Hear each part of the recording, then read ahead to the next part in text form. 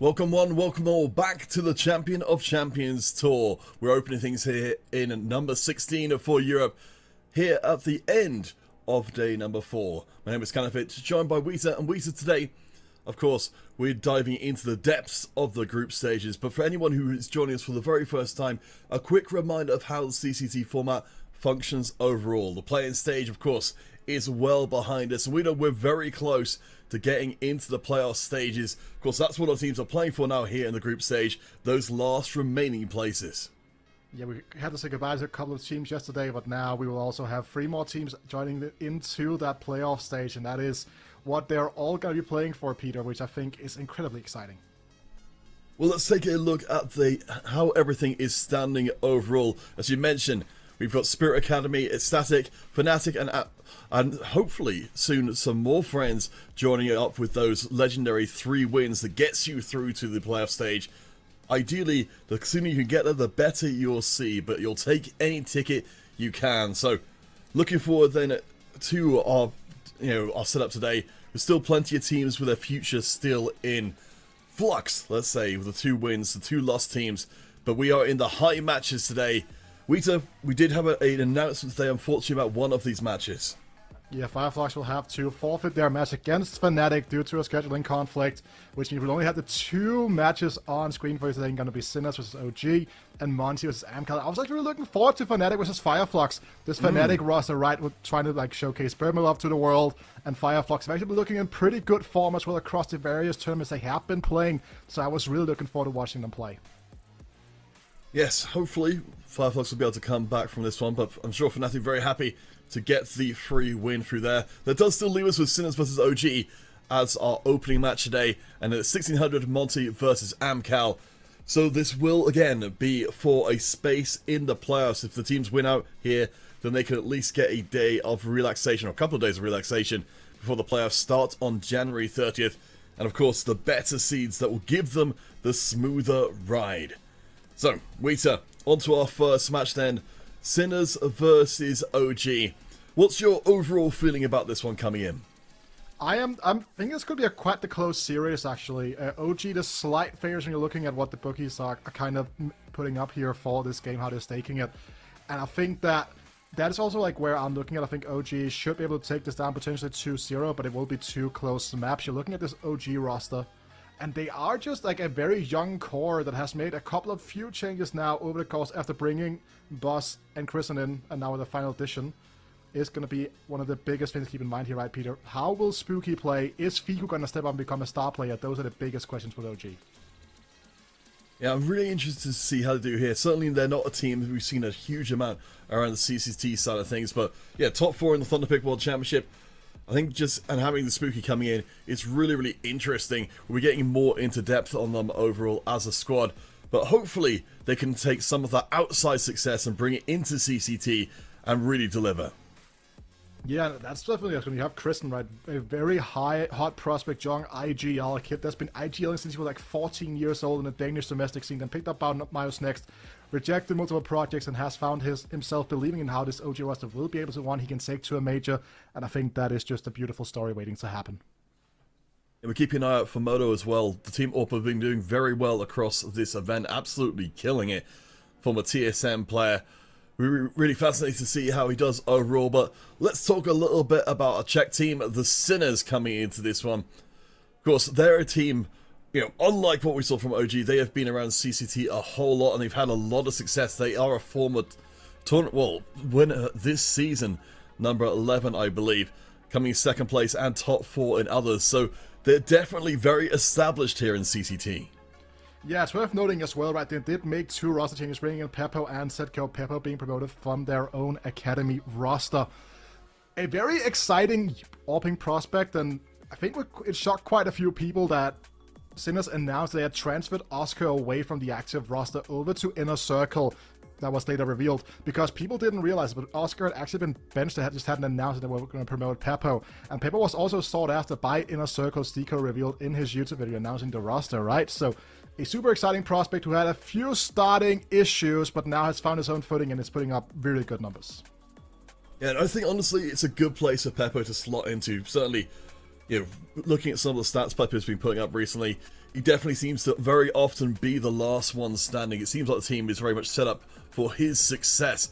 So we'll see how well the Sinners do here overall. I think, again, even if we have got the changes coming in, it does feel like we've got a very solid base for them to adapt and bring things even further. So, of course, heading into the veto for today, we were looking for either of these teams to sneak themselves out some kind of advantage. There are a couple of places of interest. OG in particular, Anubis, a very, very poor map for them, but there's other maps like Train we just don't have data for yet. Yeah, I think that's a big issue, right? Because now with this map pool shakeup happening, the fact that OG have decided they need to first round Train ban every single time means that Mirage potentially could be a contentious issue for them in specific matches. We've already seen that kind of come back to bite them a little bit in a couple of series as well, so interesting to see how they will unfold and get to that second round of bans here, because Inferno and Ancient are going to come out here, two maps where either team kind of can make their own mark, somewhat 50-50 matchups, and then you have Anubis, Peter. That ever so critical T side, such a T dominant map that could spell trouble for OG to get there. Yeah, I mean, at least OG do get their general first pick of Ancient, but as we were saying before this all started, Anubis being the decider, at least based on what we've seen so far from OG, that's going to be very tough for them indeed. I do think Inferno should be at least relatively close, and Ancient as well, so I think we're set up here for a good series, but a series I suspect will be a rough one, particularly in that third game for OG if we get there. Yep. I think that is just a overall interesting kind of series to watch unfold here. Again, these maps, Inferno and Anubis, we've seen them go both ways. They're like just dominant either T side or CT sides, right? We've seen big upsets happen, and there's still so many small moves you can make depending on how you want to get. Some teams play really aggressively through middle on the CT side of Ancient, right? Just sending free people out there every round, trying to fight for heaven, trying to fight for that elbow, and then just take it from there. And whether or not that's going to be the case, it'll be interesting. But again, Peter, first map on the agenda is going to be that Inferno, and I am super excited because that's a map as well. That banana control can be everything. Yeah, this should be a good series overall. Remember, of course, for any friends who are just tuning in, these are the teams with a 2-1 ready, 2-1 series so far across the tournament overall, looking pretty damn good. Sinners coming in with a lot of momentum as well. So let's get things underway. Inferno beckons. One of these two teams has a guaranteed spot in the playoffs by the end of this series. And you don't want to fall into that 2-2 bracket. It is such a tough one at that, right? You're looking at teams like Perivision in there as well, which is an absolute beast of a team that we saw play yesterday, Peter. Right? We watched them absolutely dismantle their opponents back there yesterday. But we are going to be going on Inferno. Standard-ish pistol set up here. Going second mid into potentially this mid to either long or short. But look at how OG has stacked heavily. They were expecting a proper B hit to come through from the likes of Sinners. And it seems like Sinners might be able to just walk this one in. Kristen is waiting. See, with the smoke down, he's going to take a little look outside, but Sinners playing this one patiently. Not making the move, not pouring out a banana yet as of this moment. And just waiting for OG to react to them, but so far they're not biting. Kristen's using the smoke to buy so much space for himself, finds himself up in this bedroom. But if he stepped a little bit too far out there, he would have been spotted, but now the utility coming out of Sinners here will kind of force Kristen out into the open, but Beestick is not going to be aware of this. So if he goes back into lane, that should be free. But look at this now. This bracket set up complete dismantle by the IGL. To see the rest of OG starting with the bomb dropped in the middle as well. They have full control over this bomb, Peter. Great discipline from OG in the start there. Yes, I said, Prison putting himself in such a good position to feed that information across, and perfect timing on the reaction for the rest of them. A very good opening round here on Inferno. Remember, of course, this is the Sinners map pick, but OG looking very comfortable, and Prison not showing any of the pressure he must have been feeling. And this is, again, when you look at OG, every single player over there has some sort of redemption arc to a certain extent. Right? You have Boss, who was brought in from Masonic all the way to the Astralis main team, right? That's such a big deal. It was brought in personally by Device back then to a certain extent. It was almost like the storyline about this.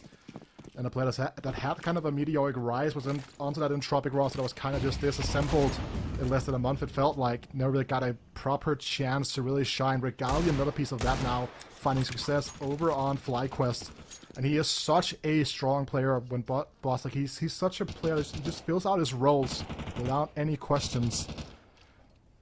And is a model professional most of the time, it seems like, whenever you're speaking to people that have kind of employed him in the past and played with him. So if you can get this kind of setup to work, and if Fiku as well, right? It is a contract year for Fiku, and there is the age-old saying in traditional sports, Peter, when it's a contract year, you get that little bit of an extra percent there, either for that improved contract on your current roster, or to showcase yourself to those prospective new employers that you still have it.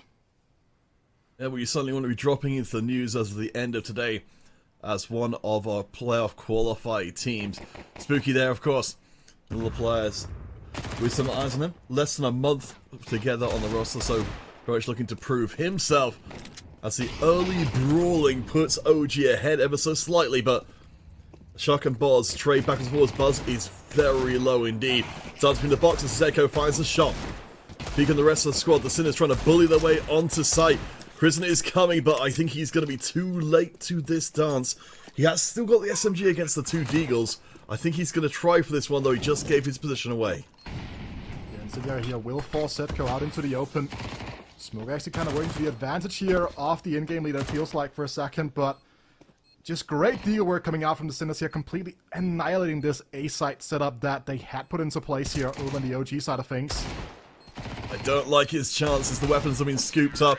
I know that will be the last one put down. Sinners turn this one, so they'll be able to leave, I think, with a couple of rifles out this round, resupplying at OG's expense.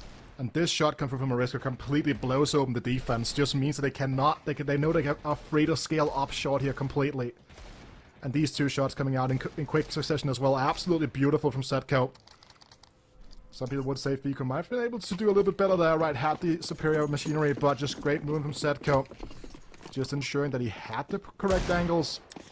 And balancing behind the box now. Force by again coming through from OG. Forces Crimson to be aggressive. Down Banana with that 5-7. A ton of utility being thrown out to try and keep the way clear from the A site. Sinners, of course, with a massive advantage in this one. Just the one MP9 being used by OG. We have still got a few deals knocking through, so we'll see if any surprises are coming. Crimson showing that it's not just the Sinners who've got good command of how to deploy those deals. As the rest of OG move back to defend the A site, they're making their committal in with everything they have. And that's a great timing from Crimson as well here, right? They on the side of Sinners, they need to know that the bottom banana smoke can be pushed from made use of in a spot like this. And they also know that Crimson should be the B player. And with the way that the round has gone out so far, there is a completely open route into this B side. Not a single player in position for OG to kind of contest this at all. And the second this bomb goes down, we could probably see the save come in immediately afterwards. Try to run it back in the next round. I do like the Sinners are taking this one very cautiously. They're dotting their eyes, they're checking every angle they can, and yeah, they're burning utility on anywhere we might see OG hiding. They're definitely not taking it for granted this site is completely clear, as we know, of course, that it is. So the plant is made for OG. We'll see if they want to do anything at all. It is 4-on-4. Yeah, it doesn't look like OG are too interested on trying to fish for anything coming out of the Sinners. No, this again, Peter, keep in mind, right? This is Inferno. It's a B side. They have no utility. They are on a force buy. If they go in and all of them die, they have USP for the next round. Might as well start building that economy, have another go at another force buy, and then coming through in the fifth round, get themselves that full buy to start contesting this Sinners roster. Just showcases where the economy puts you when you win the pistol, but you fail to convert. And Sinners, with that force buy in the previous round, just completely managed the economy. And even though Crimson does get the open, the instant trade, and with no recovery on the B side, just shows that it's a little bit too difficult to kind of make those plays work. Well, solid enough round for the Sinners. Do want to bring front and center again. I know you mentioned before Buzz. On the Sinners side of things, Marisco, 3 kills so far, along with Zeko, having a very good start. As we mentioned before, you know, Marisco, one of the players, he's normally more kind of a middling player for the Sinner squad, but has been doing very, very well in this event, reaching it up to be one of the front runners in the squad overall. So far, so good for him, and it looks like OG are going to be sitting back in this round as well. Christian's trying to bait out as much utility as possible here. This smoke will buy themselves quite some time. It's the same setup that we saw in the previous round. And it does look like Sinners have read the play already. Leaning heavy over to the banana. And while we could see OG go for a save again, they would be going into a full buy anyways. So when he would be saving some Kevlar for someone like Fico, for example, with the helmet. That is quite the investment. But does have another smoke that was dropped to him here. Can slow down the approach from Sinners just even further. Don't think this will create the illusion of multiple B players, however. As Christian steps out, takes attack, and double nades here to the corner. Completely annihilates him, right? Just great utility setup here. Completely red. But they're not rushing through just as the one as you're talking about, Peter. Cross their eyes. Like, dot their eyes, cross their T's. I probably said it the wrong way around to start with, but I'm going to stand by it anyway. I think it still applies. Like, again, just like before, as you were saying. Sinners, they go in, they make sure the site is cleared from every possible angle.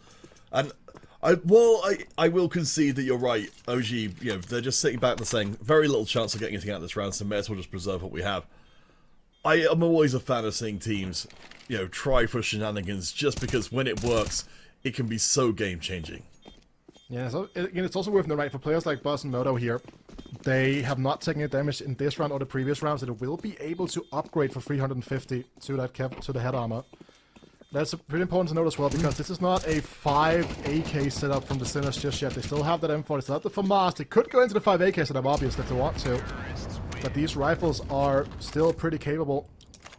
So there should be no real reason for them to go for an upgrade just yet. Alright, 3-1. There go Marisco, still looking good.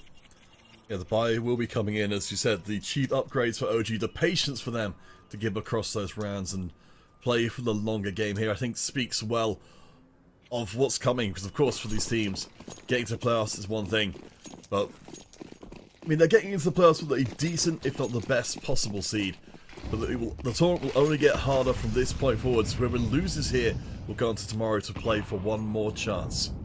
You can immediately see the difference in the setup here from OG, right? 3 players over towards this B side now, trying to battle for that banana control. With 1 player stationed on the side, ready to drop this flash to get them when they are going to swing. But great counter Molotov coming through here from Sinners means that Fico will be unable to start fighting for banana control heads up.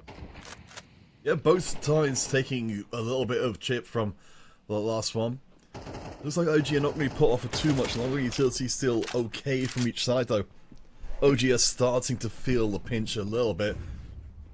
Sinners going to represent themselves towards the A site, which will draw out a nade in response. Sinners, much like OG have been, playing this one out patiently, knowing that OG could be around any corner, and in this case, they finally actually are. We can see that again, they're scaling on long as well. Meanwhile, this is also happening, so a lot of information, a lot of space taken by the Sinners here. And Peppo, that is a good swing to come into version of the first place, but we do see Spooky. Good trade coming out now. The smoke will slow down the approaches a little bit as they go through right into Fiku. Gets one, but he is forced off of the angle, Peter, and there's still 1 player lurking over on long side here, so just 2 players trying to take down the last remaining defender over on the B bomb side.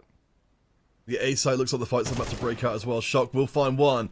So that's Buzz down. The A side is going to seem much more appealing. Moto has not been accounted for as of yet, though. So should be at least able to trade for one. Gets 1 soft target, 1 much tougher target. He gets both of them. Which means that we've now got the bomb up under the feet of OG. Spooky's scrambling to get back to site in time because OGs have now got the numbers advantage.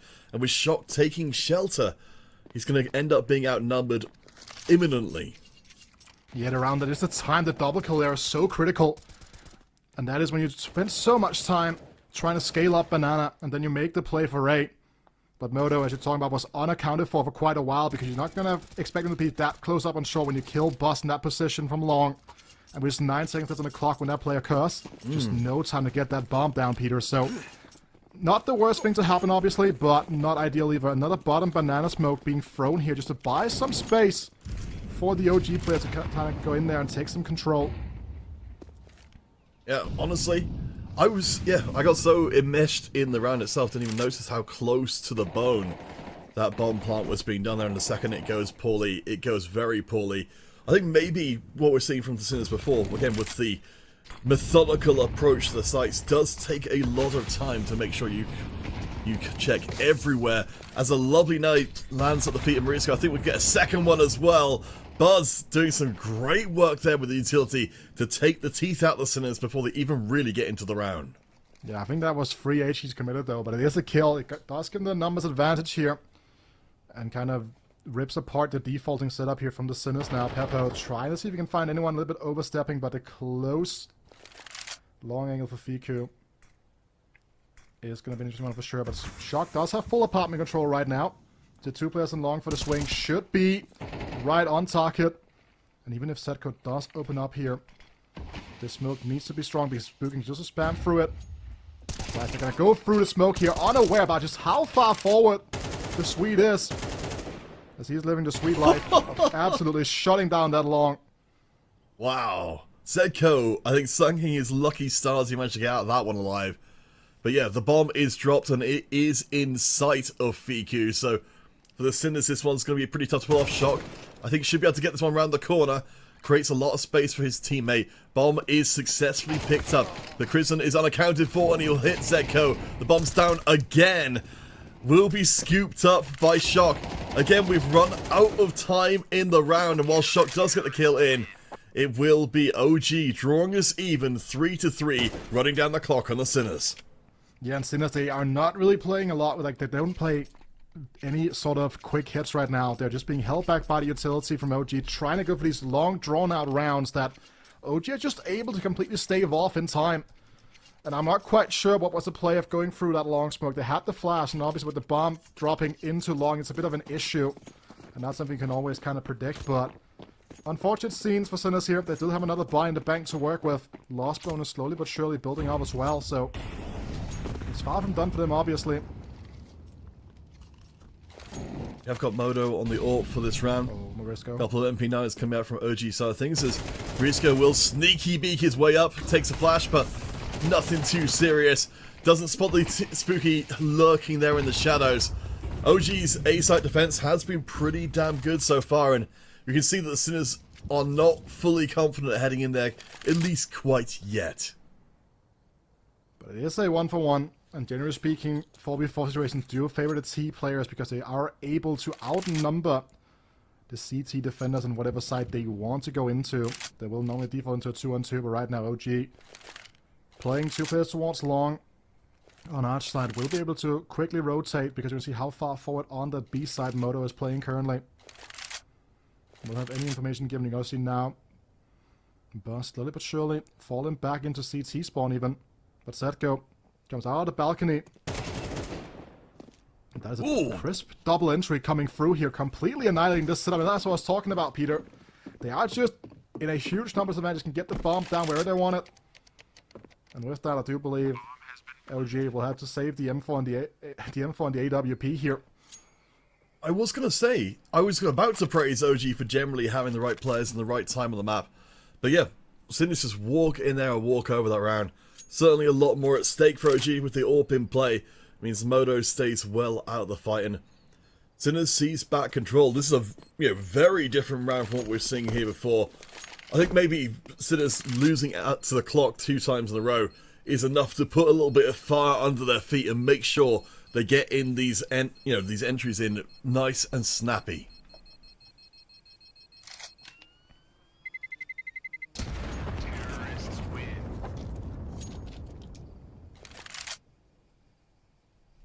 AWP not necessarily finding a lot of action just yet for Modo. No real mid duels. We also haven't seen Peppo get one of his own just yet. Economy just hasn't been there for Sinners to do that in a way that they felt comfortable doing it. But now they buy here on the likes of OG, Peter. It's all about that. That's all about that AWP. They have the utility to kind of shut down these approaches that we've seen him do so well so far on the CT side. definitely does feel like the Sinners are more willing to wait out some of this utility. So as we see in Banana, this has been a source of a lot of fighting. Moto, no, doesn't get to apply the AWP this round. I thought that was almost certainly going to be the case. Shock survives with 15 HP, which means the A side has been weakened. Marisco goes to take advantage. The overrun in progress. I just don't think there's too much OG can do about it this time. He's just got a bunch of unfortunate timings, and also the fact that Moto hits the leg shot with the flick and not necessarily... If he kills him there, right, he gets heads up duel. That's a strong round and completely staves off the approach a little bit. Gives time to OG to fall back into position, but that is not a possibility. Fiku shows his headshot prowess with that Deagle, picks up the AK. And have to try to get that out there, but then after that, just great trading coming through from Sinners, completely just catching OG off guard at every step of the way. The flash on too long completely just sets up Marisco to get that opening as well. So, great round coming through from Sinners. OG now left scrambling. Will have a singular AK to work with. Fico able to keep that one safe. Let's talk a little bit about Fico then, as we wait for the round to end. The longest serving member of OG, been around since around May 2022. Usually kind of middle of the road, but on this map at least, slightly ahead of the rest of the pack. And I suppose whatever being the last man standing is worth as well. Yeah, he was a part of that AGO squad that did make a few waves, and again, was just 18 years of age at that point. Now he's a 21-year-old. So you can only stop talking about the potential of a player for so long. As I was doing so before, it is a contract year for him, so we'll need to do a little more. But he has been looking pretty good so far in 2025. I think that is definitely something we need to highlight, that he has been doing a lot better in this first month of the year than you would normally see from him. Only really had an off series against the likes of Fnatic on two really close maps where they took the overtime in round 24 on the other. But in their other 3 matches so far has really been showing his prowess, and Kristen has gotten more time to work with him and also have gotten the chance to get Spooky more integrated into the roster, stuff like that. Really just setting up the team how they want to play it.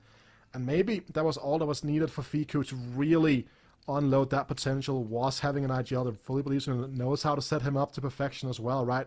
Kristen have gone through a whole host of these types of rifles over on Mouse NXT as well, kind of help build them up, and it is kind of a big time to go for judgments in terms of figuring out what Fiku can actually do, because everyone has seen this raw potential, this raw aim power.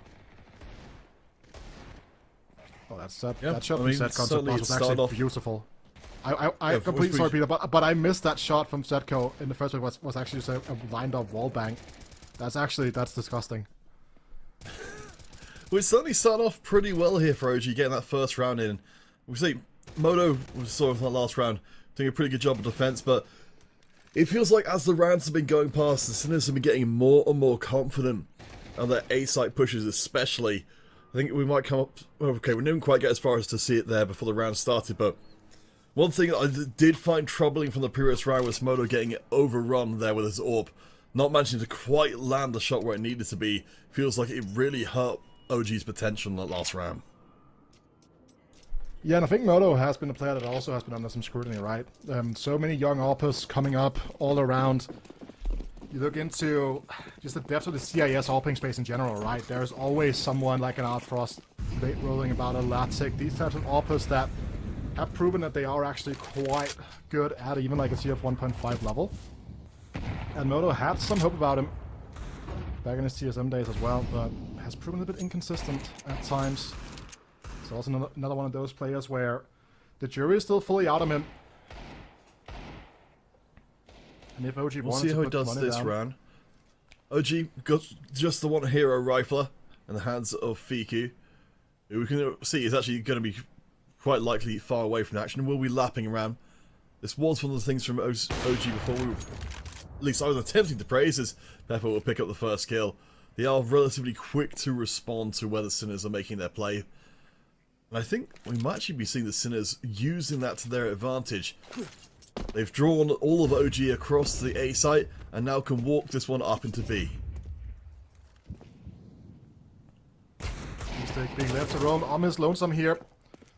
And just the sheer weapon advantage here means that Beefsteak will just hit a nice clean headshot over to Kristen.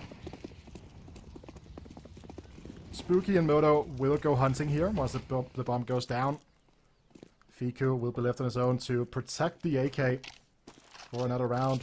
Is going to be the assumption for sure, at least. Or they could end up playing bodyguard duty just to kind of help out as well here.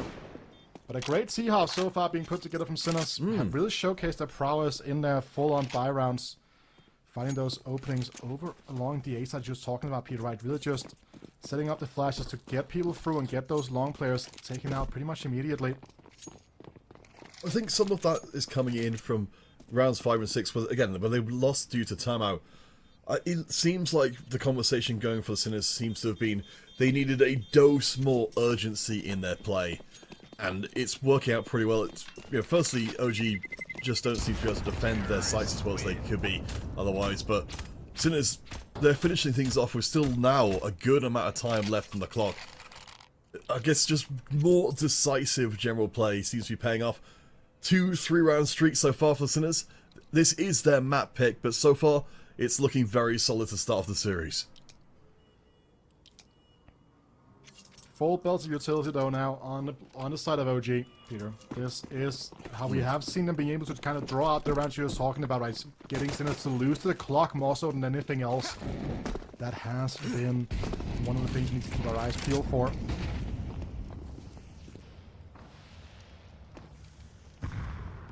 You get a lot of pressure. Let's see, so yeah, interestingly, we don't have the AWP for the round to see if we could maybe get Moto back in the saddle there. A-site defense being preferred by OG. Some of that big pile of utility being burnt in the early exchange, but without any real damage being done either way. This nade is gonna take a brunt out of Fiku. But that is just the nature of being a B player over on Inferno. Whether that's on the T side or the CT side, Peter, you are just forced to hold these very normal positions, and there is so much defaulting utility being thrown everywhere. Because he's Setko also eating a nade because he had to go back into wood there. So, not necessarily a big deal. We saw Moto have great success in this position earlier on, but he shut out around completely. Playing this far forward and short. It's a bit of a risk, but he does have Boss to trade him immediately. As we do see the util slowly but surely starting to come through. Incendiary up in apartments will slow down the Sinners just a little bit. Give Moto time to reposition back onto the side here. Just 30 seconds left on the clock, Peter. We've seen this pattern before. I mean, this is exactly what OG want, to force the Sinners into making their plays a little bit too fast, perhaps. The molly will clear out the corner. Spooky is dropped. 2 left on the A site. 19 seconds left. It's exactly as we saw before. But the B site, the transition. The Sinners are moving there with speed. Fiku's the only one on site. Will get flash. I don't know if he can stop the plot.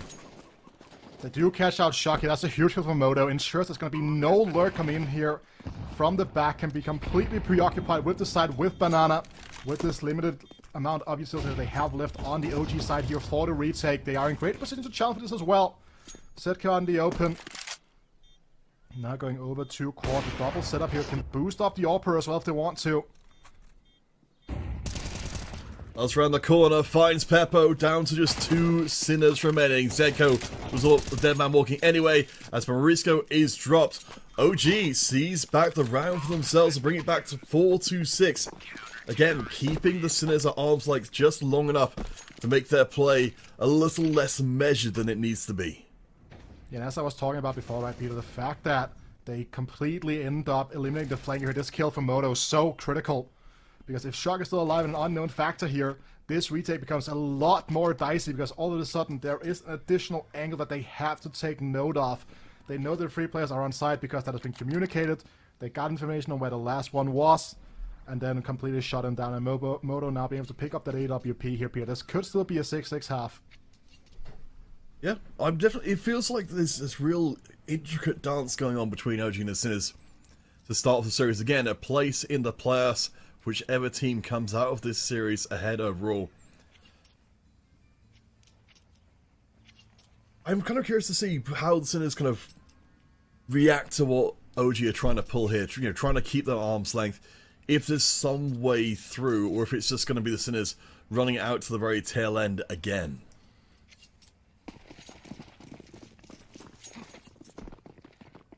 Let's see here. One smoke thrown here to start the round, just to block out that angle. Down on Banana, but this is standard utilities all of a sudden here. But look at this pace. Look at the pace through B here right now. Ooh, yeah. From the likes of Sinners. Up on the half wall already. Fiku spamming away. Lines up Setco. Oh, nice. That is a huge kill being found just to smoke spam. And as I was talking about before, the nature of the Banana fights, they can be a little bit random at times. Because there are so many standard positions a spray can land. And all of a sudden... I think OG reading that Sinners are going to be trying to stamp their foot on the accelerator coming into the round. I really love seeing Fiku going out there, taking that risk and it paying off. Now the Sinners going to try and push onto B with 2 different OG members there ready to meet them. I don't like this for the Sinners.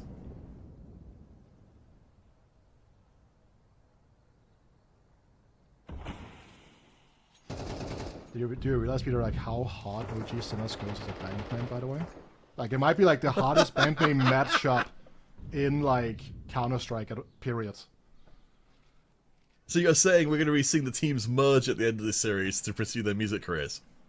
Like, I'm trying to think, right, you can make some great band names with Wildcard as well, I feel like. But Chris now blocks the smoke here. We'll come back to that in a second.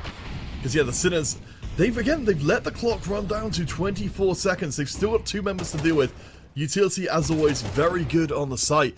The Sinners will clear out Prison, but I don't think they know yet. Okay, no, apparently they do know Fiku is there. OG, this half is almost done, Weezer, but the Sinners have made the plant. It was a little shaky, but they got it done. Yeah, but positions here in the retake already for OG. They're further forward here. Now have Moto. We're on the deep angle with the AWP here, and he has 2 flashes to work with as well. Can set up this push out of church now. Like the flash. They do manage to spot their first target. Risco knows that he's been in a position, managed to take down Spooky before being traded himself. Shock is waiting, great positioning. It's down to Moto with the AWP. We've still got a round left to play after this, but Moto will be deleted and the Sinners a much, much better round from them. Yeah, you can kind of look at the economy now here. There was definitely a case to be made for going for the save there instead of trying to go for the retake, but they were in so great spots here. This is like kind of where you will see some more, let's say conservative teams, or just call it there. It's okay, the bomb is down, our hold failed. The last round and a half, our economy is kind of imbalanced. Let's just try to save these weapons and go for a full buy into the next here. But I do like the fact that we get to see OG recognize that they had a position to go for the retake. And now they pay the price with Chris on the 5-7. Yeah, Sinners, I think, feeling pretty comfortable now after, it's kind of interesting to see that, yeah, we've only had the 4 rounds. It's likely to stay that way. But OG's certainly showing us enough in this first half to suggest the rest of Inferno could still be competitive. Aggressive hold from OG here in Banana. They're moving forward even more aggressively than before. Prison trying to spam for the smoke. This time the Sinners at least don't take too much damage, but do have a couple of players trimmed down to half HP before the fighting really breaks out. Yeah, and again, Fiku has complete control of Banana right now, making great use of that early smoke thrown by them, just to kind of scale Banana gradually. OG moving multiple members across to A. A 4-player defense from OG. As the Sinners start to creep in, utility is good. In the come they charge. There's Modo on the back, picks up 2, Prison another. It's a bloodbath from the A site, and we've got the last remaining OG member coming in at speed. Risco and Peppo are both heavily wounded, and it looked like the Sinners had a good place to end out this half strongly, but it looks to be, yeah, OG's defense is going to hold. I was about to say that the smoke's going to cause chaos, and it's going to be a chaotic fight on long, and would you know it, Peter, Kristen gets killed off by Moto, to be completely honest there as well. One of the 2 he found was his own teammate. But you can kind of just see Morisco and Peppo taking quite low from those engagements as well, right? Just so much hanging in the balance. 10 seconds left again. The bomb goes down. That should be the round 1. As long as they don't offer up any free kills. Boss with a nice double kill to close out the half in a 5-7 mana. But Sinners now, Peter, they get onto the CT side. It is their map pick. This game could still very much be theirs. Oh, still though, I'm impressed with what we saw from OG. Even while, as you saw the round tracker up at the top there, having that first round turn into a 3-round streak for the Sinners. I think for lesser teams that could have taken the wind out of their sails, but they kept on finding their way through and getting these individual rounds. You mentioned Buzz as a Danish player from before. For the OG squad, certainly a variety of different places they're from. I think it's only Buzz and Crizzen, the 2 Danish players on the squad. They're Modo Romanian, Piku Polish, and Spooky Swedish. So definitely a lot of variety on the OG side, but certainly showing good team coherence nonetheless. You can see now much more aggressive mid-fighting in the pistol round from Sinners than what we saw from OG on their sort of CT side in the pistol. And so far it has paid off in spades. Still 4 players alive. Buzz is a known quantity now as well over on the second mid area. And whether or not we're going to see B-Stick activate out of Banana, that is going to be a big question about how this round will pan out. Because if he goes down, that is going to be an open angle over there. But it does look like they are going to kind of conglomerate over towards this A side of the map. This is where the Sinners are the strongest. It's very similar to what we're seeing from the OG side of things.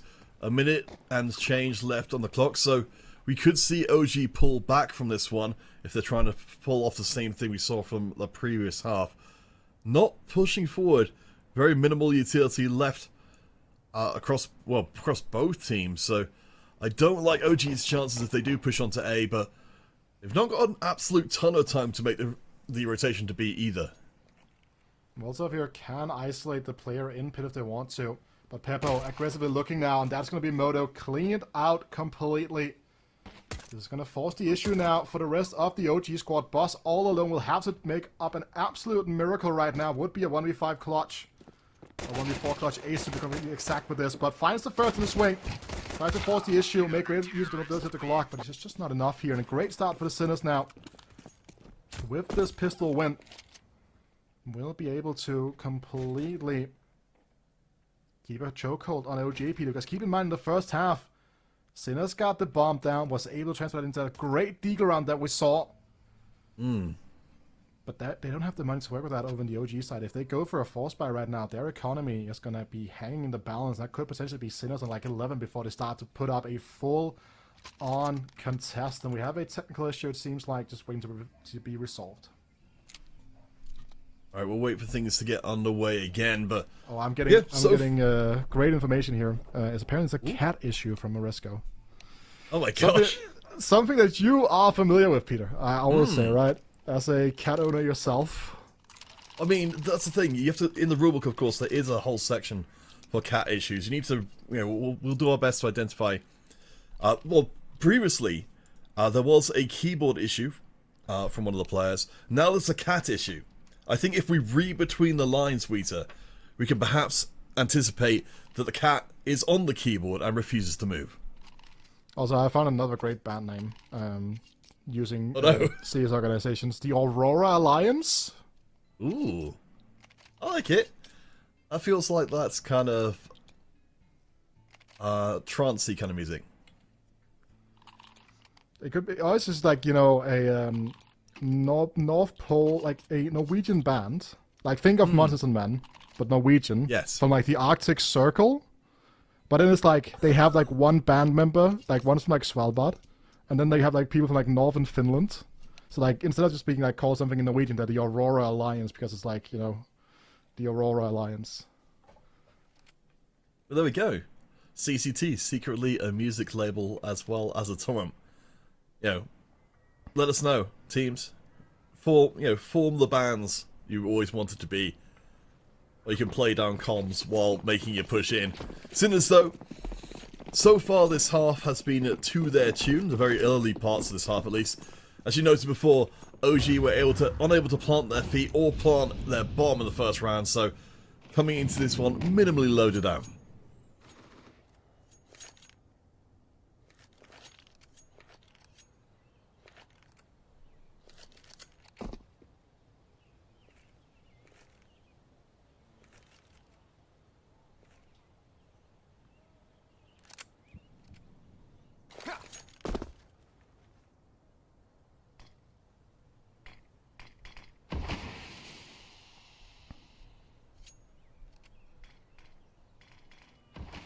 They're trying to bait out the B players to rotate down through Banana with the stack here, feels like, but nothing really comes from it with the smoke. There actually would be a chance if they just committed to B here.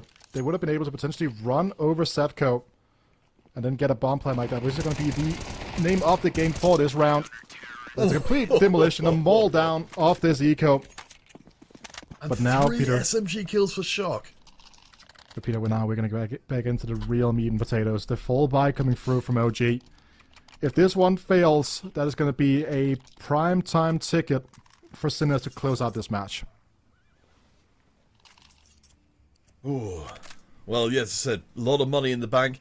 Interesting to see Sinners bringing out 4 SMGs for this round, trying to farm OG, which feels ambitious. But hey, if it does pay off, then who knows? I think you pointed out really well before that OG missing out on a big opportunity to push through on B. Maybe that will change this time.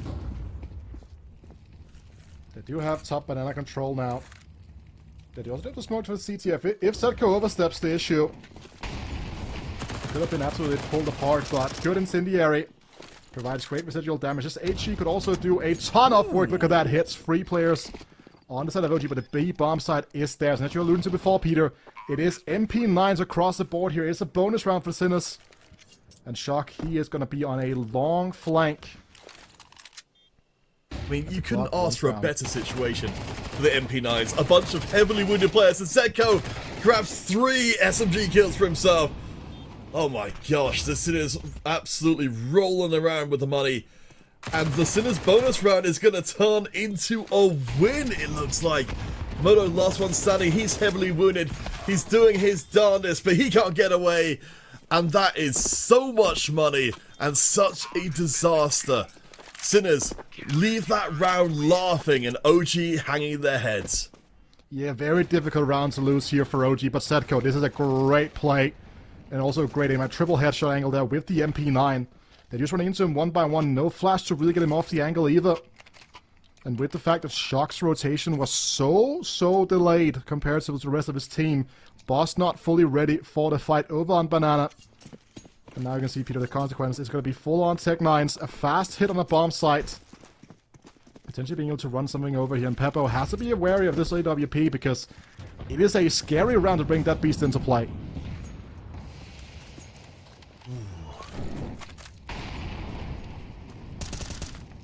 I admire the attempt from OG, but yeah, B6 just sort of spam through.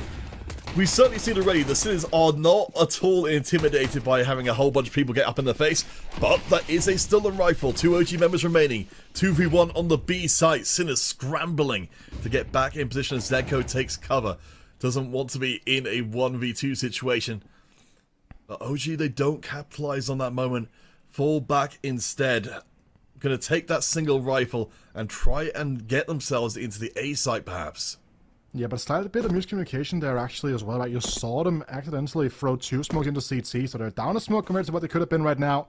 Shock spots them down in the middle here, instantly can call for the backup as well, but no rotations have been made just yet as he retreats back up into the apartments through Boiler. This should potentially guarantee the plant because Boss can hold his teammate. Gets the power position off the pit. There's no more. That's one incendiary on Peppo to flush him out. But if he gets up close and personal headshots with this Tech 9, can be dangerous. But Boss runs out of bullets now. Gives time for Sinners to reposition onto the bomb site. And that is that round done and dusted, Peter. Well, Sinners certainly not lacking for any kind of momentum. You can see the comfort is settling in here. Undefeated in this half, and while there have been the plants coming in, I think OG, I mean, they've got money in the bank thanks to having the loss bonus, but still, I'm not seeing the signs, Rita, that OG are going to come back in force. No, it's going to be a long, difficult road for them to kind of re-establish themselves into this game. We have seen crazier comebacks, but there is very little room for error right now for OG. And Sin, especially Shock, has been absolutely brilliant so far. This Inferno has not necessarily lived up to the standards that you would like to see put forward by this OG roster.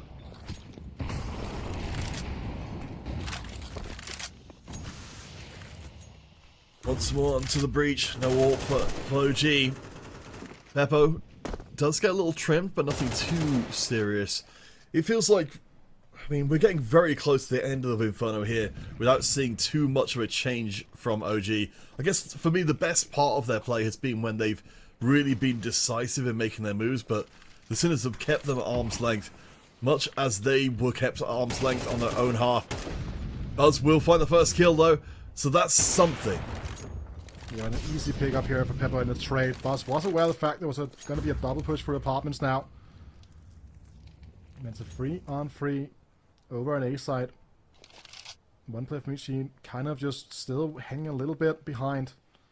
Spooky is going to be the one trying to get into the apartment. They're not ready for Morisco, playing a bit of an untraditional angle in front of the mini pits. This should secure the bomb plan at least. But Spooky can be caught out here by B-Stick. It's all about the timing. And that is a great clear from Spooky. B-Stick losing out in that duel. Just the headshot power of the AK compared to the M4, Peter.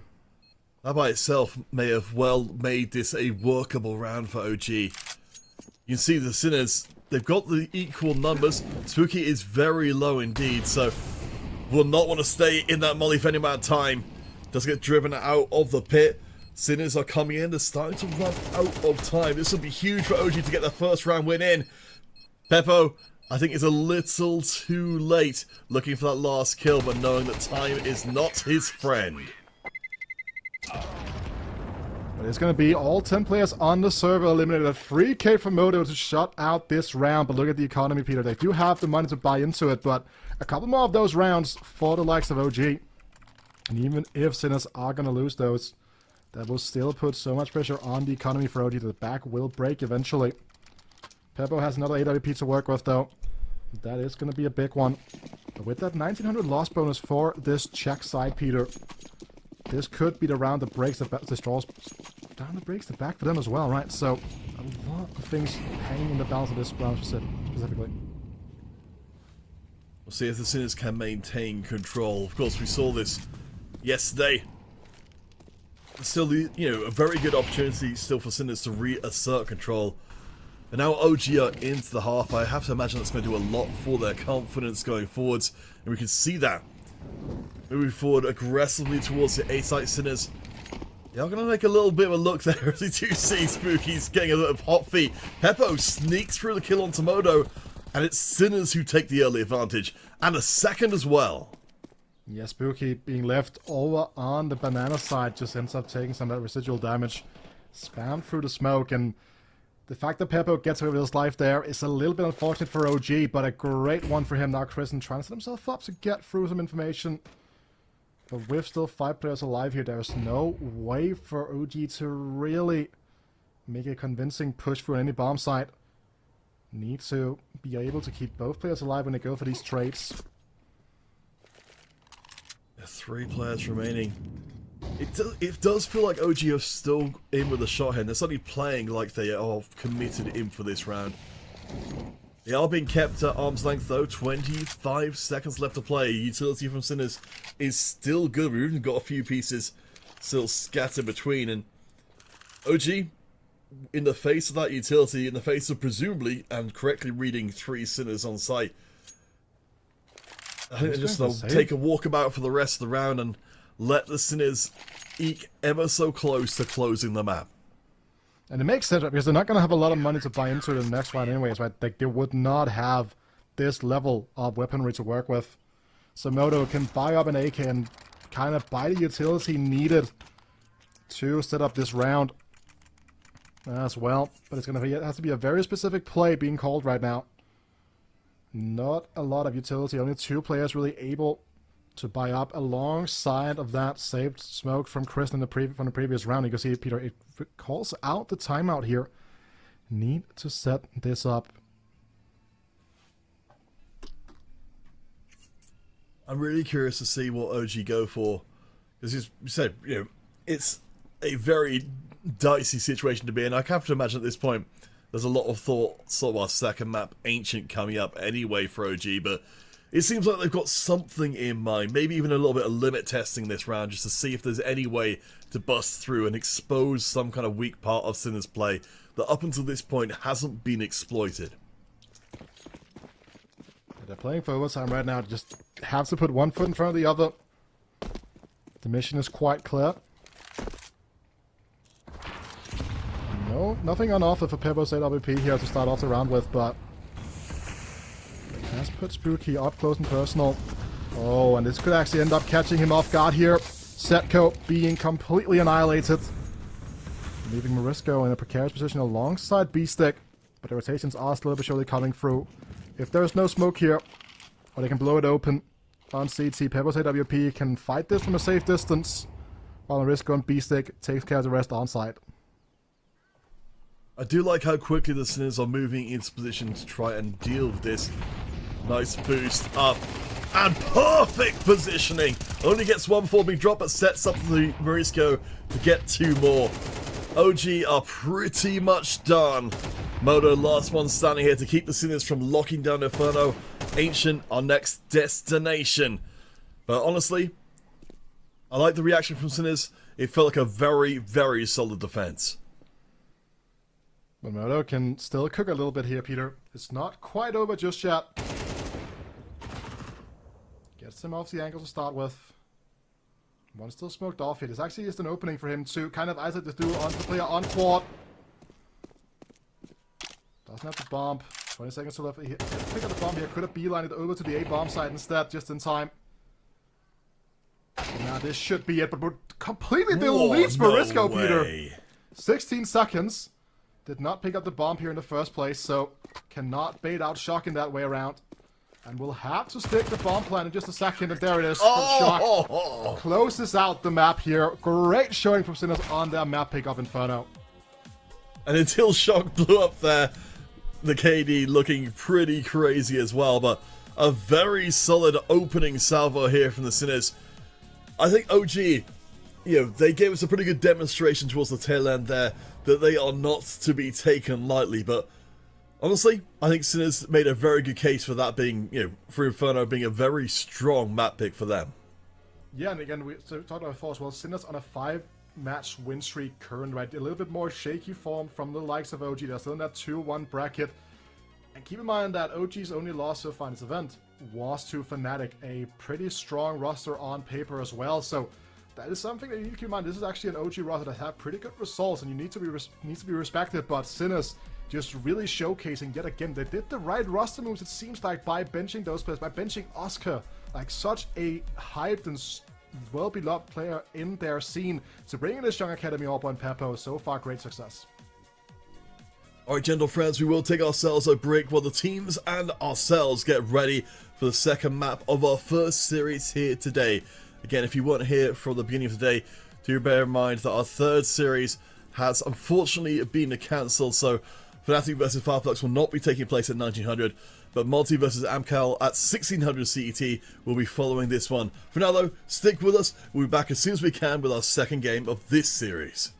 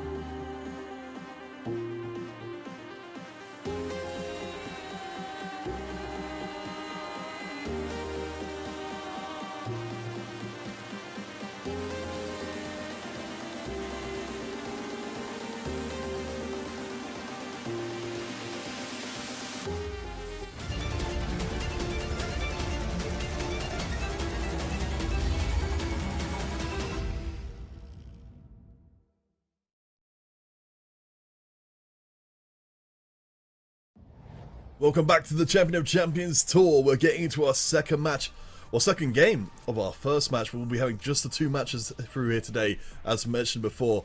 OG versus the Sinners. Continuing now onto Ancient.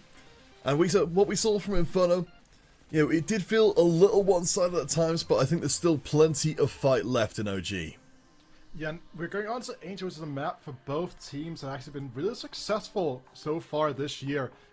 OG has played it 4 times, only lost to Fnatic. Right, as I was alluding to before, Fnatic, one of the stronger teams on paper in the competition as well. And also, I think it's kind of the same case as well for Sinners, where they've only taken like 1 loss as well on Ancient so far in 2025, which still feels weird to say, like 2025. I mean, it's that, like, I would say, like, that Half-Life crisis is coming to a certain extent when you start saying that. They've lost it twice. They lost to MCAL, they lost to Kono. 1 in Frost and Fire and 1 in this season of CCT as well for Sinners. So they did provide an absolute manhandling of Iberian Soul yesterday, a match that I was watching, 2 days ago even, sorry, I was watching that. And Iberian Soul looked completely lost on the map. I don't know if that was Iberian Soul, like, not being great on Ancient, because I casted them the day after and they actually looked pretty okay on Ancient. But then, or it's just with Sinners being good. Right? Because they've taken down Monty, they've taken down Perivision. Like, they've taken down some pretty solid teams here on Ancient, so it's a bit of a risky map pick for OG, especially when you think about just how well Sinners were playing on that first map in Inferno.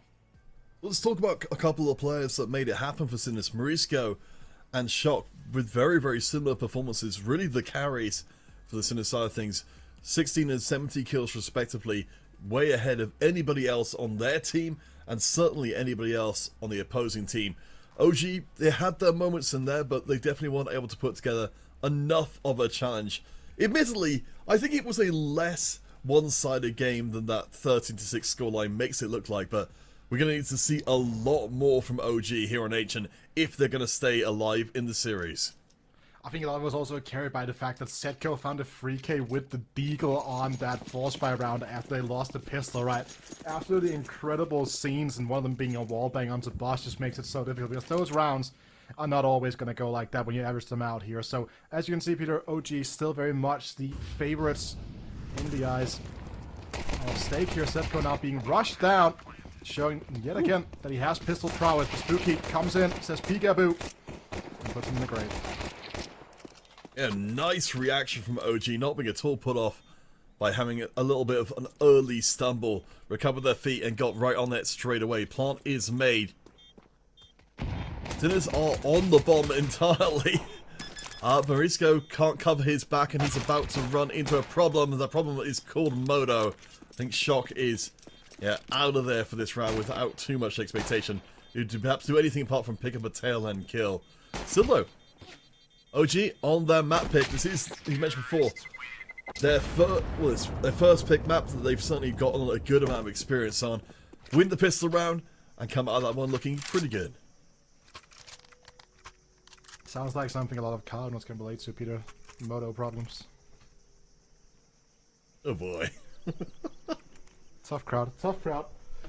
It is also going to be a tough round here as well for Sinners. Because now they don't have... So actually, very often you will see CT teams like fully force buy into this round just to kind of try to hold down that T-side economy. But Sinners making the decision to forego that, just investing a couple of vehicles. So no MP9s, for example, beasting on this angle with an MP9 would be an even further beast, but it is combined so well with the flashbang anyways that he does get the kill. I absolutely love that way to see him dive through the flames to get the first kill. Admittedly, OG's reaction was swift and merciless, turning that into 2 SMG kills, but still, I like that from the Sinners. As I said before, and I've said so many times, I love to see teams being more proactive on their pistols, especially when they're under strength.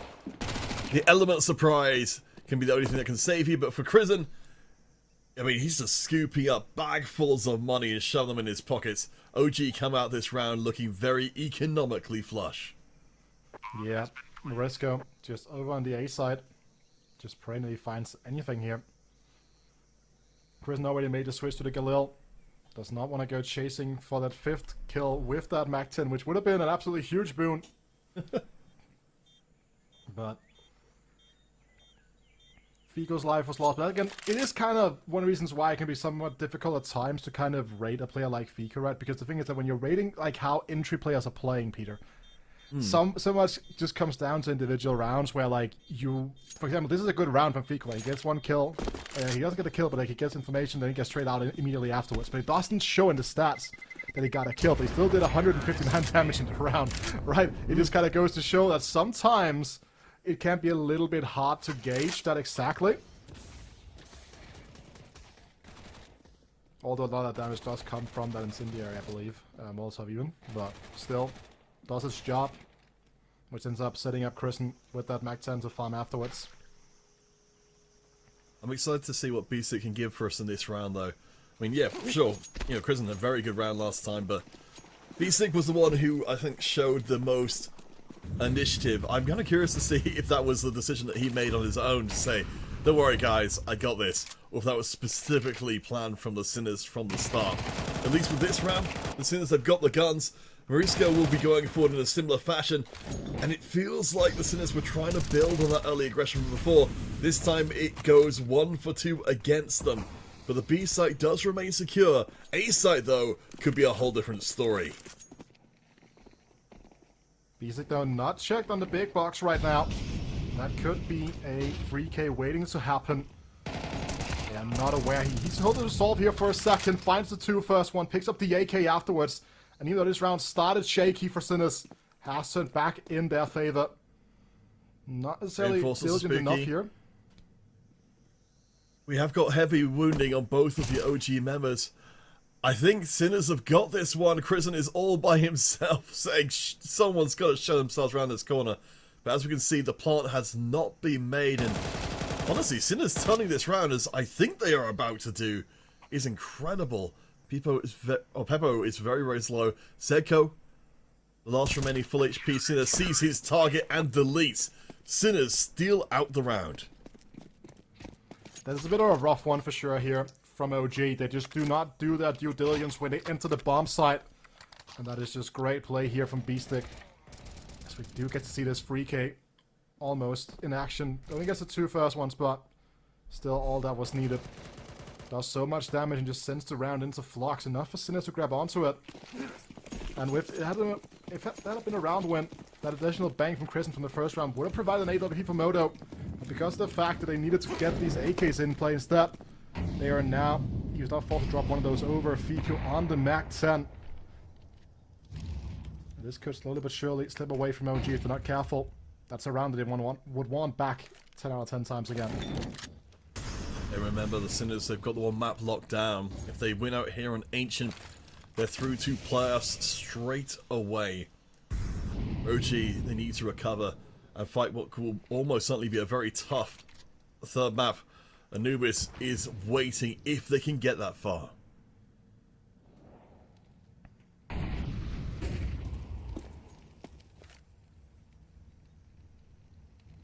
Middle slowly but surely being vacated by the Sinners now. Peter has so little left time on the clock here. It is Ancient. They do have space to make these rotations. Keep in mind, Boss is trying to see if he can find something over on the lurk in A main. While the rest of the team, they are slowly but surely concentrating their efforts over towards this B bomb site. They do have the utility to make this go through. The double fakeroo trying to... You can see, yeah, Sinners are reading this as a fake attack on B. We can see, of course, that is not the case. OG burning some of that utility to create the impression that they were just trying to draw the defenders away. Sinners realizing with 20 seconds left on the clock, they need to get back in position on B, but not soon enough for Zedko, who gets dropped. Nice nade to clear the smoke. Might give the opportunity of a shot to get in. He does get that first kill. The plant is being attempted. A lot of damage, but not the deletion they were looking for. Since 4v4, but the plant is made. Fico with the Mag 10 in cave here. Only one piece of utility left in that Molotov. That's going to come on the flank of Blast here, but this spray from Moto could have been everything. He just have to buy so much time to get his Danish counterpart in position. Ooh. And there he comes, activates from that CT ankle, leaving Shock all alone on the long side. He's boxed in. But Gets out in the first place, has the kill, but cannot go for the defuse now. It's all about getting out alive, getting as much damage done in the process as possible. Alright, there we go. Time has run out. Admittedly, a good showing from Shock overall, but still puts control back where it needs to be for OG, putting them up 3-1. And honestly, I think being able to seize back control there was hugely important for their momentum.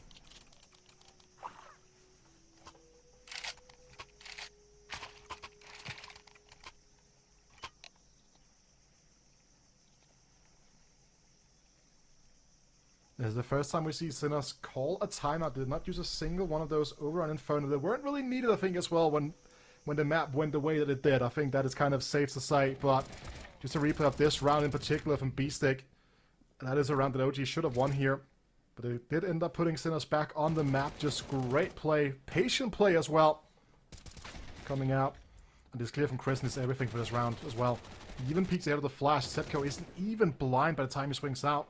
He just buys so much time for Boss to activate on the lurk here. Finally getting set up. Something we didn't get to see fully happening over on Inferno.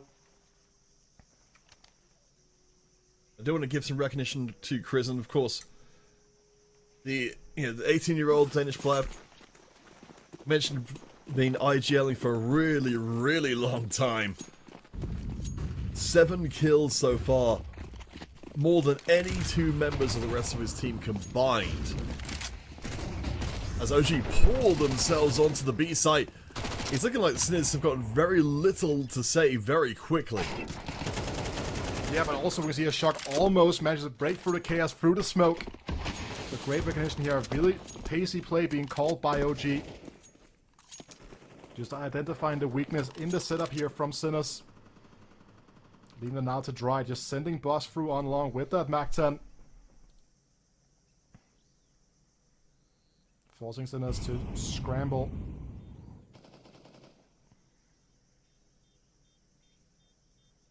This does speak to me, Wheater, of more confidence growing here for OG. Yeah, they didn't hold back at all going on to be in. As the wall you said there, Shock managed to find at least a little hole in the defense. Potentially punish them. I think the general feeling of burgeoning confidence is significant, and I could very much see that leading to OG taking over this half in a more serious way. Yeah, that is definitely one of the big things to keep in mind, right? Is the fact that you will see OG play with confidence now. They also know that they are going to be running into a very low buy as well, the eco here with the saved MP9s. Still, we have to pay some respect to them, right? As we've been talking about before, as we also have seen the MP9 in cave, for example, is such a beast. I have to do that due diligence. Marisco up close and personal through Jaguar. Like the positioning, but yeah, OG, I mean, they've got the AKs, they've got the range advantage. Sinners need to find a way to close with them. Jaguar feels like the most promising prospect. Got back up there as well. Interesting, Briscoe trying to draw a little bit of attention to himself. OG, they've got the time to play with here. We can see the A site is completely open for the taking. Sinners will contest mid. So it won't be a straightforward transition as Morisco roars out of Jaguar. Gets hold of the 2 kills. Able to scoop up the rifle and turn it into a 3rd as well. Sinners, they've turned the round, Wheater, out of nowhere. As I was saying, right, this MP9, when set up correctly, is an absolute laser beam. And just like that, great play coming through here. Morisco just showing his prowess. You need to respect that. And again, the player gets caught with a little bit of utility in their hand. Which means here you see it right. Kristen is the one that gets caught with the Molotov. Morisco playing ahead of that. And then you just activate out easily.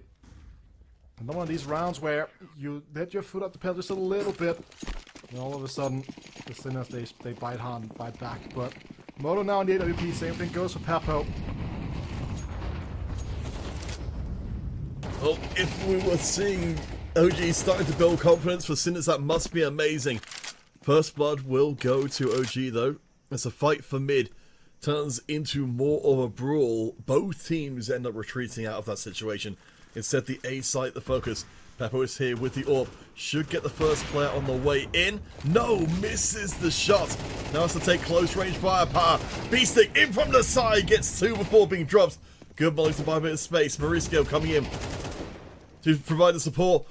Should be able to clean up the pieces. It's down to 2 on 2. Mauricio and Spooky both barely alive. A single bullet will do it.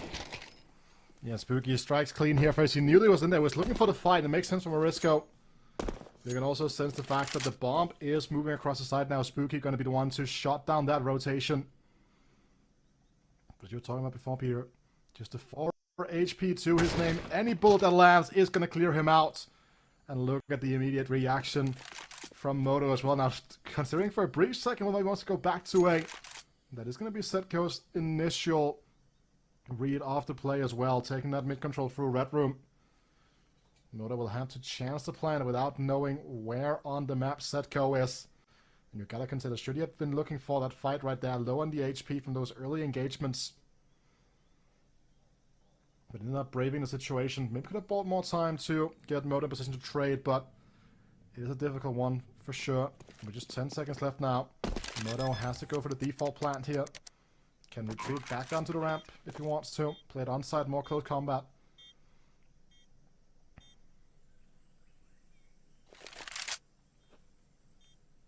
Definitely some 5D chess being played there, but I wouldn't like to be in Zedko's shoes. He knows that, yeah, if he finds Moto, there's a good chance Moto will be right on him. Zedko scrambling to get back on site ahead of Moto, but Moto will pluck him from the skies. I think that was always going to be a very hard one to win the second the plant was made. It's really difficult, but he does the correct thing at the start there, gets to bait out the shot, and then tries to rush down Moto before he gets into position, but Moto reads the situation perfectly. Does not overstay his welcome. And just goes for the reposition.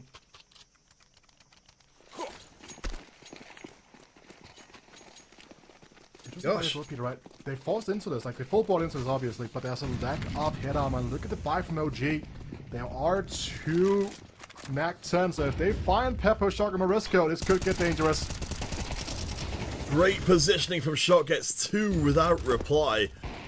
Again, this game has been a brawl. Moto deleted by Peppo's orb, and as much as Sinners felt like they were on the verge of something in the previous round, it's been realised here and now. Fiku, last one standing. The OG squad getting swept from the board, and everywhere you look, Sinners are around Fiku, who's barely standing.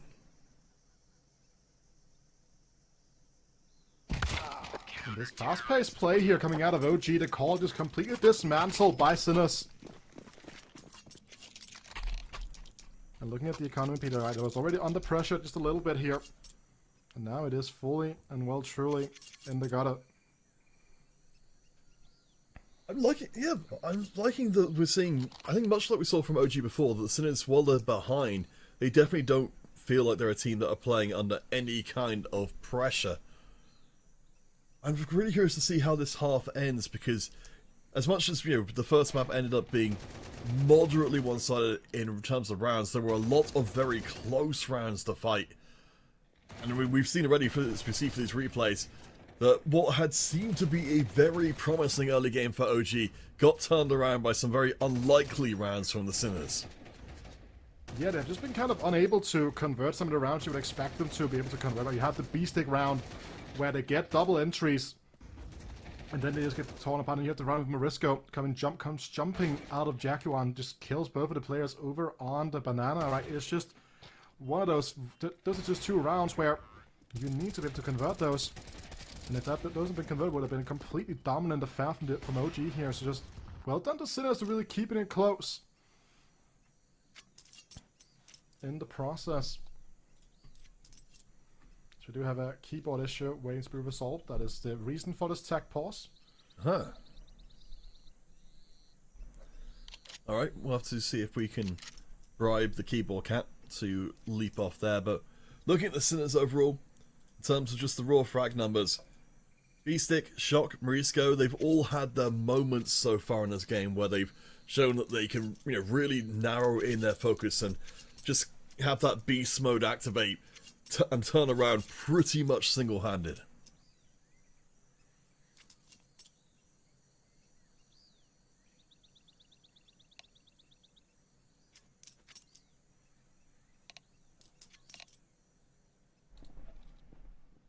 There's going to be a little communication back and forth, is ensuring that we want everyone to be able to compete at their best. And well, it looked like Gorilla was brought into play there for a second, but it seems like it won't be brought in anyway. It's going to be the Mac 10 for Fiku instead. But full on Kevlar armor for the heads up Sinners right now, so Mac 10 will be a little bit less effective than normally. Look at these fast B hits, Peter. So could be the case to be made here. The Sinner's going hyper aggressive, and I do not like this at all. Pushing up through mid and immediately losing a member, which means a rifle now in the hands of OG. It did not feel like the Sinners needed to be that aggro given the equipment advantage. Morisco goes 1 for 1, and suddenly we're starting to get into a situation where OG could turn around that originally I would not have believed it was possible for them to do so. Pepper being forced off by the Molotov now. B-Stick comes sneaking out of Temple. And this should be a two-piece waiting to happen, and it is indeed. The bomb has gone down. That is mission accomplished for OG, but with the AK in the hands of Spooky on the side as well, this could still be very much winnable in a 2-on-2. Spooky is very low. Gonna have to switch to the pistol. No, manages to grab the rifle. Note the Spooky is very low. Time is starting to run out though. They do spot the player on the point. Spooky is dropped. The defuse needs to happen right now, but Modo is unaccounted for. They're gonna stop the fuse. The coverage from Zedco is good, and that was almost a disaster for the Sinners, but this time they get away with it. Yeah, but you can kind of see the round they wanted to play here, Sinners, right? They wanted to just fight aggressive for mid-control because they knew that they would have the superior weaponry to take some of those fights, but we did see Shock also just a little bit and get taken out by Chrisen just around Heaven as he went through the smoke towards the banana just to kind of get some information. Had he stayed back maybe a little bit, then that would have made sense. They would have been able to completely lock down the middle of the map, close away those rotations, and even deny the bomb plant. That is the fine margins that are happening in CS. But look at it as well. Classic vacate of the A site from the likes of Sinners trying to fight for that mid control. Then you have your player on the in the donut fall back to anchor on A. Great clear though for Sinners. Removes Crescent. Morisco, no, only was one player on the man now. Falls back here, ready to take a hold of the offside. And no bomb plant. I mean, I would say, if anything, that has been very, very consistent from the Sinners side of things. Particularly on the A side, their defense there against being rushed has been extremely good. You know, they keep their nerve under fire very, very well. And with 3 rounds in a row, it doesn't seem unreasonable anymore that the Sinners could take this half after a little bit of a rough start.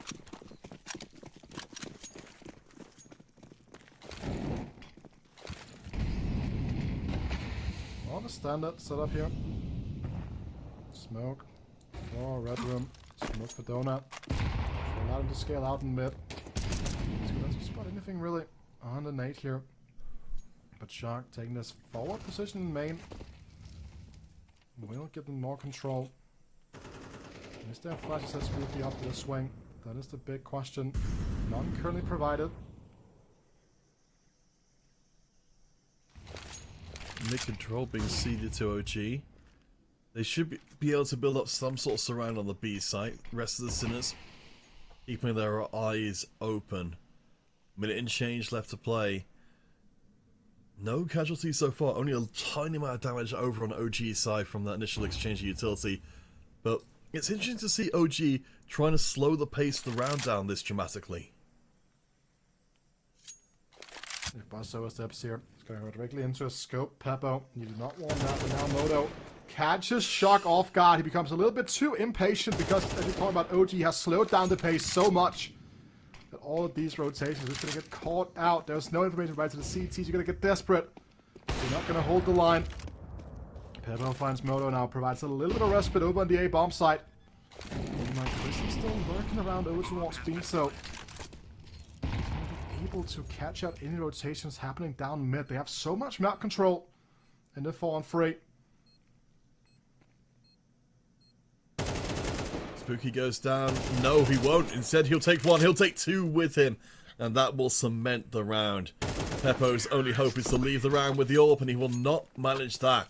OG break through the winning streak of the Sinners and put themselves ahead in the half. That felt, a much weaker round from the Sinners side, and the OG took full advantage. The entirety of the game plan here just being executed right, just really slowing down the pace, throwing the default utility, and just letting the round kind of play out as they try to take a little bit of control. And the second that they get that kill on the A main player, immediately call the shot to start rocking up to the A bomb side. Very aggressive play, and Marisco manages to sneak his way in, and Sinners successfully reading that OG were going to go pedal to the metal in this round, get a huge numbers advantage from the opening moment. Two-piece there, absolutely brilliant for the likes of Marisco. Puts OG in a very tough spot here.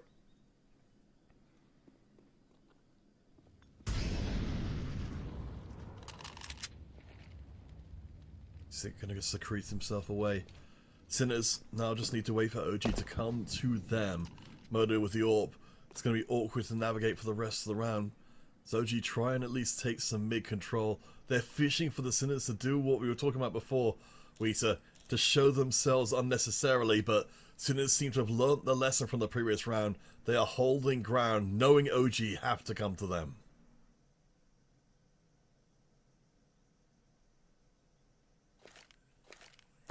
Donut being somewhat vacated now by one of the players in Malta. Will not land quite deep enough here. Just gets brought out. Chrisen finds two. Pico finds two over on the B bomb side as well. And all of a sudden, in the blink of an eye, both bomb sides have been opened up at the same time, leaving B-Stick low from earlier engagements to try to shut down this bomb. Now Moto has to make a run for it. Does not want to fight MP9 versus AWP right now. 16 seconds left. Just has to stick the bomb over on the A side. Back to a 1v2 here. B-Stick. This could be one more of his beastly plays, but runs directly into Fiku's AK. As OG gets a 6-6 half put in place. 7-5, even, sorry. Boy. For a second there. Yeah, well, I mean, it felt like it was going to be a 6 and 6 half, but that was astonishing from OG. It seemed like they had everything they needed, but let's look back over some of the less close rounds as we went through the half. Yep. OG managing to pull one out right at the tail end there. I think does set them up well for the second half. Again, it is OG's map pick, so we should be expecting, the greater majority of surprises to come from there.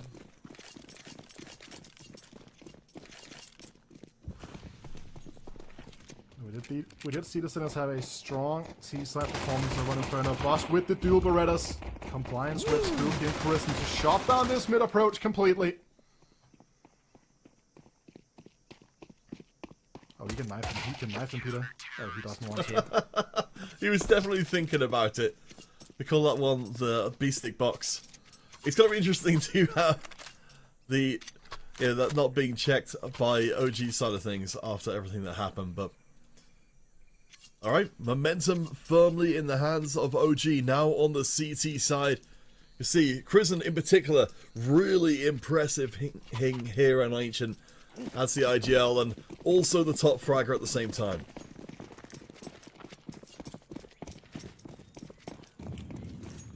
And with no bomb plant, there's just going to be the full-on pistols brought out by Sinners here in this spot.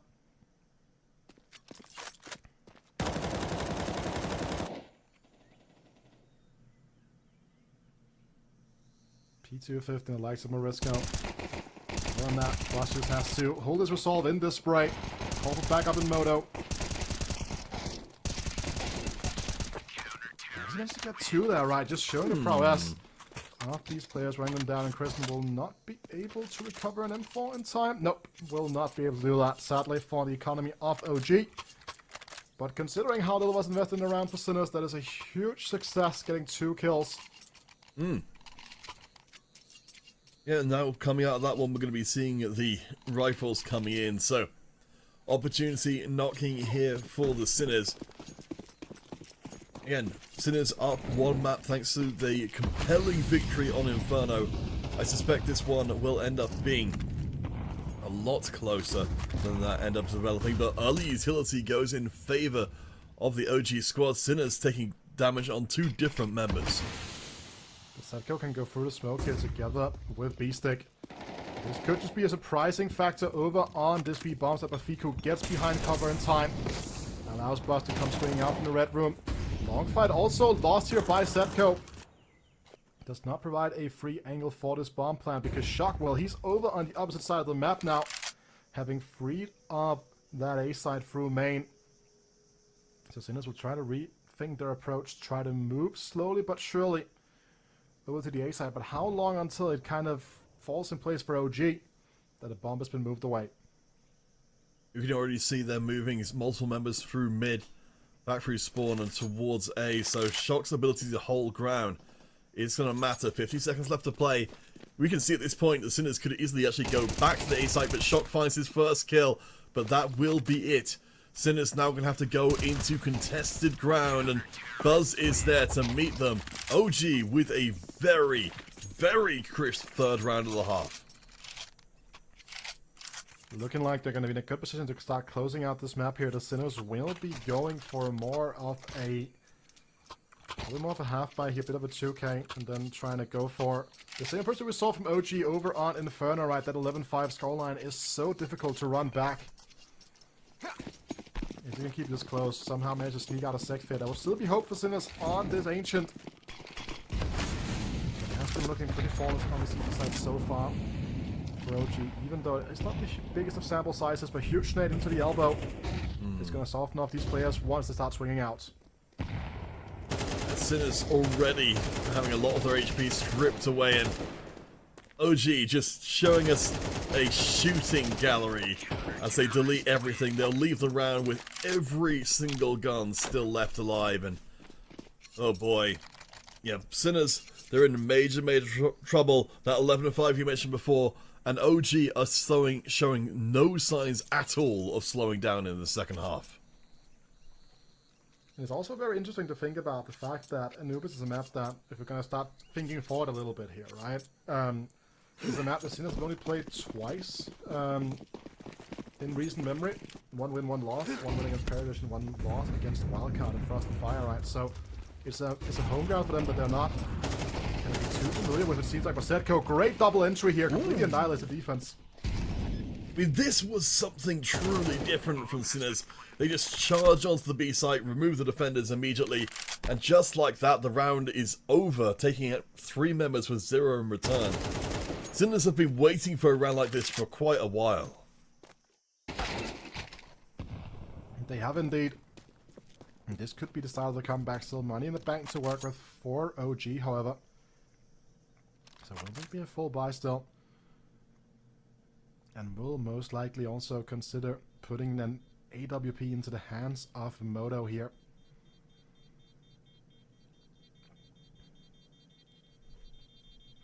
Moto will be able to, well, I was to say, should be able to, yes, will ride out the tail end of the round. So that's at least a little bit less money to spend. I mean, certainly OG, money-wise, they're feeling pretty good about the whole thing. You see Buzz there getting close to 10k in the bank before the buy. So those first 4 rounds certainly setting up OG for later success, just a couple of rounds away from bringing us through to Anubis.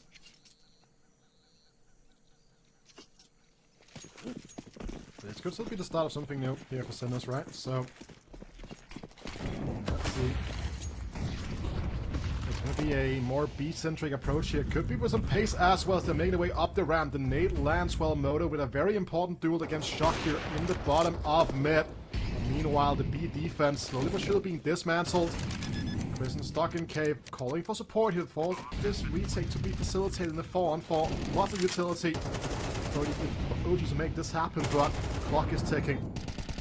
Marisco up into back of sight. Adds some very nice play from the Sinners. Suddenly, you know, we're seeing this B play become almost unstoppable. They're just walking in and taking the site away. You know, if we talk about adjusting levels of aggression, Sinners realizing that if they can just bull rush B, OG don't seem to have an answer as of yet for it. Yeah, just go B until it doesn't work anymore. That has been something that could be the call.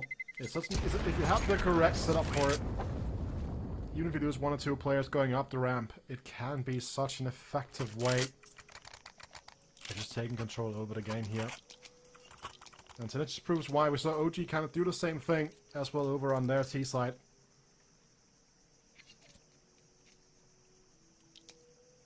At least OG will hold on to a good amount of equipment from the previous round, so economically they will be able to buy into this one, even if their money reserves are pretty much tapped out. But the Sinners, will they keep just pushing B until the answer is provided?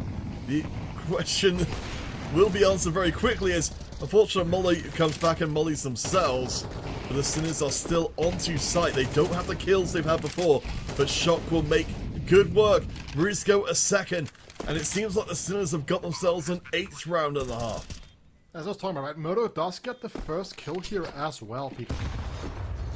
But it is still very problematic for the likes of OG to hold on to this bomb site in this situation.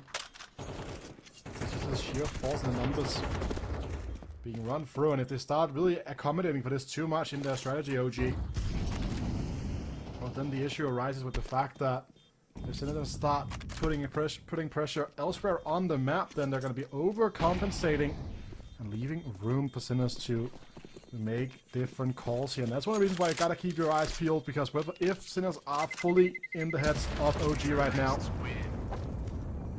and having impact on that calling, that is going to be a tough one to crack here. Yeah, I can see OG, they need a little bit more time to think about the consequences of what's been happening. It always feels like we've been seeing the same round 3 times in a row, or at least 2 times in a row for the Sinners, and it's been the same results, so OG needs to make a change. As you said, they can't afford to, they need to balance it between compensating enough for this kind of B play without overcompensating and leaving themselves vulnerable. But of course, we still don't know when and if the Sinners will switch up their strategy. Glasgow and AWP for Moto. What does B-Stick have in mind in terms of where they want to run here at the start of this round? Keep in mind, as what we were talking about before, Peter.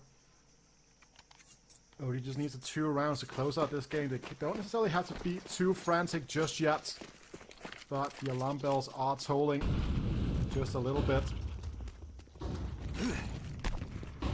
One of the more interesting lineups in the game to throw out these utility pieces for the A bomb site.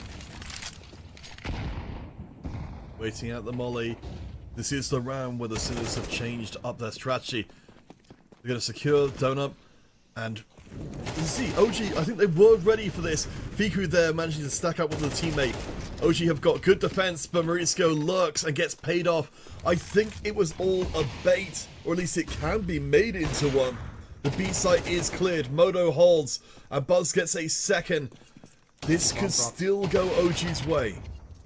That's a bomb dropped in A main, but Setco trying to make quick work of everything happening on the A bomb site. The flash means that they will provide space for Fiku to reposition.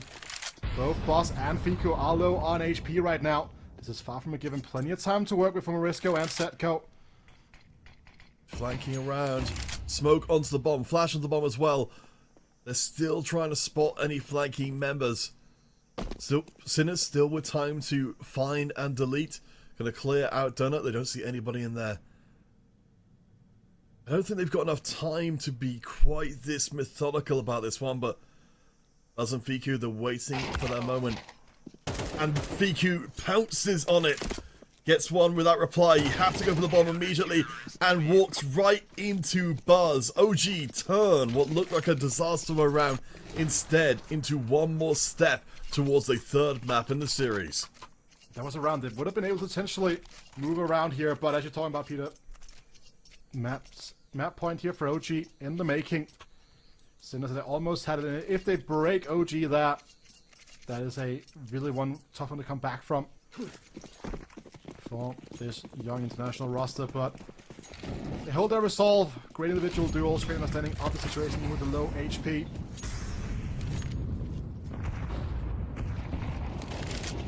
Oh, the rain of nades from OG finally catching the Sinners off guard.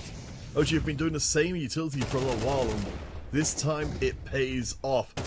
Shock will be the one to get the first kill in for the Sinner squad. OG replying. Spooky is down.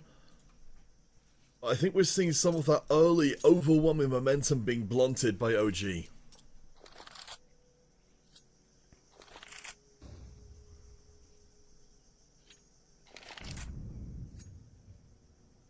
Shocker though here as well. Will probably have to be first man on the side, just be able to be traded out effectively. Peppo not getting anything off it over on the long side at the moment, but two players only raining there. Gonna throw Shock DWP instead. And here comes the boost. Over on long, Crescent posted up on Fiku's shoulders. Loss is activating out of A main, coming through T-spawn now, but it is gonna be a very slow activation. He can stave off the pressure for Sinner for just 5 more seconds. And he's going to be in a position to carry this round on his shoulders. Down through middle now. Smokes are landing true. Sinner's shutting out OG from the sides. Shot from Noda, but here comes Boss. He's removed by Setco. And that is the X factor. Taken out an OG. Left running from the hills here, one would expect at least, even with the low HP totals on the Sinners. Without any utility. This is a nigh-on impossible mission. And Sinners, they carry on. Alright. Sinners, yeah, fighting for overtime, and it still seems possible they can get it. As I think that's been one of a few crucial AWP shots that's been missed this round, so Sinners move up to 9 as Peppo gets the satisfaction of cleaning out the last remaining OG player. Money in the bank is not amazing for OG anymore, certainly compared to where they were before, so Sinners, they've got their shot here. They just need to make it happen 3 more times. But with the 2400 loss bonus here, they can kind of sack off this round. Calling another timeout here just to kind of talk about how they want to approach the finishing rounds of regulation. They just need to put one on the table. Sinners need to string 3 together in a row. They can try out a couple of things here before we potentially would get into an overtime. Risco definitely performing very well for the Sinners. Is, yeah, a little bit more tactical planning required. I imagine that OG quite likely willing to let this one go in order to make sure they've got enough money in the bank to have that one last remaining necessary round to lock the map down.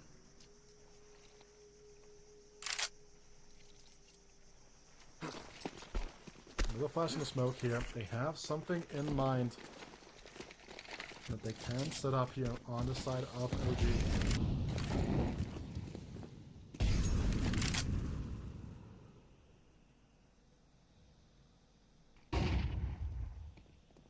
Comes the flood.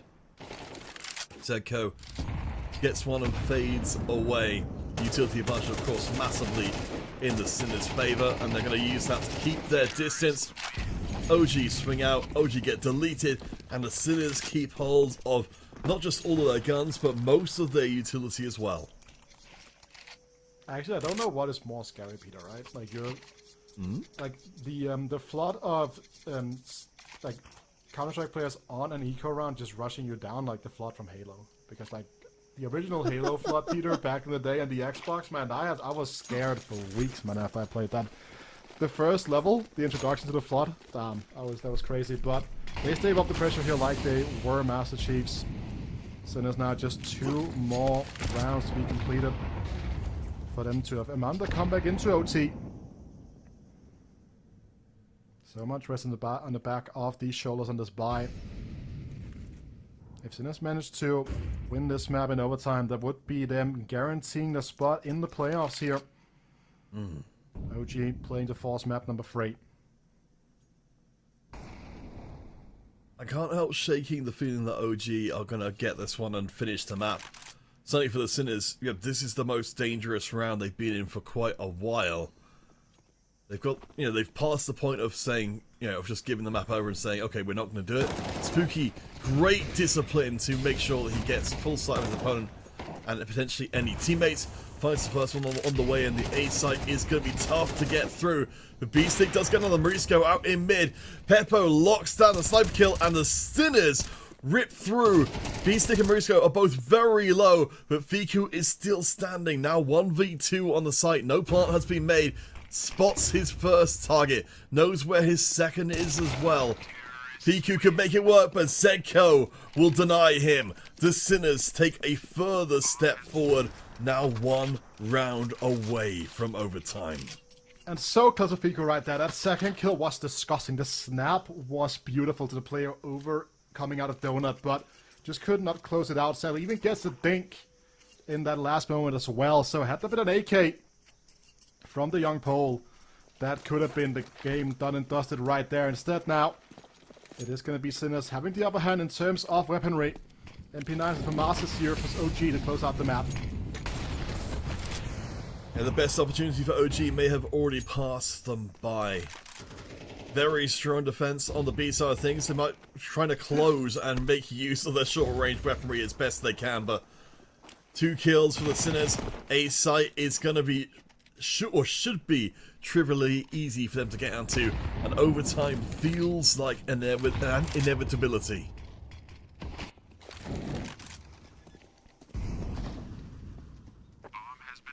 Then it would require some black magic type levels of shenanigans coming out here from OG for this round to go any other than the expected way, but we do have Boss down in the middle here, and he does find Setco. So there's one rotating option removed. Peppo being very purified with A main, and nothing's gonna come from that.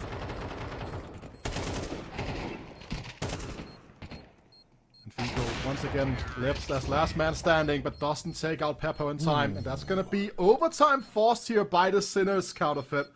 Not what we would have expected with the way that OG were looking at the start of this half, but the result shown by the Sinners has been incredibly strong so far. Yeah, I think that's the thing. It feels like there's a lot of clutch potential on the Sinners side of things. Morisco and B-Stick can see topping out the kill counts for the Sinners. It feels like in terms of the well that these teams can draw upon, the Sinners just a little bit deeper.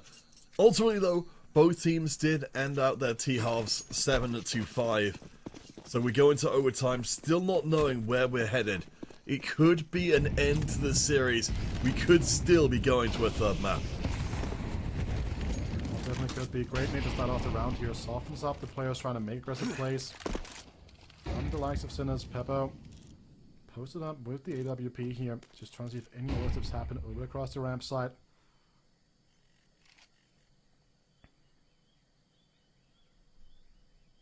So Busto will get a great chance of a duel here over an A main. Takes out Shock. So way upper hand for OG. 7 out of the last 8 rounds going in the Sinners' favour. Certainly you'd imagine they should be able to bring their team momentum into overtime, but OG shutting down that first kill is definitely worth a lot in terms of resetting their mentality coming in. You now feel a lot more confident with the B-side defenses. A nice nade lands, but I think this is still going to be tough for the Sinners to get onto B. Flash doesn't bait out any movements here. So Crescent still holding strong. Up close, Setco checks the other angle, but Crescent also doesn't swing out just far enough to go into the scopes after the AWP. Once Morisco through. The trade's happening left, right, and center, and it's a 2v1 on the bomb site for now. Peppo being stuck in cave. They'll swipe the bomb, which is worth a whole lot, but OG are coming. 10 seconds left on the clock from now. The plant is made. Sinners are going to have to try and get out of this one by the skin of their teeth. B-Stick already on the reposition here to support his AWPer. From the cave side instead, Peppo stuck on default. So trade comes out from OG. Duel is going to be isolated for the in-game leader of the Sinners, and Spooky, he's just sticking it. Pros never fake. Pros never fake. Oh! Gets off just at the right time.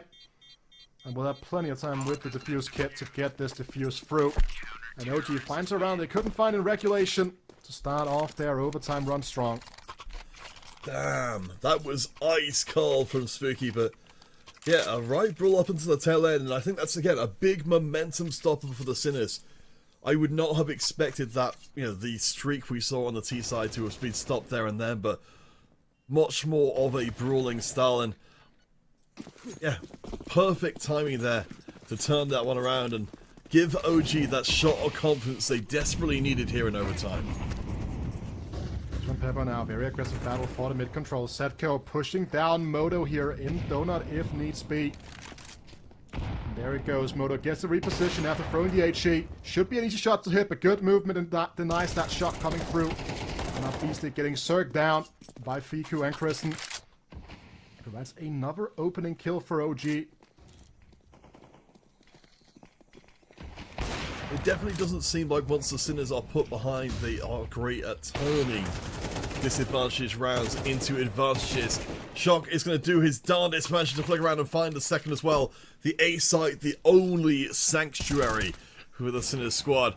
And as the bomb gets dropped, it's left to Peppo on his lonesome 1 versus 3 to firstly get the bomb back and then kill every remaining OG member. Yeah, Pepper, though, you would not. I guess that's a rough of a shock as well. Because you kill 2 players in CT spawn at that point. You don't expect another to be stuck on the side behind the B-Stick box, as you referred to it, Peter, right? That is not an expected outcome here. Peppo spending so much time clearing every single angle. Would have had the B line to the B bomb site.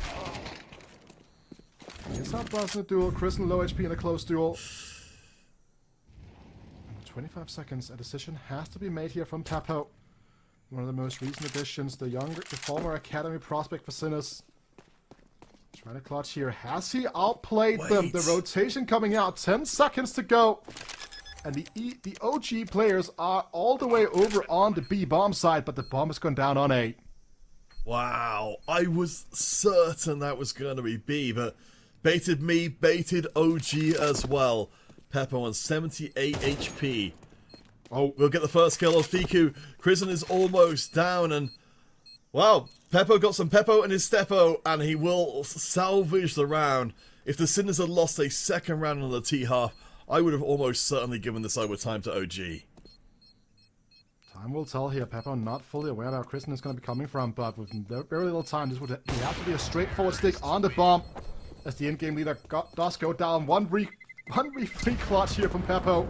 Shows great resolve and great brain in this clutch. That is an absolute fake and a half that he sends them on. That clean shot onto the full HP player coming out of Donut was beautiful on the fadeaway. Right there, bang. And then instantly goes and picks up the AWP, just knowing that he can isolate the fights. Oh boy. We're seeing some really good overtime. I think the Sinners taking a little tactical pause there just to celebrate how good that round was, but they've still got to be a little bit worried. They lost the first round, that last one was down to the absolute wire. This is a very different T kind of micro half here in overtime than we saw in regular time. And I think that's also like with Sinners, I think there's so much to be excited about by this roster, right? The entire Czech scene had a bit of a revelation towards the back end of the last season with 3 teams making it to those RMRs, and also with Eklat going back to being fully Czech-centric as well. There's just so much support for that national scene at this very moment.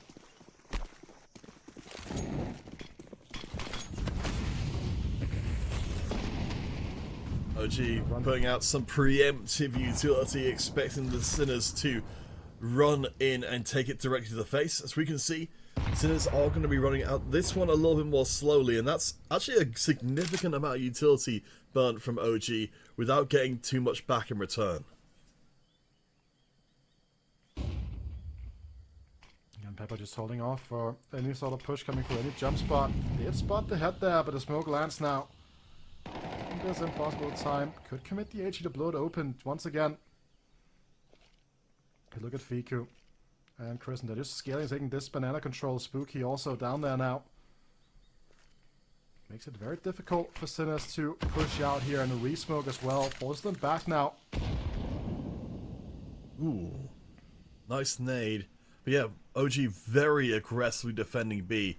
I think the Sinners could be in for a surprise. They don't have good intel about the B site defense, and I think if they did, they just wouldn't be doing what they're doing right now, which is moving forwards. 40 seconds left to play. The smoke clears. Peppo has been waiting for this moment. Crescent has been dropped, and that means the B site's gonna seem very appealing. He's waiting for them to walk through the door, though. We'll get the first onto Shock, but get burns up on the exchange. The B site is viable for the Sinners. Yes, but OG still have numbers over here. They have one on short and one behind the default side pillar as well. Moto gets cleared out by Peppo. It's a 2-1 first half in OT for Sinners. They've been crawling this all the way back from the depths of just destruction, it feels like. They had such a big deficit they've had to overcome. But that T-side momentum you're talking about, Peter, still proves too strong. I think there's easily a world in which this T-half was 3-0 in favor of the Sinners, so I think OG have played it really, really well to bring this overtime into being more of a kind of brawling style than the more strategic, regular time play we're seeing. Certainly with this much money to play with, you can be faster and looser with your guns, and Sinners, they're ahead right now, but OG could turn it around. Still though, the series in the balance if the Sinners can win out this half of overtime.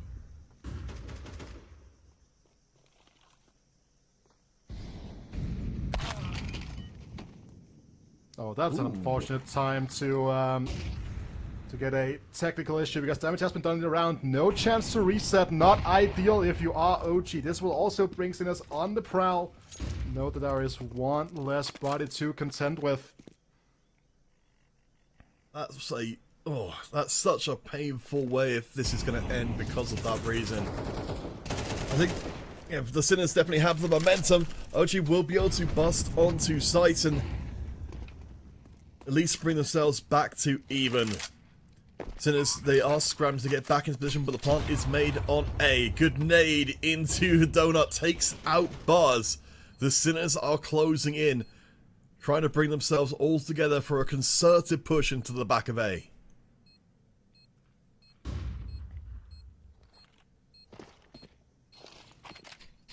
A great nade here almost takes out Spooky completely.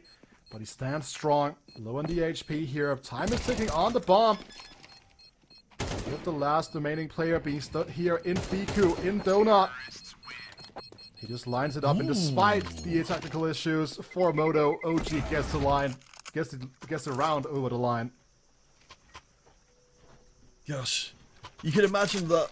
If anything, I think it might have thrown off the Sinners there to suddenly have this opportunity being thrown directly in their laps. But 14-14 means that we now need to see one of these teams win it 2 rounds in a row to close out overtime. Again, the Sinners with the 1-map advantage, they would end the series if they do so, but OG, they are holding on. We'll be coming into this round having to bring out a Mac, but they're pouring onto the B site, unfiltered aggression. B-Stick gets one before being dropped, and OG may have this already. Peppo, great shot onto Chris, and bomb hasn't gone down just yet. Fiku catching Marisco out in a rotation, leads back into a free refree situation. Lots of utility to shut down the approach now. Look here, the flash gonna come out on long, but Spooky goes down before it can fully manifest. Clock is ticking. Good backup from Fiku as Moto finds Sekiro. I thought they didn't know where Moto was, and Moto makes it happen again. One more round and OG have snuck out the map. We've of course been this close before and the Sinners have turned it around, but I'm feeling, Wheat, I don't know about you, but I am feeling like OG have found themselves in their T-half. They're playing some very good CS.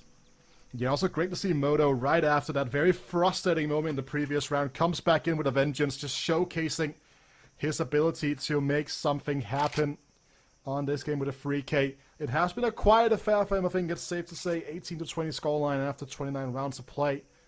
Not necessarily what you would be hoping for.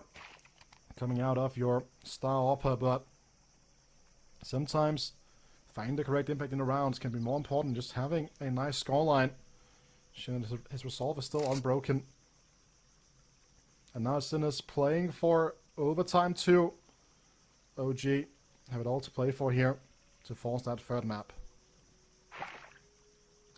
Sinner's going to be the ones who have run out of overtime cash, as bountiful as it can be. We are as far through this overtime as it's possible to be. Peppo will be down in equipment, but the first blood belongs to the Sinners, and the second as well. The Sinners desperate to reset overtime entirely and have a do-over. Down to 3 OG members. AWP still in play. They're fishing for that shot, trying to clear the smoke. But Sinners too canny, duck out of the way. Still lurking around here in the elbow, so could still be a factor. It's only the 2 players over on the B side of the map right now. For OG, Crescent being given the AWP here as he has been taken low.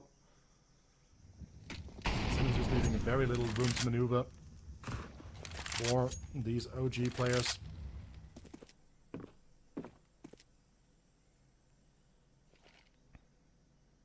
OG trying to muster as much strength as they can around the B site.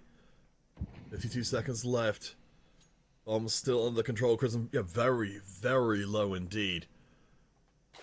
I think it seems like everything is lined up here for second overtime, and I think for the Sinners, if they can make this work, they'll be thanking their lucky stars. It felt so close to an OG win. That's the spot in the middle though. But the first shot doesn't strike true. 20 seconds left on the clock here. The clock is ticking. They are going to be trying to overrun. A singular player left here in Morisco. He's half HP, but they don't check him immediately. 1, 2, 3 could be lined up. A Moto's reaction coming through. Bomb has to go down immediately. And Setco knows this, pushing through. As overtime 2 is going to be a reality. Very nicely played by the Sinners. So they get their reprieve. And the chance to close out the series here on Ancient is still a possibility. As we reset, we'll see how the Sinners managed to do this one. I think they started to pick up a little bit more confidence on the CT side as we went. But we know the Sinners are very capable of having a dominating T-half. We know that as a matter of the fact here.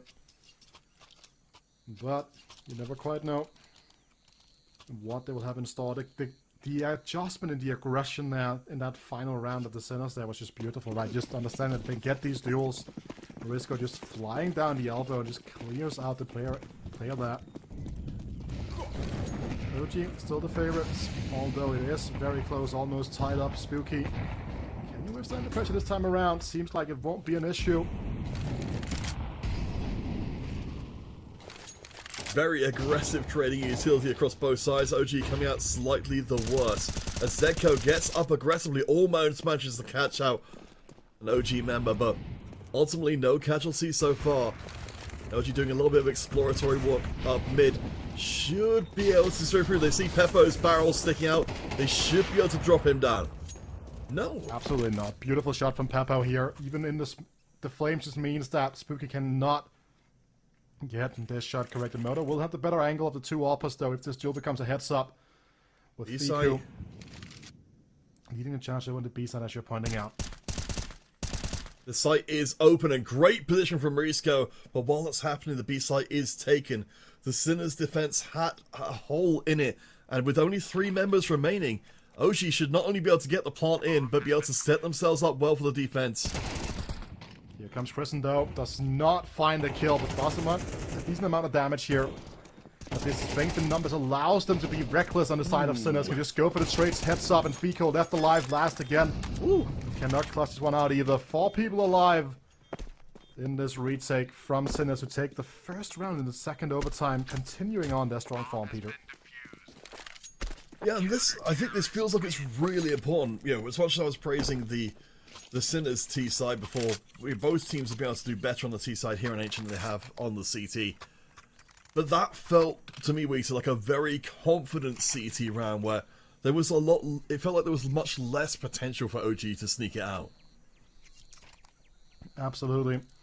And paying the consequences here of them losing the first one in the overtime. No AWP for Moto. Back on the AK-47.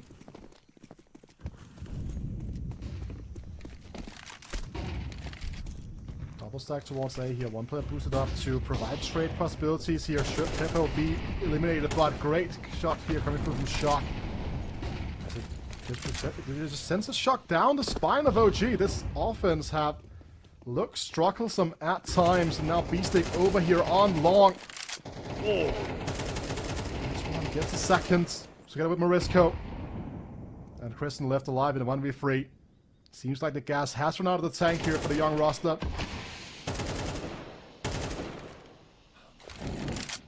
I'm really loving what we're seeing from Morisco in this game. Just phenomenal game from him so far. 2 kills in this round. And OG Ascent scrambling.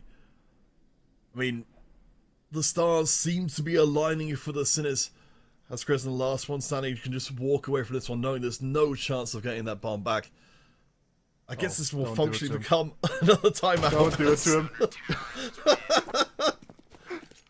That was style points achieved from Risco as well as a 3K. You can just like see the deliberation in the brain where it's like, I could knife him, I could knife him, but if he turns around, I should probably just keep my AK out and don't knife him. And then the voice of I think what it is Morisco wants to make sure that he feels like anytime he's walking anywhere, Morisco is behind him. Just fully in the head of Chris and that, but straight, really good CT this time around. The run boost also lands here, giving them the upper hand here in the duel, and they're still setting up the boost down on ramp, and Setco's pace completely shuts them out and forces Fiku into the copy. You're talking about confident plays, then Sinners are gone for it, but Fiku could turn this. Gets 2 without reply, and Sinners may have stepped a little too confidently into the brawl. OG have got 2 members who are barely standing. If LaPlante is still good.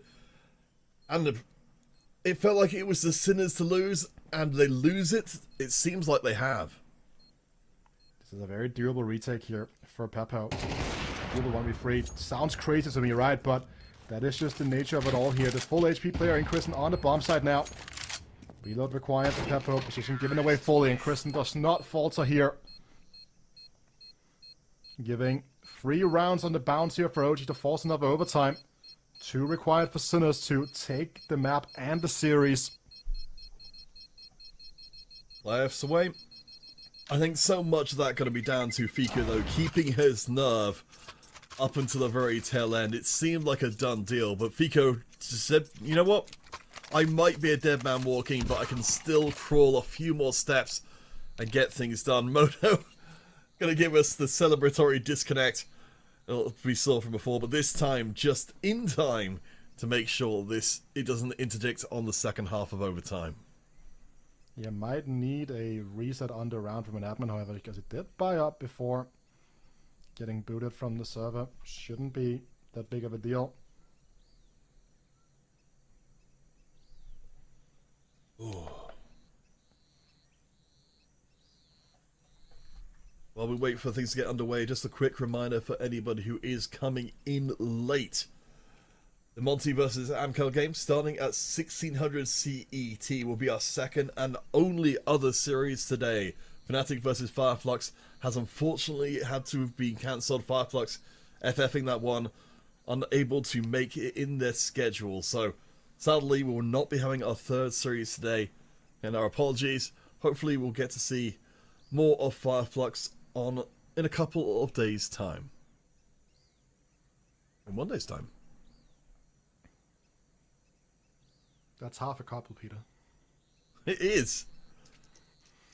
That's like the least logical way to like explain time. Oh, you know, like in half a couple days, I'm gonna be there. You know. Incidentally, if you're ever in an improv game, Wheater, and you need to be able to explain something without directly saying it, that is a good way of doing it. But what if the word is couple? Then I can't say half a couple days. I guess the one less word than a is thruple. two. If the word is two, Are we allowing synonyms? Because technically couple would be seen as a synonym for that, so I wouldn't be allowed to say half couple. I feel like if you do that kind of thing, you're really going against the spirit of the game, which is to make life hard for yourself. Never really been one much for that type of charades, I must admit. I feel like those type of wordplay like this is a good exercise, right? To kind of just get your brain starting to like think in alternative ways. I suppose, Peter, but yeah. Well, let's settle into where we're going to be in a few moments' time. Again, for any latecomers, we're in the second overtime between Sinners and OG. Sinners, having taken the first map with quite some aplomb, are almost into the playoffs. But OG, they keep on fighting. They keep on, I think, honestly, surprising us. You know, I wouldn't be at all shocked if OG were able to pull this one back. Now we have Moto back on the server. We just need to get the admin refresh as well, due to the fact that Moto had bought up before he crashed out. So everything is back the way that it needs to be.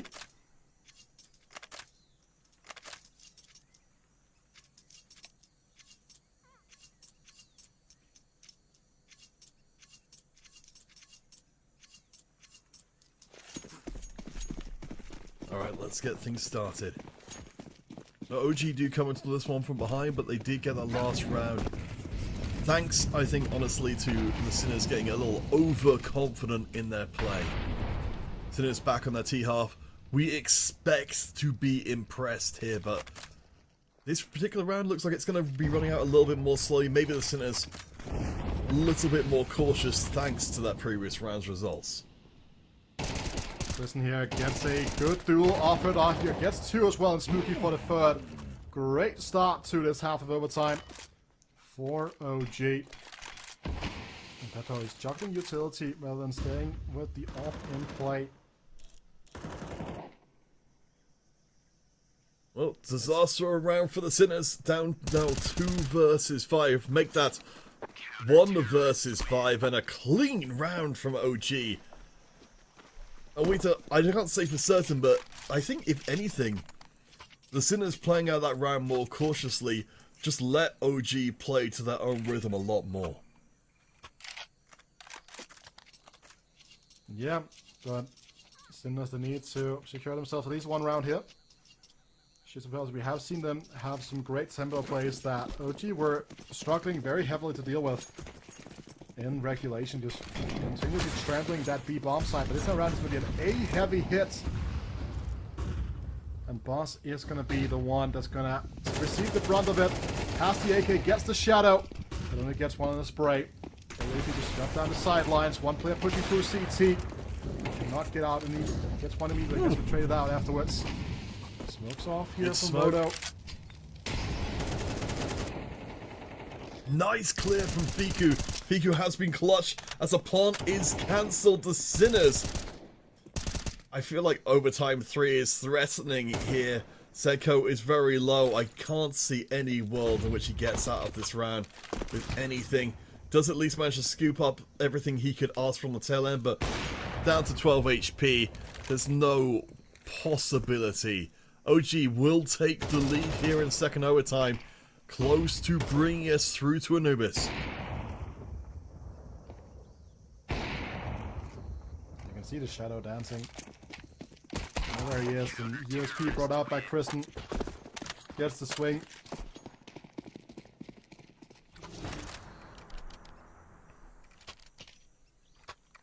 And while Sinners are looking in a prime position to close out this game, Peter. Yes. My prediction. Sinners are just going to bull rush B. It's worked for them again and again and again, and that they're not doing it here when it's been a strategy that has been very hard for OG to answer, it just feels wild to me. I mean, time will tell. They're just getting a highlight package from overtime, just showcasing that Sinners have had multiple chances of kind of closing out this game, but OG has shown great resolve.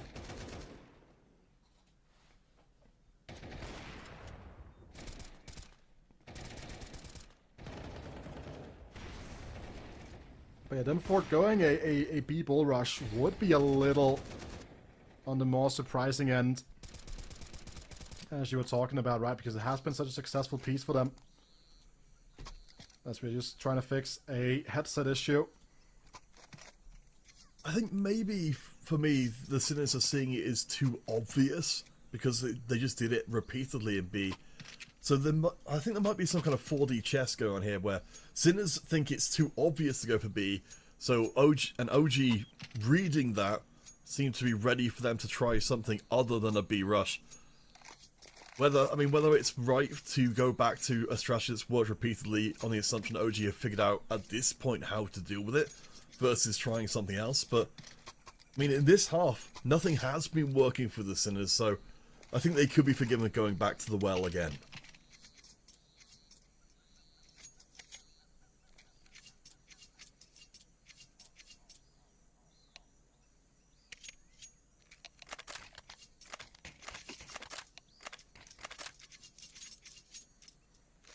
And there we go. Technical issue has been resolved.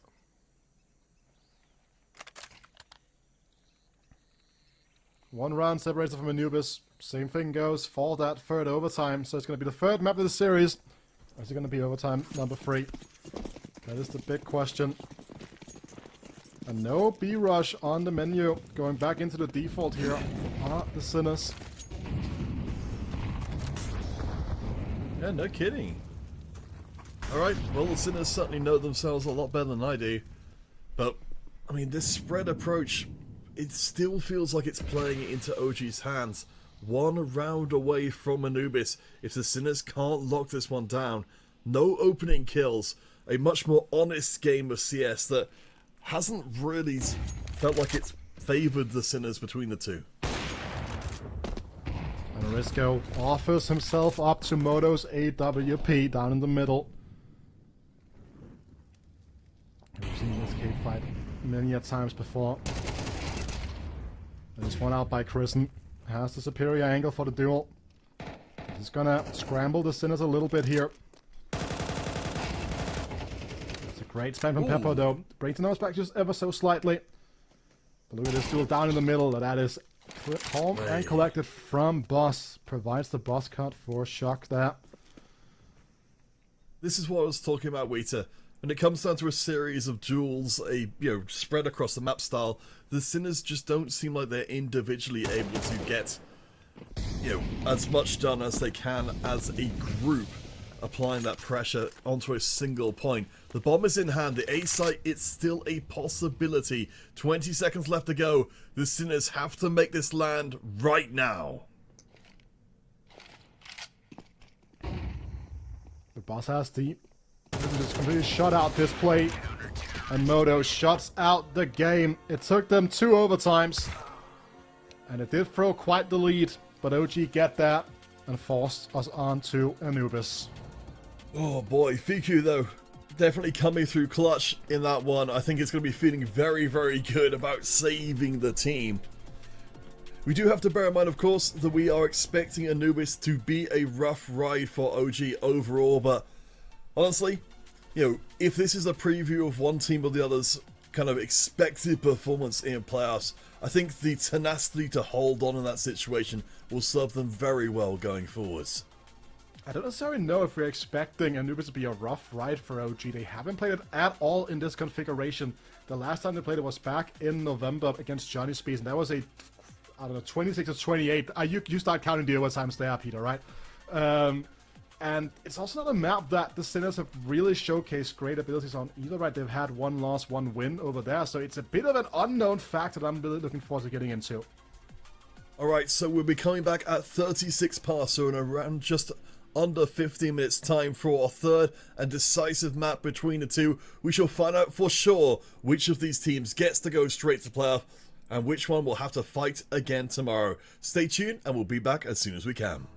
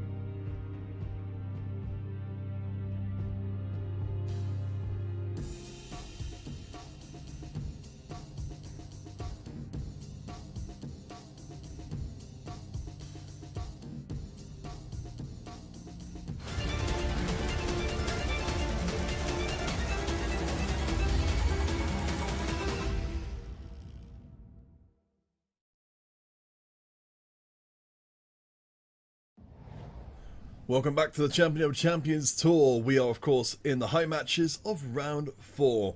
Wheater, we thought things might end in our previous map between our friends here on the Sinners and OG, but OG managed to pull things back from the brink. And now we're going to get to see a final decider map on Anubis.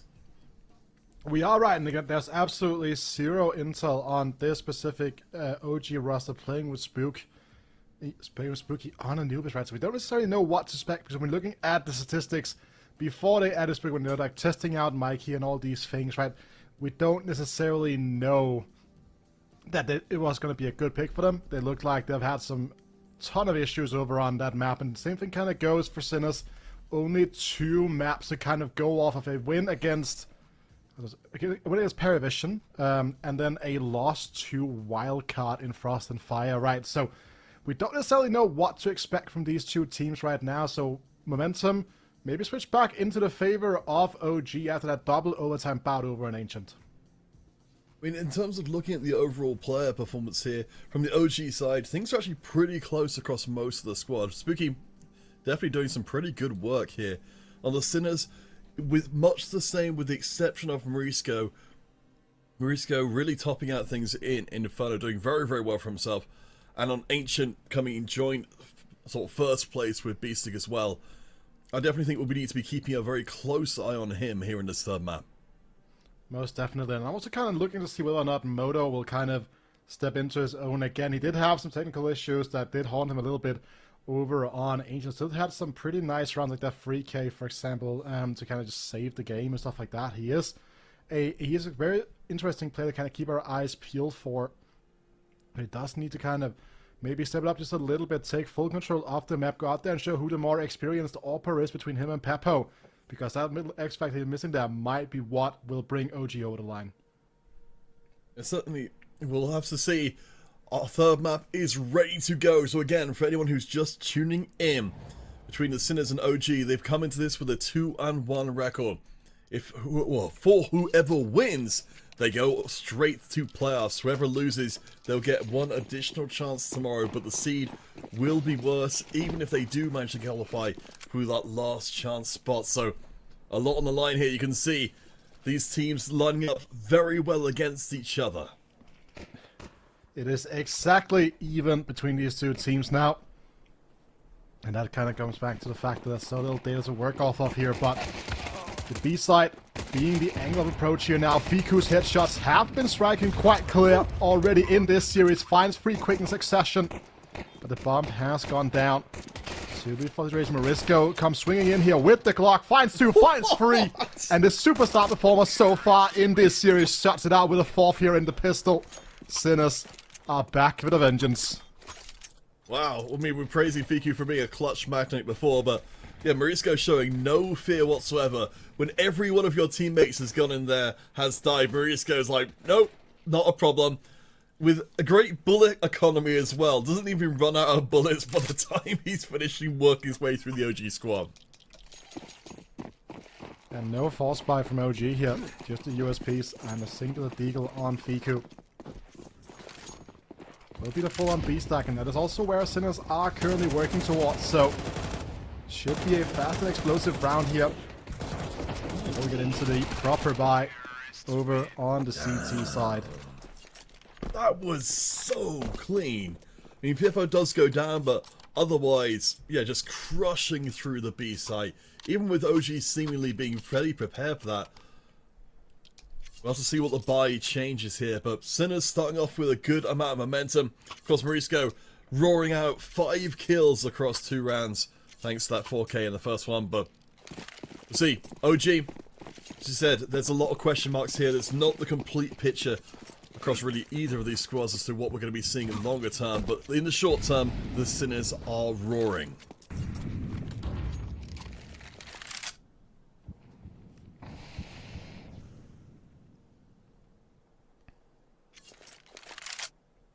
Are gonna drop.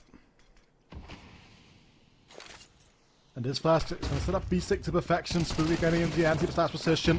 With Mac 10 up close, it's such a scary beast here.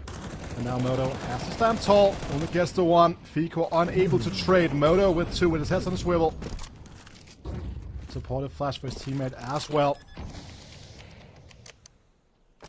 Some echoes of our previous map, just forcing onto B and running over the defenders there. I mean, so much of this series has been defined by these very, very quick exchanges, particularly on site. Really testing our players, not just a strategic sense, but just the ability to go extremely ham in short order.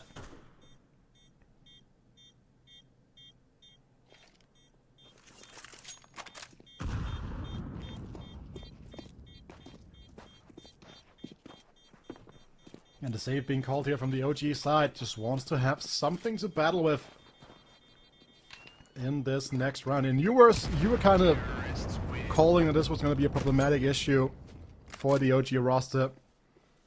Kind of talking about their woes that they had with Nexius and with Mikey on this map. And I think Morisco's pistol round really manifested that for now.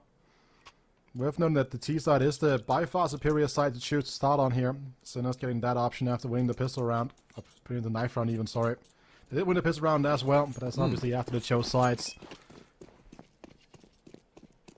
We'll see. OG, they've got the one rifle for the round to try and make something happen. They are going to flood the B site with defenders. We can see again, Sinner's pretty comfortable with this. They'd be able to just spam into the site and reduce OG down to 3 without taking a casualty in return. Good flank from Prison though. Does at least catch McGard, and Fiku continues to perform. 6 kills so far, even with Morisco. The OG hope for the time being has been Fiku's early performance.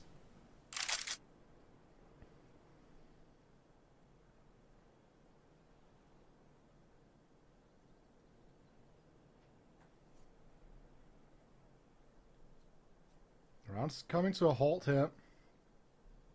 Scrambling for information, just figuring out the approach. Just more utility actually on the side of OG than on Sinners. They have one Molotov. Trying to play a patient waiting game, trying to see if they can get these CT to swing into them. But Moto dancing on the pillar does not have Kevlar, so aim punch will be a factor here. I like the Sinner's chances. Molly to buy a little bit more space. Morisco is deleted. Zedko, last one standing, goes further away, but Fiku picks him up, and Fiku hits 8 kills. Now officially the highest fragging player on the server, and OG get themselves their first round, thanks in large part to him. Yeah, because Boss with that saved M-Form loses the battle coming out of Connector, trying to fight the player in canals, and after that fight is lost, another player goes down, but then the quick recovery with the great pack work from OG means that they were able to shut out Sinners, who kind of lost their head there, did not have a plan after they got hit in the face with 2 players going down. But now Peppo has the AWP, same thing goes for Moto. Fiku getting native to Kingdom Come here, but mentions stay alive. Definitely not the player for OG you want to be taking those nades though. Again, OG relying so hard on Fiku to perform in these rounds, but now it's heavily wounded. We'll have to play a little bit more cautiously. Something we haven't seen from Sinners so far is making the effort up towards the A site. Perhaps this will be the round it happens.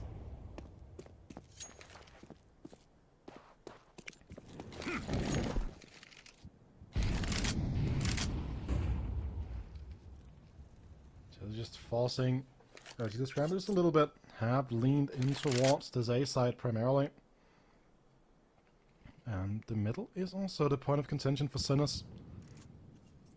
I'm wondering, Waiter, it feels a little bit like the Sinners are trying to draw the defenders off of B. I don't know if this is the real deal, but Peppo will get the first kill in mid and make A considerably more appealing.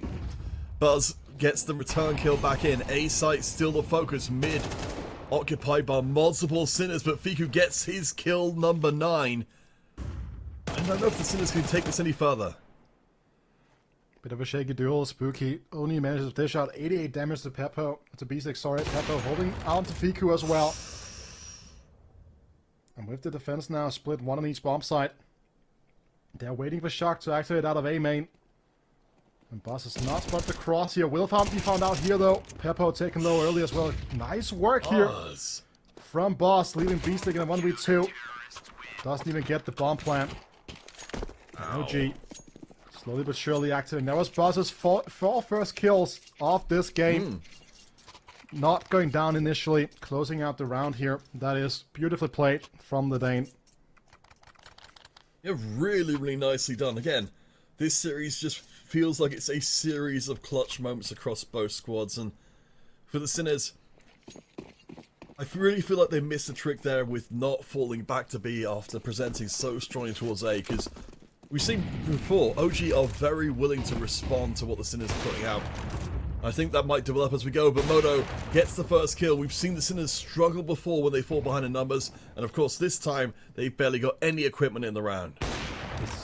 It is just a full-on block round here, just kind of an extended timeout, right? They're just trying to lay out the game plan, and then afterwards figure out what they're doing. Target practice. Is Moto just gonna pick up the ace? That would be kind of interesting, but actually Morisco shows great aim prowess yet again. Does get picked up, and the AWP will still be secured here, but Moto really unnecessary to a certain extent for him to actually go down there. Not necessarily. It won't have like huge implications on the economy, but I understand wanting to chase the ace because it's such a great feeling. It's a huge momentum boost and confidence booster. But should just call for his teammates to get him in time. If we imagine we're in a hockey game, and the entirety of the Sinners squad stepped up to Moto to try and fight him, and he's like, "All right, sure, I'll give it a try," and it almost worked. But now Sinners back on the full buy. With a game plan, trying to go for a fast main hit. This is where Boss will be waiting. Sharks giving away his position here. I do like this from the Sinners, that they're actually trying to show a little bit more flexibility in terms of their approach to A. It felt like they got slowed down in mid before to the point where they became very, very predictable. But now they've got a little bit of presence. Unfortunately, they don't have mid control, and that does mean that they've got a flanker. Fiku gets caught, though, on that flank. Surely this time the Sinners will fall back to B. I mean, they have kind of worked their way into A main as well, which is the power position to kind of have. You can kind of see Boss also being pulled off here. Incendiary is going to burn PC just a little bit. The Crescent gets cleared in the duel. This should open the floodgates. Boss ready to respond here. Trying to isolate these duels, but the double swing too much to handle. And Moto and Spooky should probably try to get out, but keep in mind that we still have someone lurking in the middle here. 4 Sinners to shut down these potential saves. It is going to be Morisco. Gets caught out by Spooky, however. His first kill. But also the first time the Sinners are getting a successful plant and pushing onto A. I suppose where we're seeing this develop is, as much as I wanted to see them lap back round to B, they are forcing OG to split their forces and give up a lot of ground. If Sinners can seize early momentum, it seems to suit them extremely well. Terrorists win.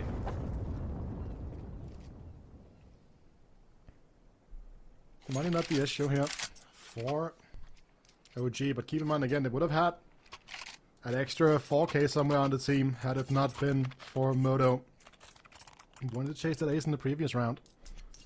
Not a huge deal. Moto was still able to buy up the AWP without any issues, so just try to keep as many bodies alive here.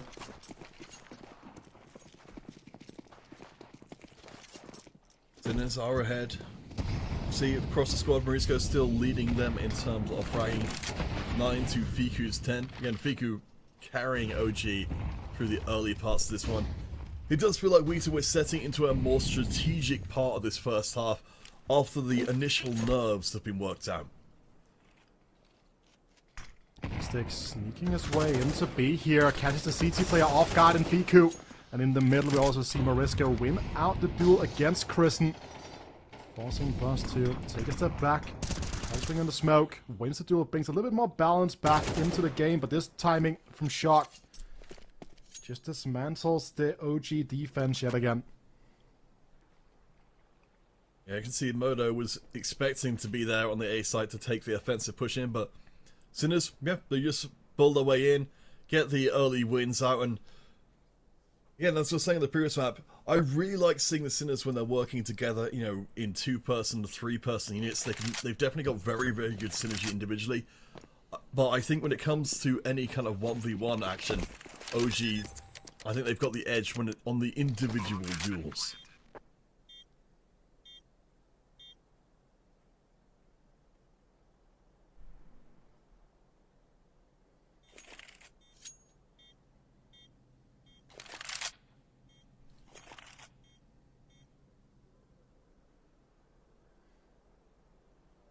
OG going to make out this one with at least the AWP and the AK left in hand.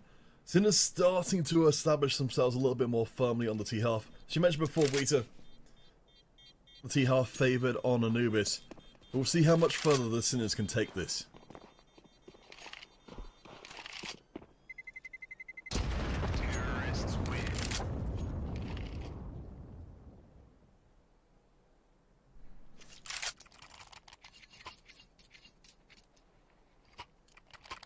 The save is good for OG.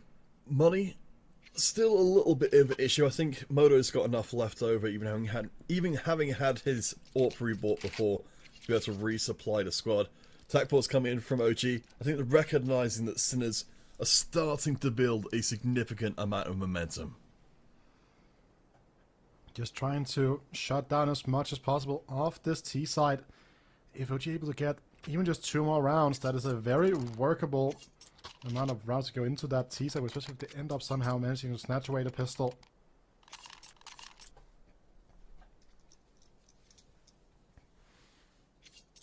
Spooky has given both teams looking pretty solid.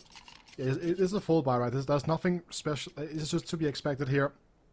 On the CT side, you gotta kind of give up some of the weaponry just to guarantee you have the critical smokes and other utilities to kind of shut down the approach from the Ts. Because this information game over here on Anubis is so difficult at times because the timings, generally speaking, favor the Ts so much that you'll be left scrambling at times for information and have to make some risky peeks here. Mid getting filled with mollies at least shuts down that. Whereas Marisco does manage to find his way through, will get a little bit of the hot feet to scout out mid and confirm for himself that this is an occupiable position. OG going for a 3-2 defense across B and A. It doesn't look like OG are willing to bring back members off of B quickly though, if A does end up obviously becoming the target. Yeah, currently trying to play for middle right now, having 3 players to kind of fight first. The smoke into A main also could indicate that there might be some action happening here. Now Kristen, good flash coming through, but Marisco stands tall, able to take out the Dane. There's one of those information pieces that we're talking about. You are forced to make some pretty desperate decisions. Same thing goes for Spooky, but good nade from Boss. At least brings some balance back. They know a couple of players are low here as well. A couple of well-placed shots on these duels, and all of a sudden, OG are well back in it. But keep in mind, Moto has to do so much work here as the accelerations come through. Great flick to start off with. Half the buy time. Boss coming on the flank. And Fico removed from the temple. Moto, yeah, just had very little room to work with. Buzz gets caught on the flank, goes down to 19 HP, but I feel like this has been a well-played round from OG, but just a step or two less than they needed to break what will now be a 3-round streak for the Sinners. It is just a little bit of a desperation moment as well here. For someone like Spooky, he needs a round where he gets a multi-kill just to get a feeling for coming back into the game, because when you are playing some critical spots, being unable to kind of turn these huge amount of damage into kills and get a feeling that you are actually in the game is such a difficult thing to kind of navigate in the mental game. Same thing kind of goes for Kristen, but Kristen has the added responsibilities of being the in-game leader. And that can also be a difficult task when these individual duels. So it feels like Marisco did an incredible job there of controlling the doors and frustrating. You can see, I think it really feels like OG have got it in their mind that they want to be more proactive, and Sinners may be reading ahead of the script a little bit there, able to punish them for doing so. It is worth noting that this map is incredibly T-favored, so sometimes, again, Marisco did a good job in holding down, taking that early mid-aggression. Because as I was about to allude to before, like that flash in the swing, it's going to be the same type of play being made here from Boss and Kristen. The supportive flash trying to take some mid control potentially. Can see Moto holding onto it. Waiting for the smokes to fade and get a free peek. As for the only rifle. I mean, OG do need some kind of momentum stopper here. They've had the 3 rounds before, but 2 of those 3 were off of 4Ks, as you're saying. It seems to have been a series, a map of clutch moments, particularly from the OG side, to bring them back in, but Sinners are slowly walking their way towards A. They've got very good utility control. OG are trying to get in just ahead of the mollies, and they have snuck in Buzz, but he can't stay up. Yeah, Buzz trying to make something happen, but the incendiary doesn't block the line of approach he might have wanted to. Still a tricky mistress after the change. The team also would have covered a greater area there and would have actually made that play a little bit more possible. Time to try to play for the exits. Try to get something out of this. And if Paper gets overzealous, that would at least be a kill away wisely. Just lets Morisco deal with this onslaught. Ooh. Certainly not a player who is at all bothered about being put in any kind of pressure. So OG, all they really get out of that round is losing the only AK, the only rifle they came into it with. So that's going to be pretty disappointing.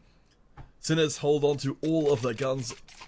I do think Sinners have been relatively free with their utility out of these rounds, so we'll be buying this up again. But economically, they're feeling very comfortable. That's a 4th round in a row. And you were calling for OG to pick up a couple more rounds before this half ends. This seems like a good opportunity, but I'm not certain they'll make the best of it. Even just getting 1 is fine. The 8-4 is the standard, kind of workable round. Total for the most part, so all hope is not lost here. But they have heard the Sinner stepping all the way through and the Molotov landing in time. And BC taking a huge amount of damage, but is now being forced into the side-ish. Brought back just in time before it That's becomes some too really dangerous. good defense from OG. Like, great, you're talking about utility coming in. Really good use of that to stymie Sinner's early aggression. And we've seen it before. If Sinners can't make that early play stick, then they definitely struggle a lot more. They haven't taken an early casualty, which has tended to be their death knell, but I like it. What OG have shown us so far in this round. It's worth noting here as well, Peter, right? There's only 1 incendiary left on the CT side. No smokes either, so it's all flashes and heads-up duels to try to control some of these areas, which is kind of what they were trying to achieve on the Sinner side by just dragging out as much utility as possible from the CTs, but the Molotovs start running onto the A-bomb site. Boss and Kristen again in this duo setup. Just waiting for the contact, but not deleting. Eppo does manage to find one, and Zedko another. The utility finally pays off, but Sinners are down in numbers. 30 seconds left to play, and it looks to be that they're going to try and switch across to B.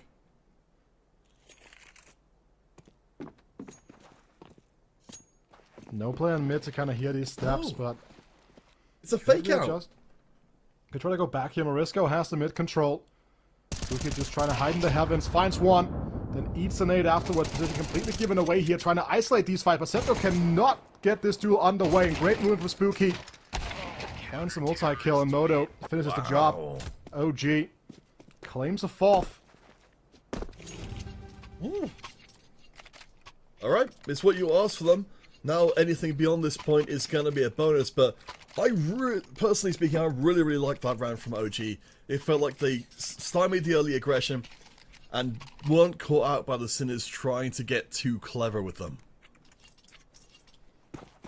Absolutely.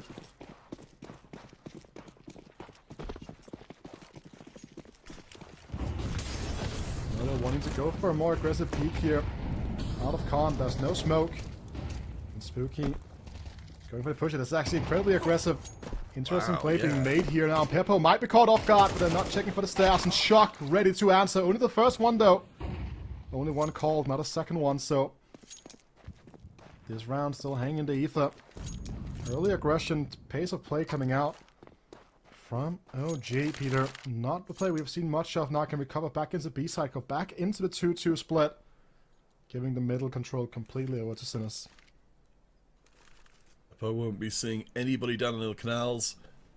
Yeah, I do like this as a facet of OG's play. Get in there, throw a wrench into the Sinners' kind of rhythm through the round, and then make them doubt themselves.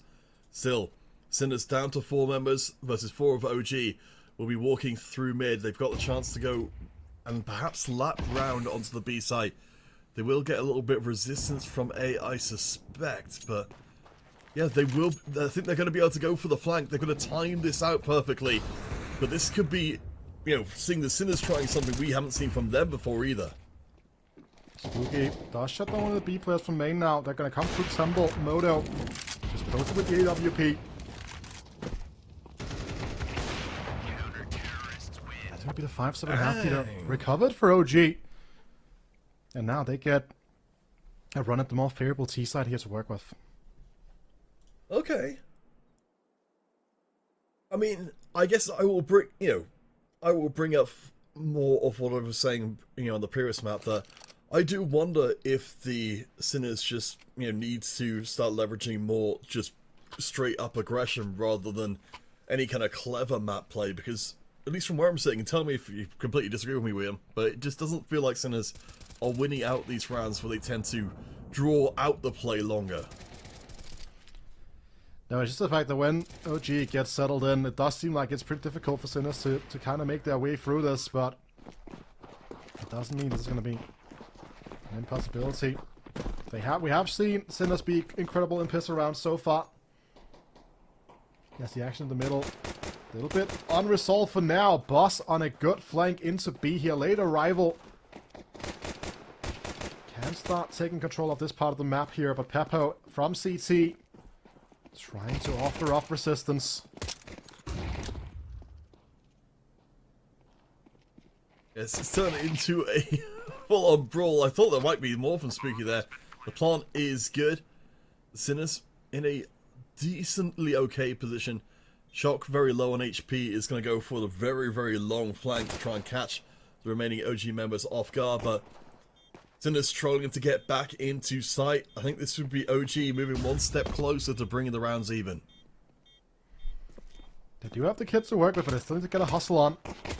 So coming out of CT, finds Kristen, Shock finds Fiku. Modo, this is not planned for him as well, and with the kit here, this becomes pretty risky.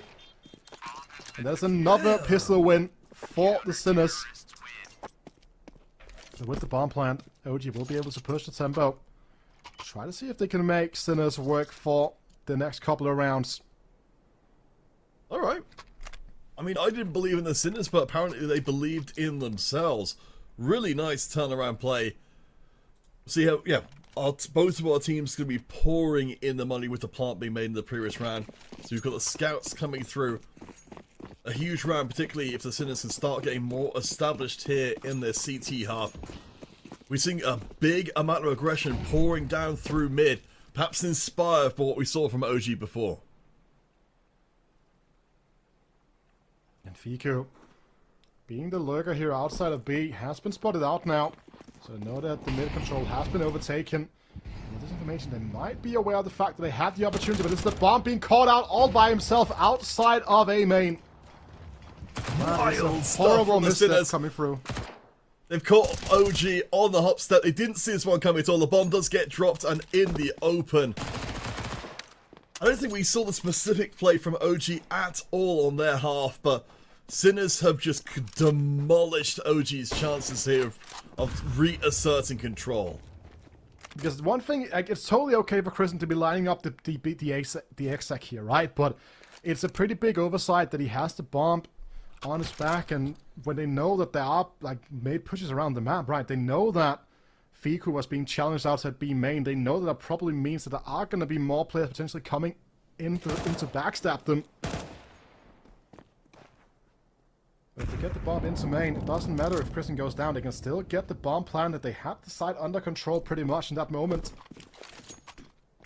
And potentially costly mistake here. Economically very costly for the OG side of things. Modo just going to get away from this one with a single rifle, and I think some bitterness there Apparently the Sinners' strategic playbook had not been fully explored, and from this point forwards, you know, OG can't make the assumption again that their flanks are safe if they haven't secured them. Counter-terrorists win.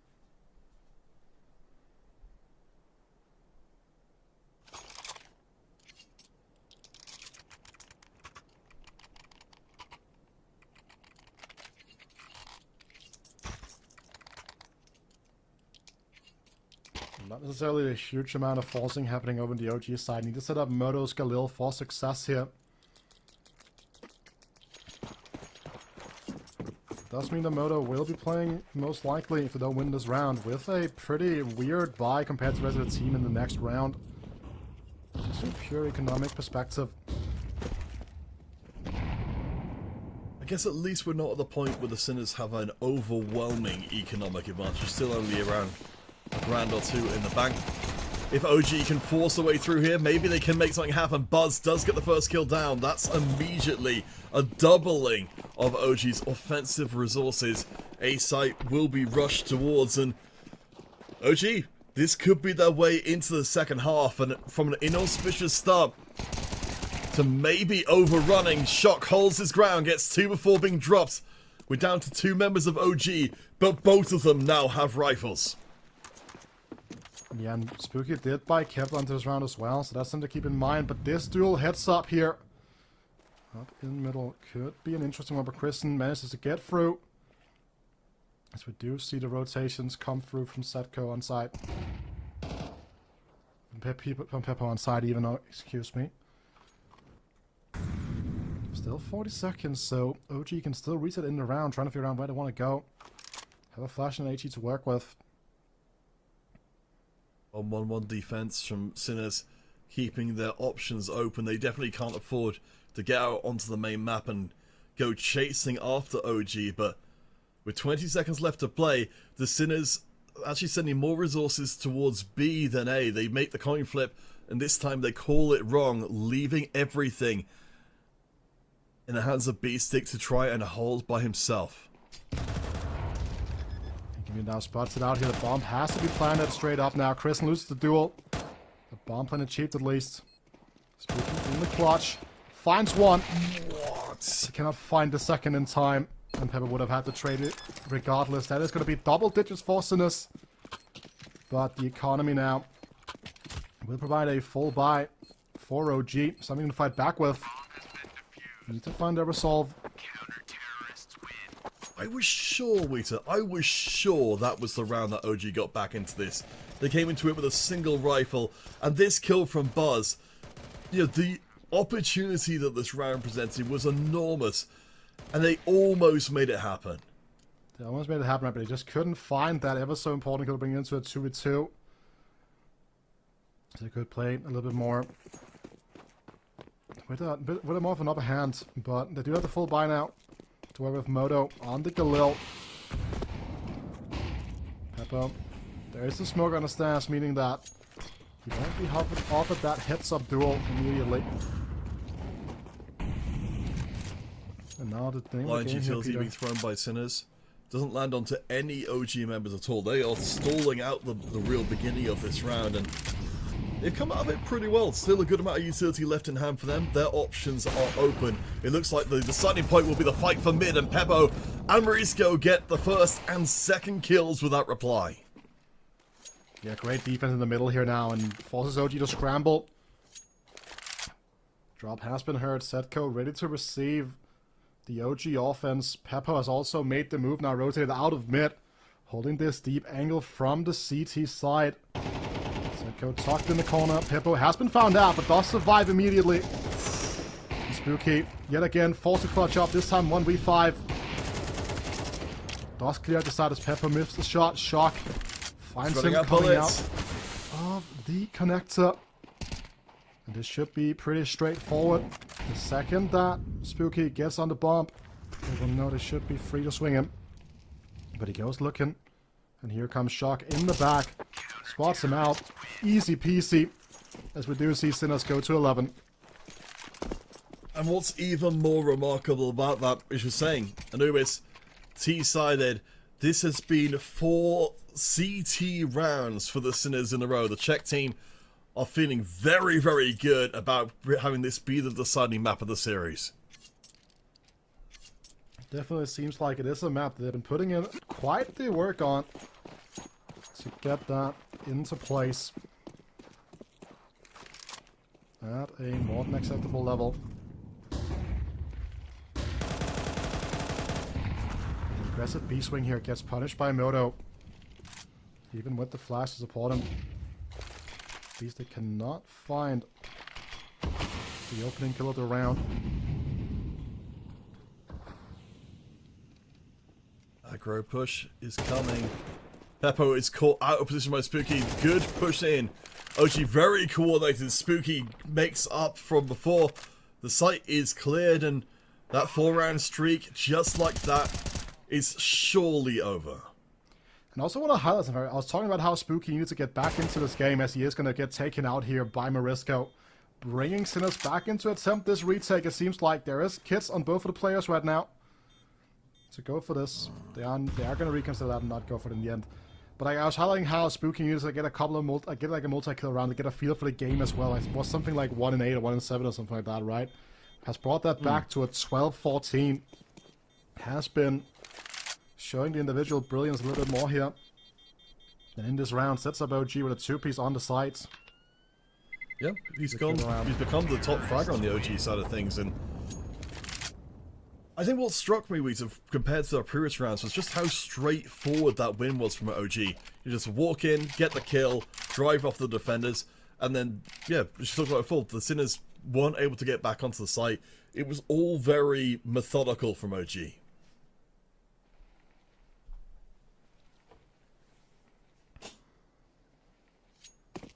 No AWP for Peppo now.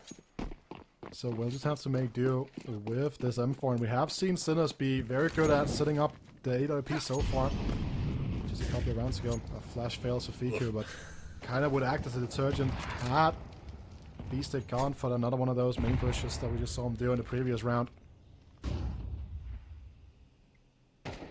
E-site reinforced by the Sinners. I think they don't want to see a repeat of the previous round. Getting Zedko out here to make sure that he can interdict any member of OG who might be feeling a little more enthusiastic. Interesting approach, though, this time. OG spread themselves across both A and B sites, throwing out a little bit of utility, drawing a little bit of attention, and keeping the Sinners from finding out too much information for sure.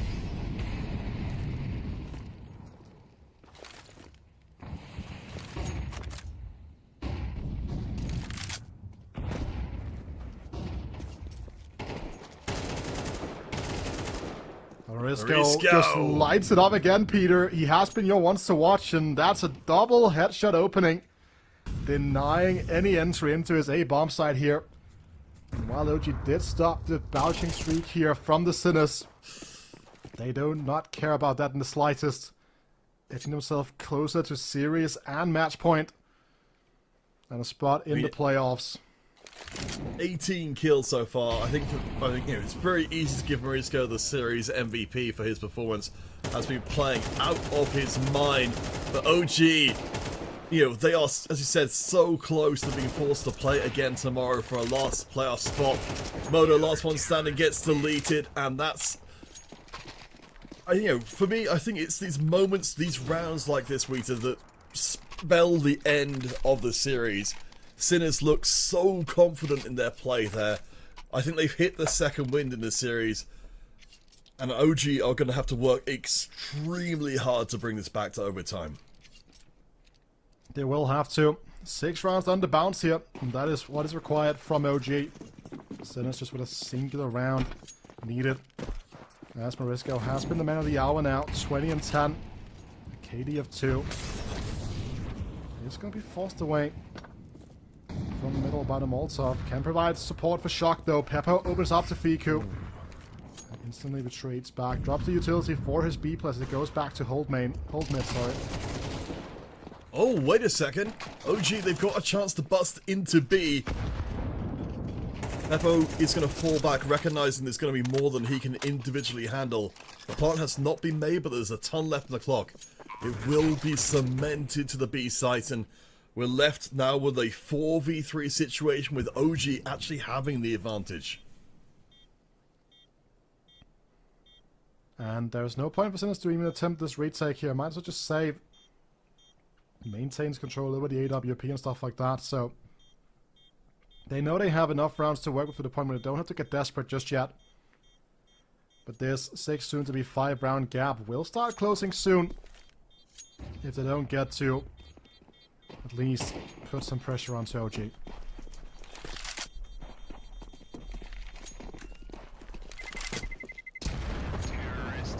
Well, if you're an OG fan, that's at least a sigh of relief.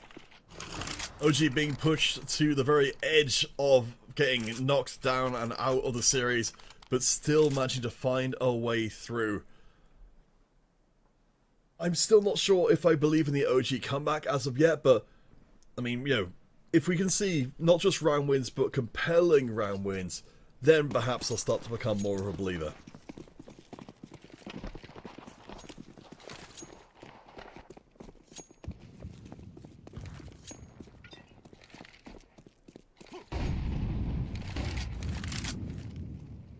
Very aggressive position here in A main from Sinners, and with the they're still booted up on rocks here. This is not straightforward. It can be pretty dicey, but Spooky going in alone to start with a boss finds the trade here, opening up a route into this A side if they want it, but with Peppo rotating, they are just gonna sit back and refresh around, but Setko's taking so much real estate out of B main. And with that information given over, it's gonna come easier for Beastie and company kind of figure out where the rest of OG currently are located. That's really well said. You can see the Sinners, they've got their members towards A because of exactly that reason. And if they can get the pick off, and they can, Zedco has brought us back to 3-on-3. The fight for mid, and B-Stick wins that as well. OG are on the last legs. Pippo gets another kill. Fiku was the carry through the early parts of Anubis. And now the hopes of OG lie with him. He gets B-Stick. He almost gets a second as well. He does. Peppo is dropped. The plant is going to be good. Zedco cannot stop it. And it's all down to the one-on-one duel. Nade here is good, and Fiku shots out the clutch 1v3, showcases some of that star power that we have been highlighting about him. He is a crisp aimer and showcases that ability here. And you would think that once this kill come through, that would have been the end of this game, but no. Fiku holds on, and Setko unable to win out the duel. That nade was beautiful. Just the timing there with a swing immediately afterwards, where you know someone's eye has been, you see a grenade coming towards you, you're gonna look at it, and then to have to fight someone in the face of that grenade. Wonderful stuff. I still think that's not the kind of win that OG can rely on, but Fiku gets the opening kill of this round as well. Maybe I should have been more of a believer, Wheater. We'll see with time, right? This is a round that just needs to be done with for the Sinners. It is an eco round. Now, Shock, well, he is trying to pick up that Deagle, pays for it with so much of his life. That is an easy pick off here for Kristen. For Boss, even, sorry, for Kristen Smalltop doing all the work.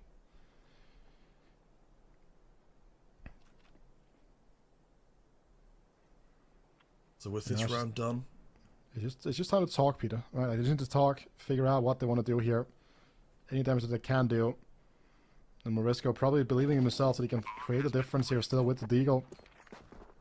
No one would really blame him.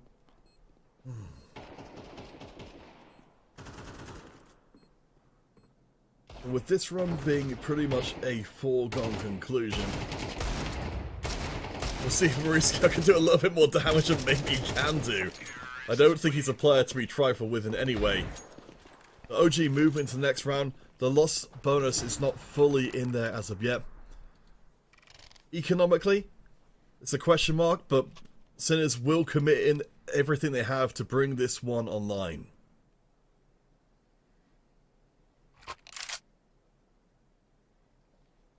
We'll be using the second to last timeout here. The OG boys just talking over what they can do. What should they expect here from the Sinners defense? Don't want to go too headstrong. We have seen some of these audacious charges out to be main with the flash not paying off too much just yet for the Sinners. So whether or not OG will lay back a little bit, try to draw them out. And that is going to be the question. I would be thoroughly entertained, Wheater, if we see the Sinners rush down mid as we saw at the beginning before again. Just because, you know, talk about audacity, that would be a full-on slap in the face to OG.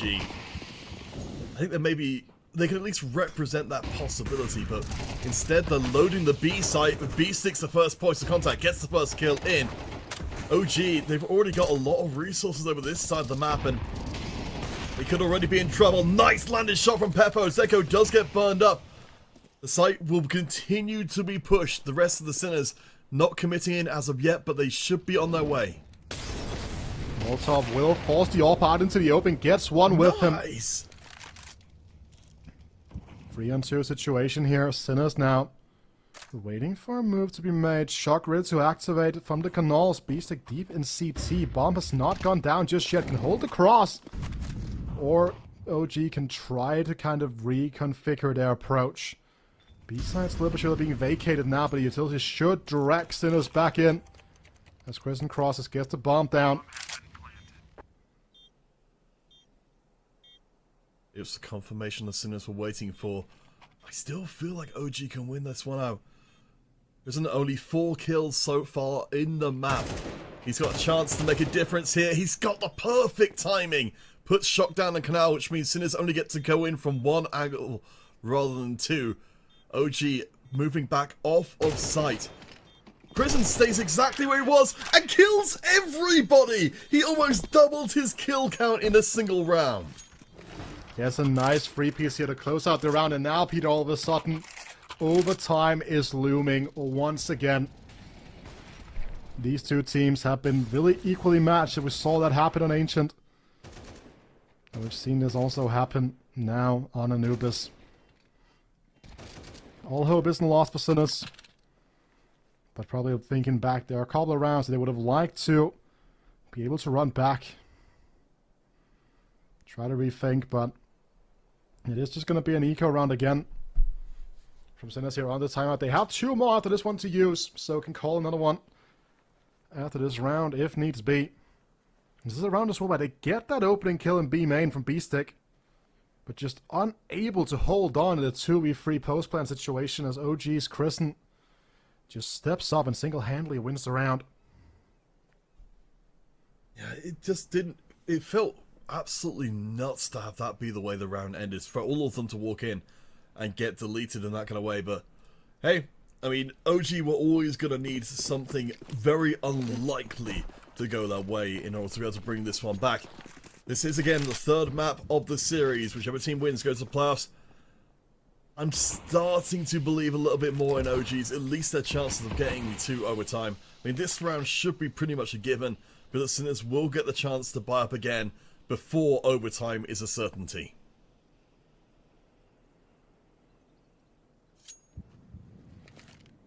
The stack has been made correctly here from Sinners. 5-7's up close here on the jail angle is definitely something to be aware of. Pot shots being fired through the smoke. Utility raining down from above as well.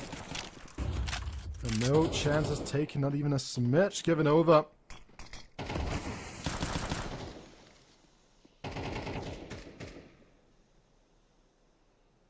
Very few chances being taken by OG here that they're going to get caught out by the defenders, and now I can just delete them one by one now that the site is completely immolated. A straightforward round, and OG gets a hold onto... It's looking like it's going to be everything. Not quite. Shock will at least be able to sell his life dearly, but doesn't get a second. This will be the crucial round yet to come, though. Round 24. We're going all the way again. These two teams just powering through. 5 rounds in a row. OG, they've got as much momentum as they could possibly ask for. Actually, more rounds in a row than even the Sinners managed on their T-half. The question is, what changes now? Sinners have got their guns. There are no excuses left. They've one chance to close the series, or we will start it all over again in overtime. The boost above the smoke here, just trying to see if anything was happening in main. Now just an early exchange of utility, but here comes Boss actually sneaking around the corner. Easy pickup for Peppo. With that confirms a double stack here over on the A side. Information to play with for OG despite being a man down. They have converted these before. Just a long pass for Peppo, yet again stands tall. Able to fall off the angle. The mid duo also going over to shock. And it would be a shocking situation here if OG are able to convert this into an overtime. Now in a DQ's still 2-on-5 situation.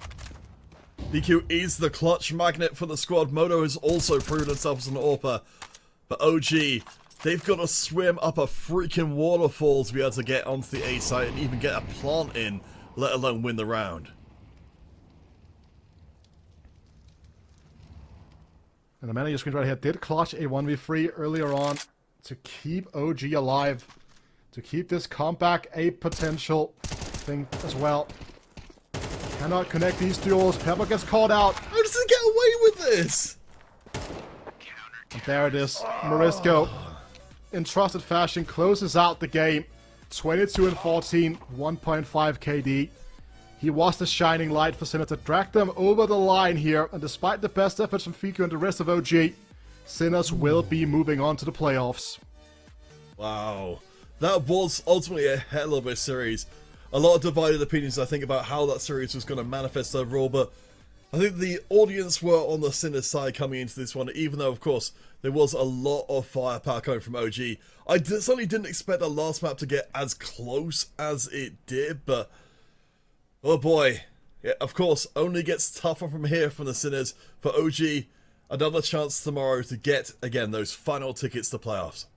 Yeah, that 2-2 bracket is definitely something that is lighting up now, and then with that, you're going to get Fireflux in there, Paravision that we saw yesterday, right? We also have the loser of the next match coming up on stream. It will also be in that 2-2 bracket, so it is going to be a bloodbath, and you really want to get into that playoff to really have a chance to get yourself a fantastic result. So, of course, coming up at 1600, so in around half an hour's time, Monte versus Amcal will be our next and only remaining series for today. As you can see on your screen, Fireflux, unfortunately, had to FF that match versus Fnatic, so unfortunately we won't be able to bring you that one. Just the 2 matches through today.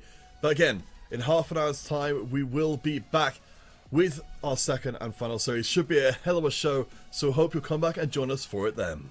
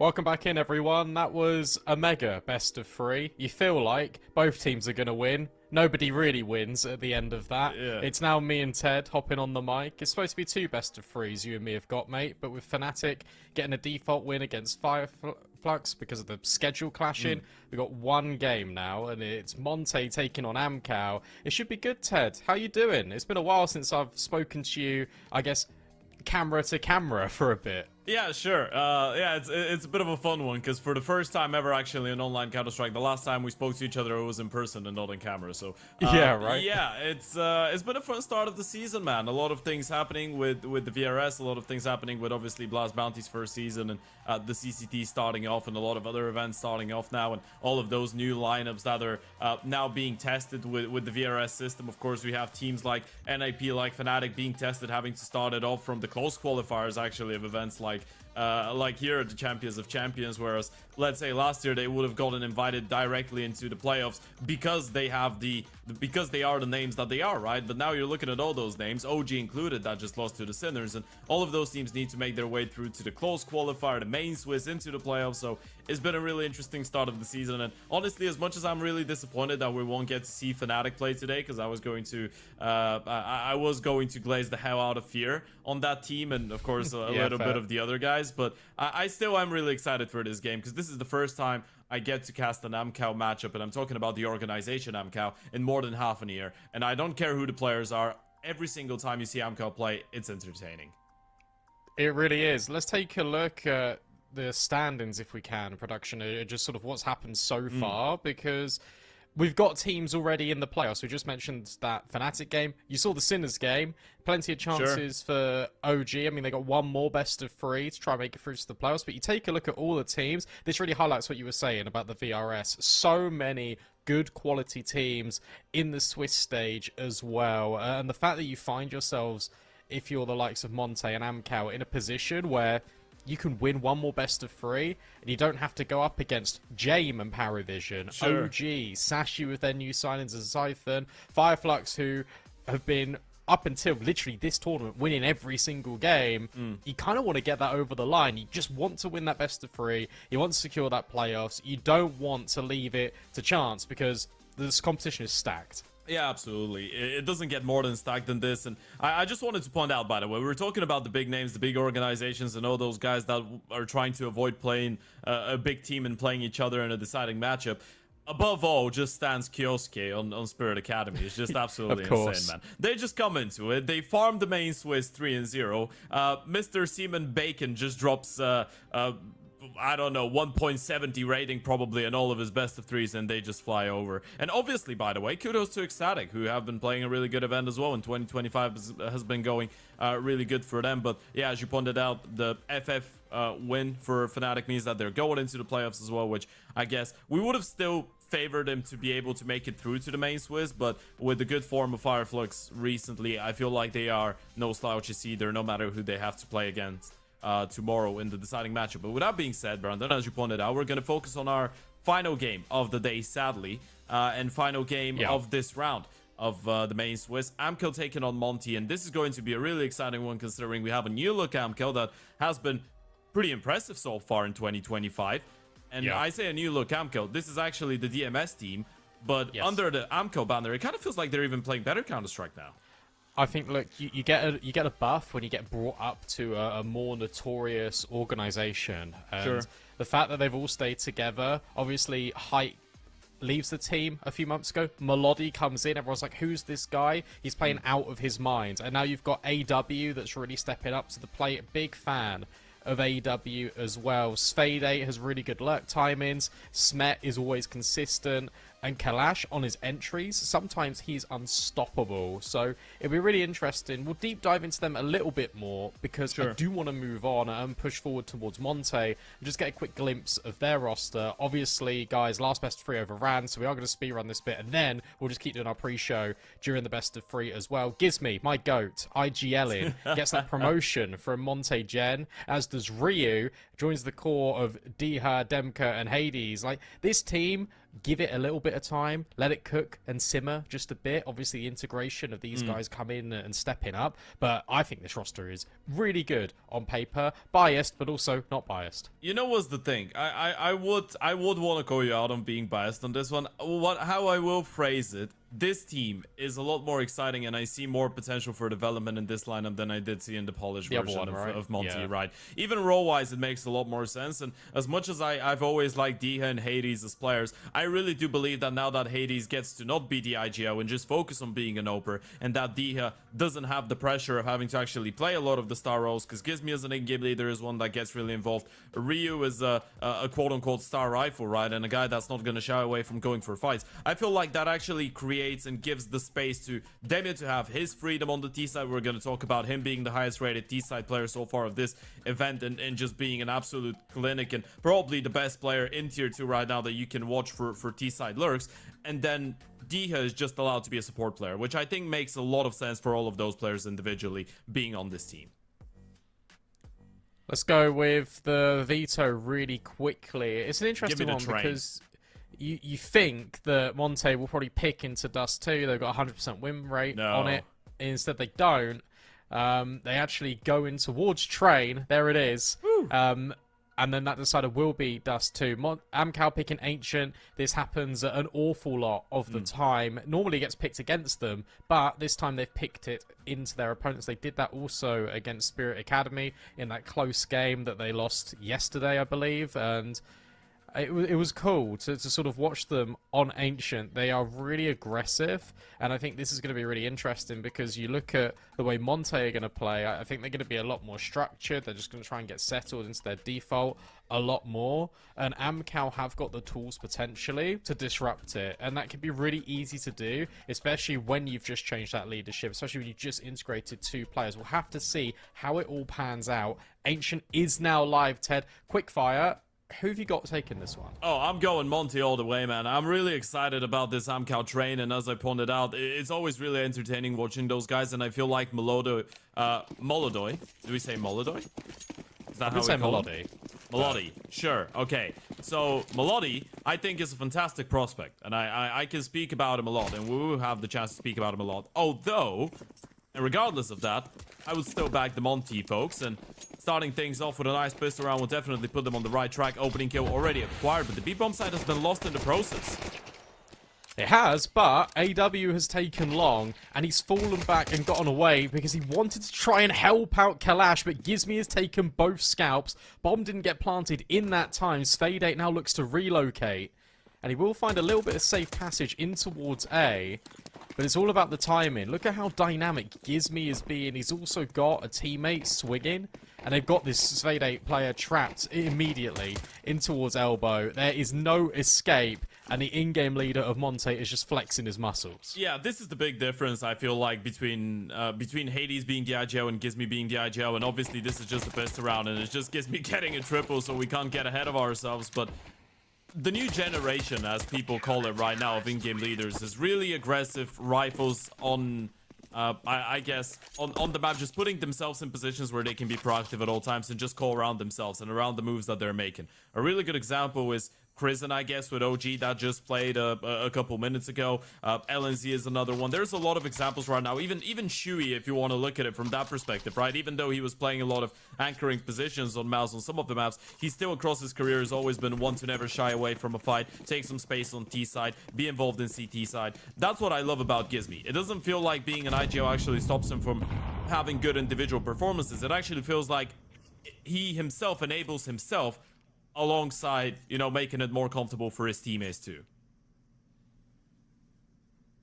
I think the impressive thing about Gizmi is that he He's never British. was an in-game leader. Yes, Okay. also that. But he never was an IGL. He actually started in-game leading in Monty Gen.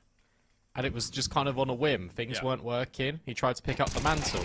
And now he's in-game leading the main team, which is just fantastic, really. Because this is what you get out of him. I remember the hero run, the Paris RMR, where Viperia were there, Gizmi was there. And he was playing quite well, getting really aggressive, taking fights. What's good to see, and I like the fact you brought up this sort of new gen, old gen in-game leader, but I'm glad he hasn't lost his style. Because you see a lot of players sometimes kind of lose their individual ability a little bit because they're trying to focus on several different things going on inside the game. But no, this guy will push. I mean, it is UKCS, early. baby. It is really early, right? UKCS, baby, but there will be some problems that he'll have to think about in the future. For now, though, things have been looking really good. But going into the first buy round, it's a really rapid one out of Amka, already making their way out of the A-bomb side, dodging the mid presence, but Hades is able to deliver with a double, and this is a big defense. It's only him as well. It's just pure contact. Where are the smokes from Amcal? Limited utility because I prioritized the weaponry. So at least Kalash can plant this bomb. You've got space in towards Temple. The timing relies a lot on Svede in middle, but his teammates are being removed on site, and Gizmi is also penning him at elbow. This was just not a great round, really, from Amcal, but it's been a beautiful series of reactions from Monte. Melody trying to make things happen.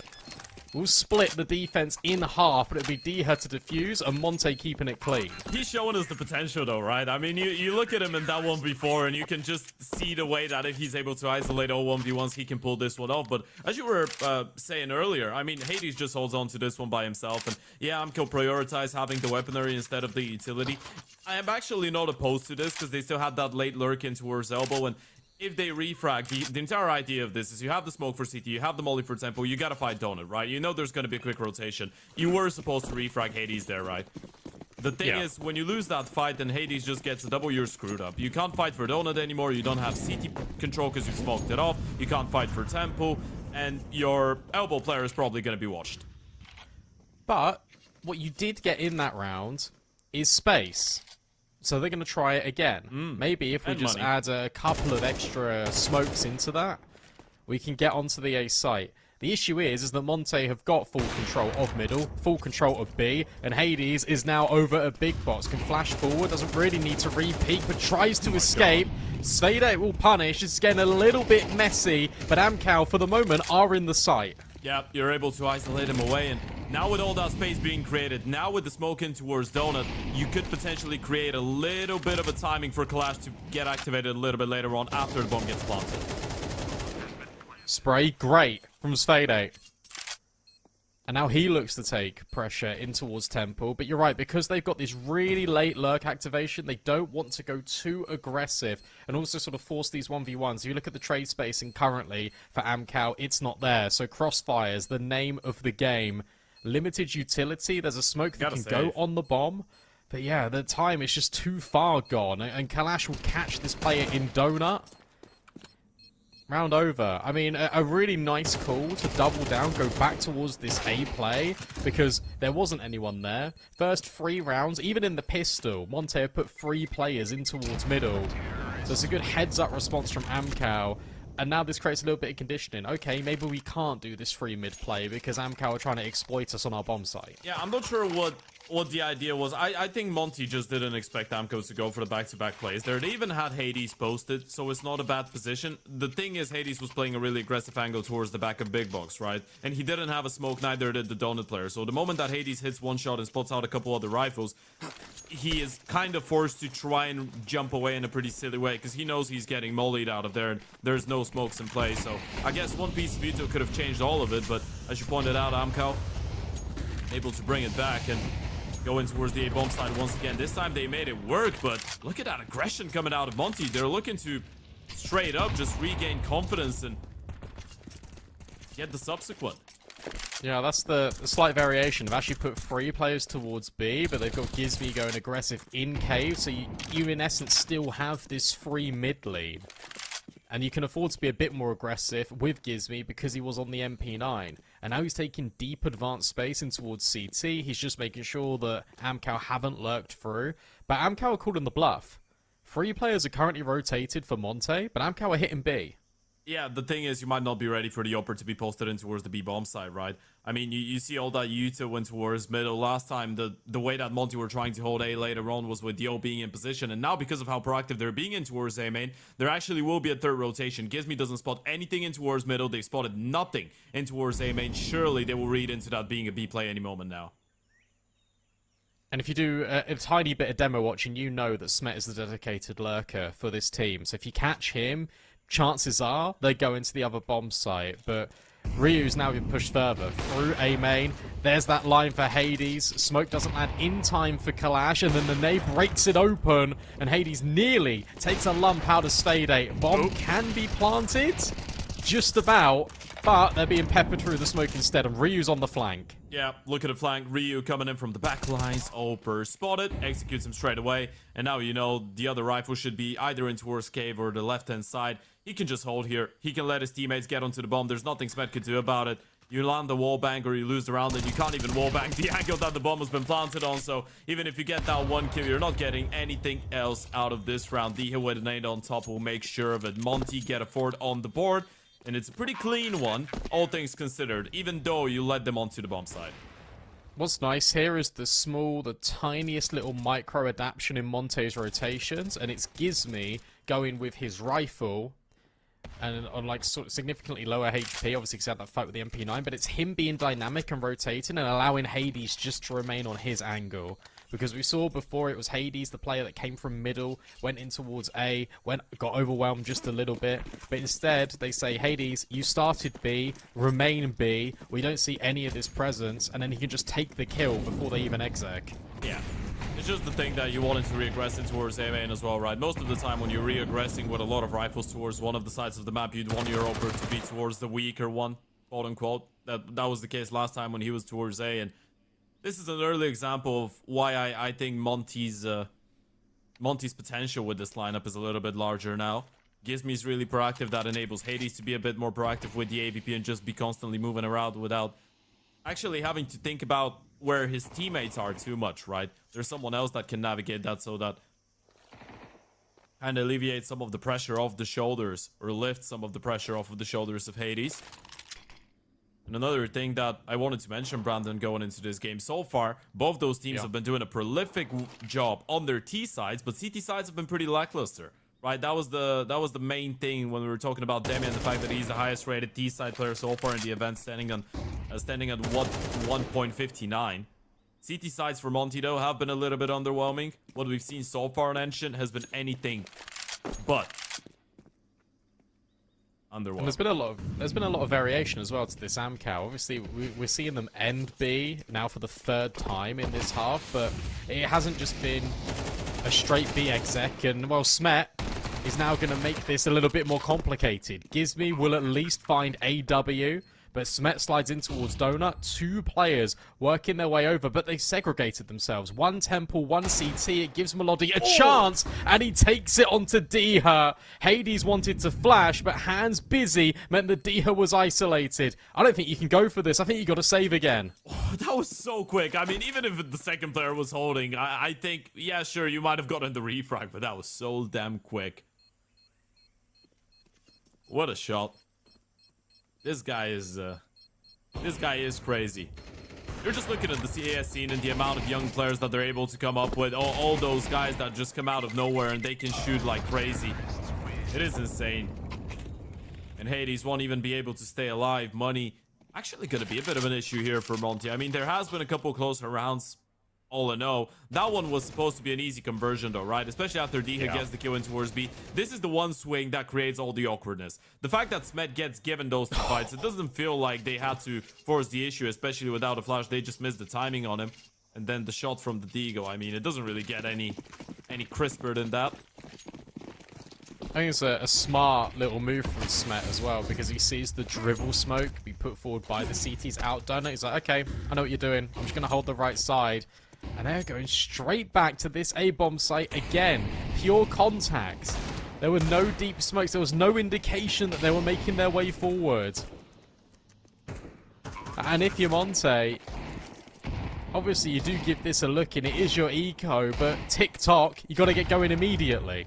I mean, it wasn't even a pure contact, right? It was a straight up rush. They just run out the A-bomb, side guns out. They know there's going to be pistols on the other side. Yeah. You just go, you know you're going to win the individual fights, you know you're going to make your way into the bomb side, and you know for sure they have no utility to even attempt going for this retake. So now Monty's just playing for exits. This round is unwinnable. Damn, they really try and get a kill, and AmCal give them absolutely nothing. I say that, maybe Melody gives him an AWP. But not for long. Alright, Amcal. I see you. That T side, you mentioned it. You breathed it into existence for 30 seconds, then Amcal just delivered back-to-back really convincing gun rounds. No AWP, as you mentioned, for Hades in this, means that Melody's got free reign.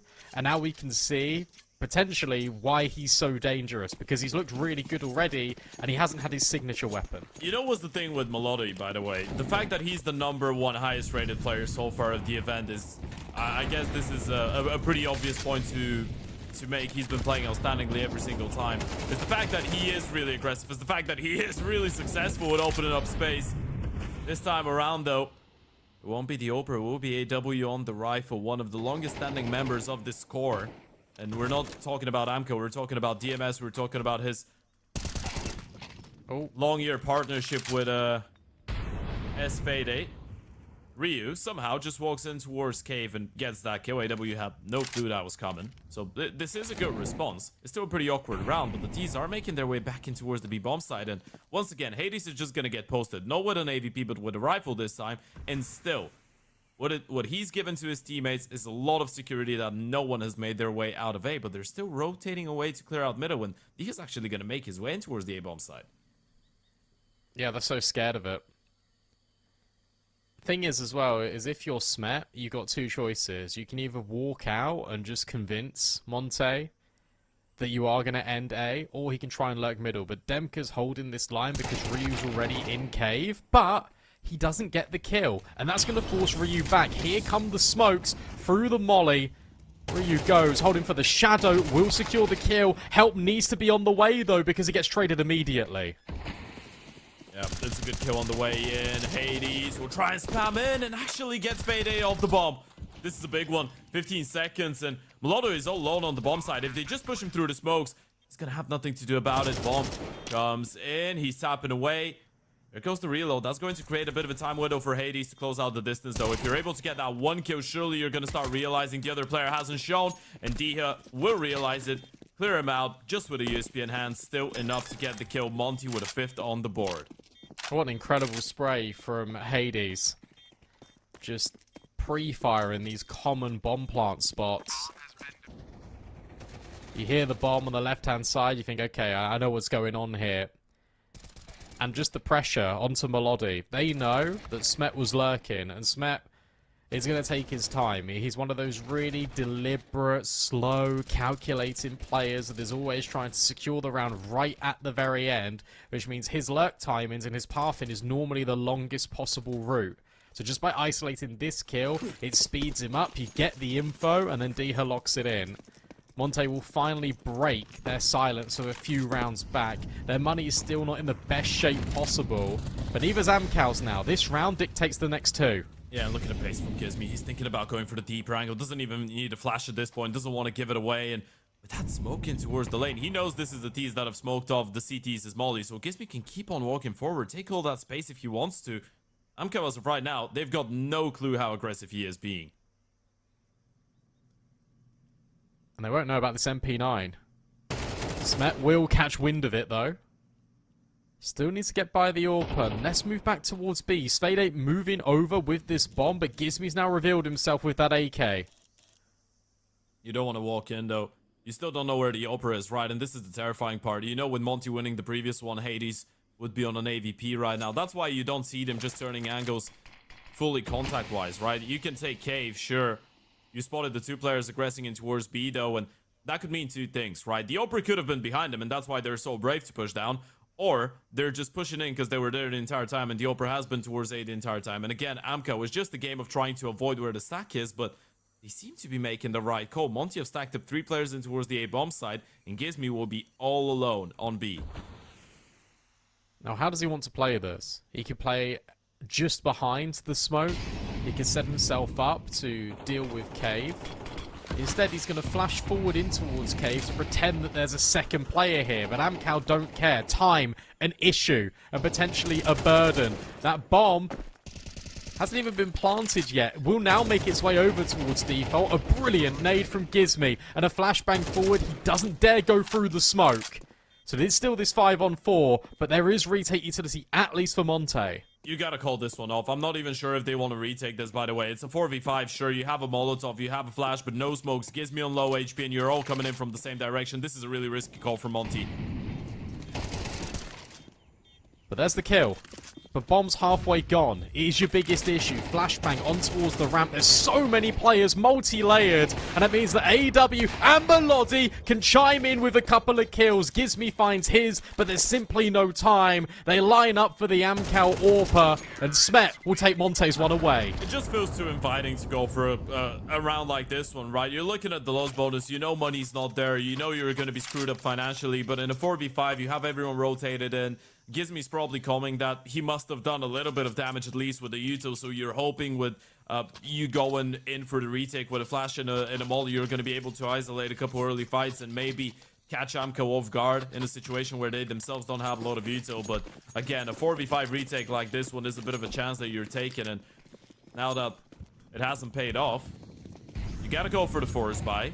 If you don't make this purchase of 2 Famases and 3 pistols work out, you're going to be fully reset. And Gizmy's just stepped. Did he catch Melody? Yes. Holds for him, and now that's an AK that can be given over to Diha. In fact, Gizmy wants it for himself. Stay holding for the elbow push. Gets 1 kill. Wait, that's not Gizmy. There he is, and Hades has found a Deagle again in towards middle. Amcal might have space on the bomb site, but they are down a man. Yeah, still, this one is much more doable than the previous one. It feels like Double P comes in towards the cave. AW run down by Demia's AK. And that leaves Smed in a 1 versus 3 clutch. Gotta get aggressive. Problem is, you don't know where the third player is coming from. So the moment that he hears the steps, he's not even going to realize it, right? He's got no idea where the third guy is coming from. Even if you get that 1 kill, you're still going to be wandering around, thinking about all the different possibilities. But the only thing you should have been thinking about was Demia and his AK-47. Makes it a double Monty steal away. A massive force buy at the end of this first half. And that's fun, because I thought Amcal were just going to cruise to a victory there because of the amount of space that potentially they could have had on the B-bomb site, but individual trades ended up costing them. I really like the fact that it wasn't Gizmy just alone pushing A main. It was that second player, and as soon as that contact gets taken, that's where your donut players then walk in to take mid. It all works in tandem. And I was going to say, look, if this ends 7-5, hypothetically, is 5 good for Monte, considering how bad their CT sides have been? Well, they've got 6. And in fact, they're the ones that can potentially make this a 7-5, an 8-4 in their favour. This feels great. Yep.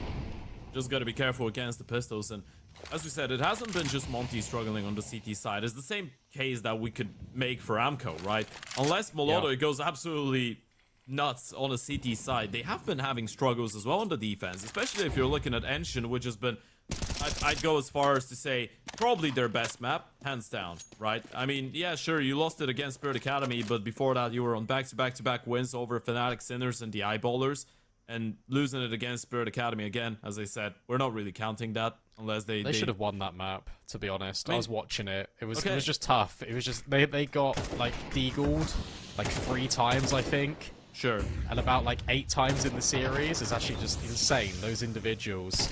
Molly missed as well, which means D has got even more liberties to take. Sveda and Melody have combined for a couple of kills. Weapon upgrades available, but as you try and push, it's Ryu that punishes. Melody will get a little bit of cash injected into Amcal's bank balance. Can he isolate a kill? Ryu jiggling with a spam in from Cave. You feel like no is the obvious answer, and you'd be completely correct. There is that 7th for Monte. Yeah, and this is a great potential, I guess, that Monte are going to be having going into the second half as well. Right now, you've guaranteed 7, and the point I was trying to make right there was, it's not only one of the teams that has been struggling on their CT side, it's both of them. So the fact that Monte going into this, I guess, second half with a bare minimum of 7 rounds, potentially even 8 to start things off on their T side, where Demi usually gets going, where Demi usually gets to show us the best out of himself. I mean, I'm just going to give you a quick example. Even in the Fireflux game that they ended up losing 0-2, and they played 2 maps, 24 rounds each, Demi was 25-13 on T sides on Enshin and Mirage against Fireflux. Wow. And that has been a repetitive occurrence, right? That's been how things have been with Demi and his T side so far this season and so far in 2025. And you gotta feel like Monty are just putting themselves in a great spot right now, regardless of whether Amco get this round or not. But if we're talking possibilities and probabilities, well, if Amco want to higher their chances of winning it in the second half, they need this 5th.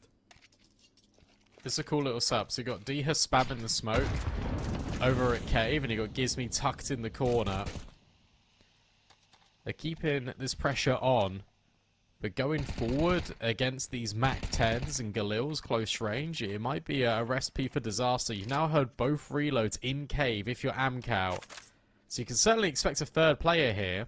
Little do they know, if they go in towards mid, it is just Emka. But smokes are being lined up. To be fair to Amcal, when they have walked into sights, it's looked good. But will they be ready for this walk down by Monte? Kalash, a little jiggle, but it's too late. Yeah, pistol spotted. Oh dear. Line up. Oh, Gizmy takes down a teammate, but Ryu is there with the help. And his 3 rifles taking on a lot of pistols and a couple SMGs. MAC-10 able to land the dink, but doesn't have enough ammo to get the second kill still. Esfede gets the refrag, and Smet, this is the lurk. They're still holding for it though. He needs to win that fight, does so, and now Esfede can try and walk through the smoke. Clears up the last one, and Amco get at least 5 at the end of their D side. What would be enough? We don't know yet, but at least they're making it look doable. I can't believe they did that. I guess they go tit for tat with Monte in terms of the 4 spies being a success, but that one was almost given to them. It felt like the coordination there from Monte wasn't as clean as we've seen in the previous rounds. Obviously, the team kill doesn't help things, but Smet catching Hades, even though Hades was watching for him the entire time, has got to feel frustrating for the AWPer. But as you said, 7-5, I think you still absolutely take that if you're Monte, especially because, look, this is your opponent's map pick, then you're going in towards Train. I'm excited for Train. I'm excited for Train. There's a lot of reasons to be excited for Train. Train is a legitimate map of Counter-Strike. It's not a Vertigo. It actually is a map. It exists. And it's playable. And Amcal have never played Train. Yeah, they haven't. So Monty might be cooking up something, especially if they end up winning that second half list around here. Cave clearance comes in, jump in, Ryu and Demia just delete both AW and Kalash. And just like that, this round just feels over. No kids, smoke and a flash of 3 versus 5. Amcal should already be calling this one off. Yeah, you gotta go, you gotta run for the hills. Brilliant clears in Cave. AW could have been a little bit of a menace, just tucked into that corner. I like the fact he's doing that because you've got a player that's deep in towards Cave as well, but Ryu and Demka just completely expect it. I mean, you're hoping you're gonna get given at least a chance to fire a bullet, right? And then suddenly you just see 2 Glocks jumping around and turning around themselves, and you're like, yeah, there's no way I'm getting anything out of this one.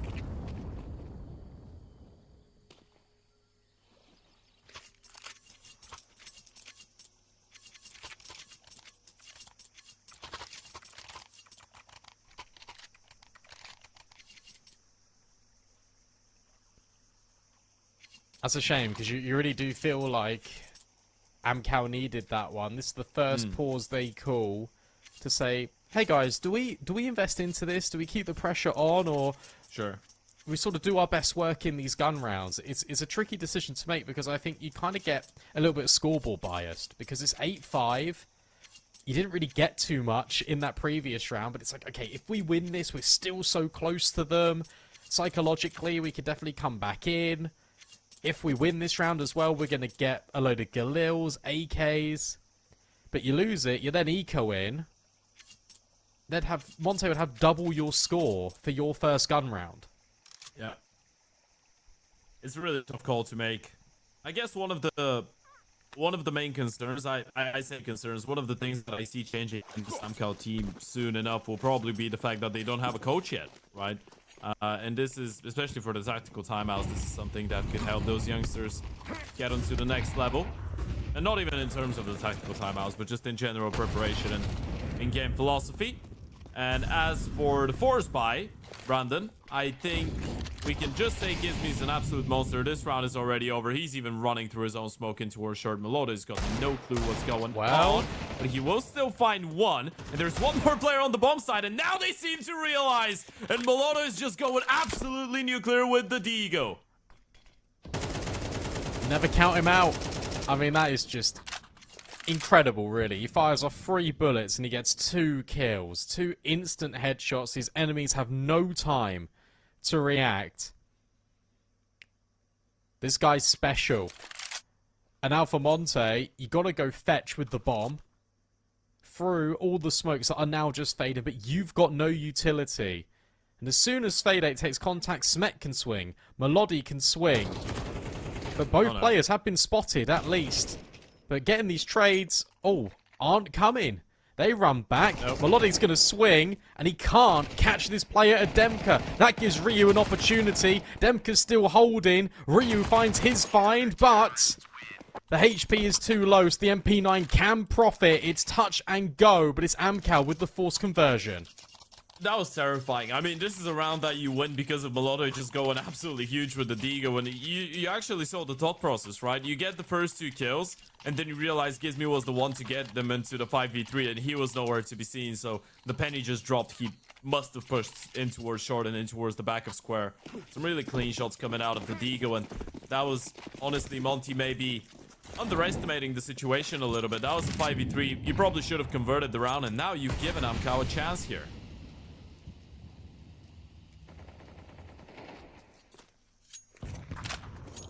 You ready for the comeback? Are you ready for another Amcal El Clasico?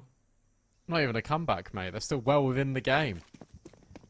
Unless Monte win this one. But it feels unlikely, especially with this man holding the smoke.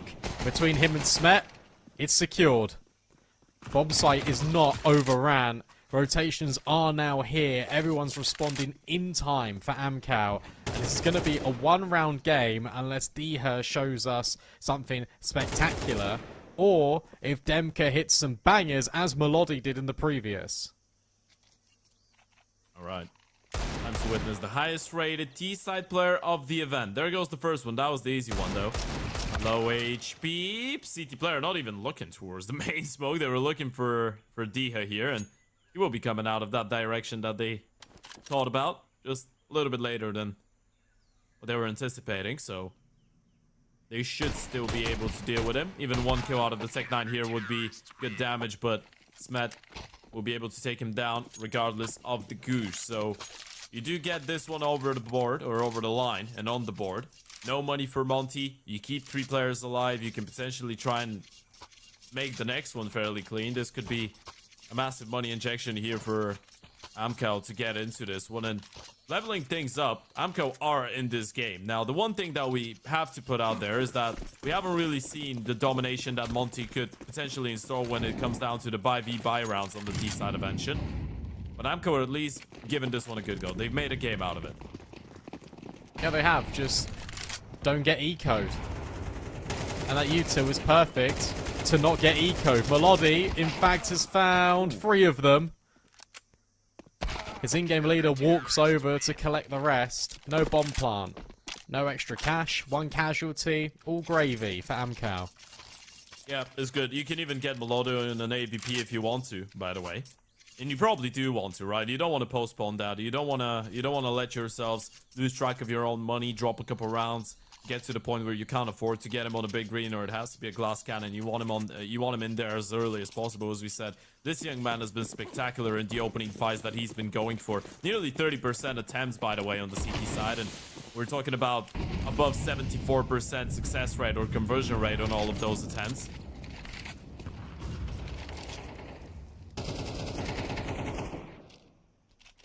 This feels a bit more one-directional from Monte. This is a simple, we're going to limit test the B-bomb site. Gives me swing and a hit. He's a bit blind, but he will find Kalash. And now he wants to go further forward through this long mollo. But it's Fade 8 that lines up and gets 3. Really? That felt like a double. Instead, it's a triple. And suddenly, Monte are on the back foot. At least they've got the ground in the bomb site. And they can plant, but look at this reposition. Everyone disengages from Amcal. And Melody is already in heaven watching the fallback. Oh, this is outrageous. And look at the way that they've opened up the distance on the CT side as well, right? The only things that they're taking care of right now is the T's not rotating away. One player holding in towards Shelf, another one going around the world and towards T-spawn. They know they have him contained. And Monty at every moment, or any moment now we'll realize the penny will drop. They're not giving us any fights, but they're not offering us any avenues out of that B bomb site, so we're forced to go for the bomb plant. That's going to guarantee the money, but it still feels so uncomfortable. It can fall apart if this kill's collected by Hades, because now you can plant safely. You don't have to take this long space. Smet won't know about that. I think he's just spotted Demka. Demka needs to not take this fight 1v1. Melody is subjected to the cave, but it's Smet that swings out and takes the life of Hades. Demka will trade. And now it is the superstar. Melody trying to clutch up. He needs to be pixel perfect with his shot. Going around, will try and hit the shot, but he's missed. But the second time of asking is even faster. Melody will clutch up and Amcal take the lead. That's where you need your big hero. That's where you need your youngster to deliver, and he's gonna have just about enough time, even without a kid being on offer. Amkel still away, another one in towards the B-bomb side, and look at a spray down from SFade. This is back-to-back rounds, by the way, where Monty have had the guns. They run a B, they get a double entry, and they lose the round in the 5v3. This one even goes down to a 1v1 clutch. I thought he'd lost it when he missed the first shot, and then he just doesn't die. Demka just doesn't make the most of his opportunity, and Melody's like, oh, thanks. I can bet you Demia thought that Melody hadn't lost that, by the way, after missing the first shot. He probably thought, he was like, oh, okay, a moment of relief. He missed it. Yeah, let me kill it dead now. to rights. Back to B again. I mean, they keep getting the space quite consistently, so it makes a lot of sense. And I guess on a force buy such as this, you can keep conditioning. Once they really want to hedge their bets here, Flashbang is, well, full ramp, so it doesn't really affect any of these players. Fade 8 baited in, needs to be traded this time. The spray isn't there. So it's a much more of a success story to get into the site, but the chip damage from all of the spam through the smokes is another. Can Kalash find that bomb planter? Yes, he can with the help of the Mollo. And now it's just the low HP players that are running into trouble. Ryu finds the first, but the double swing nets profit for Amcal. It's double digits. At least you get a bomb plant out of this one if you're Monty, though, right? That was what they were after. You get 3 kills, you get a bomb plant. It would have been lovely if you've been able to actually convert a round, but still, I like the diversion. I like the way that they hit him with the first wave of util. They open up the space into worst cave. AW was not ready. He's caught out of position and out of timing. Gets only 1 kill in an instant refrag. They refragged the player on the bomb side as well, as you pointed out. The big difference maker was the fact that the T's didn't really have a lot of HP left, had no util for the post plant or rifles, because that was just a half buy. Do make it work to some extent. Now you gotta get back to winning rounds, though. You gotta get back to winning buy rounds, because a lot of those have been good calls. A lot of those have been really clean on the entries. But at some point, you have to convert as well.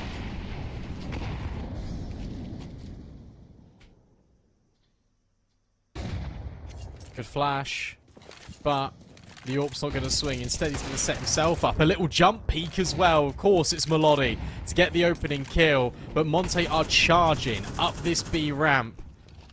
With all the util being dumped at an instant, there's still time here for them to reset and have that second wave. Very much similar to the previous, but Melody and Kalash don't even give them a chance. Stuck in the corner, and here comes the AWP again.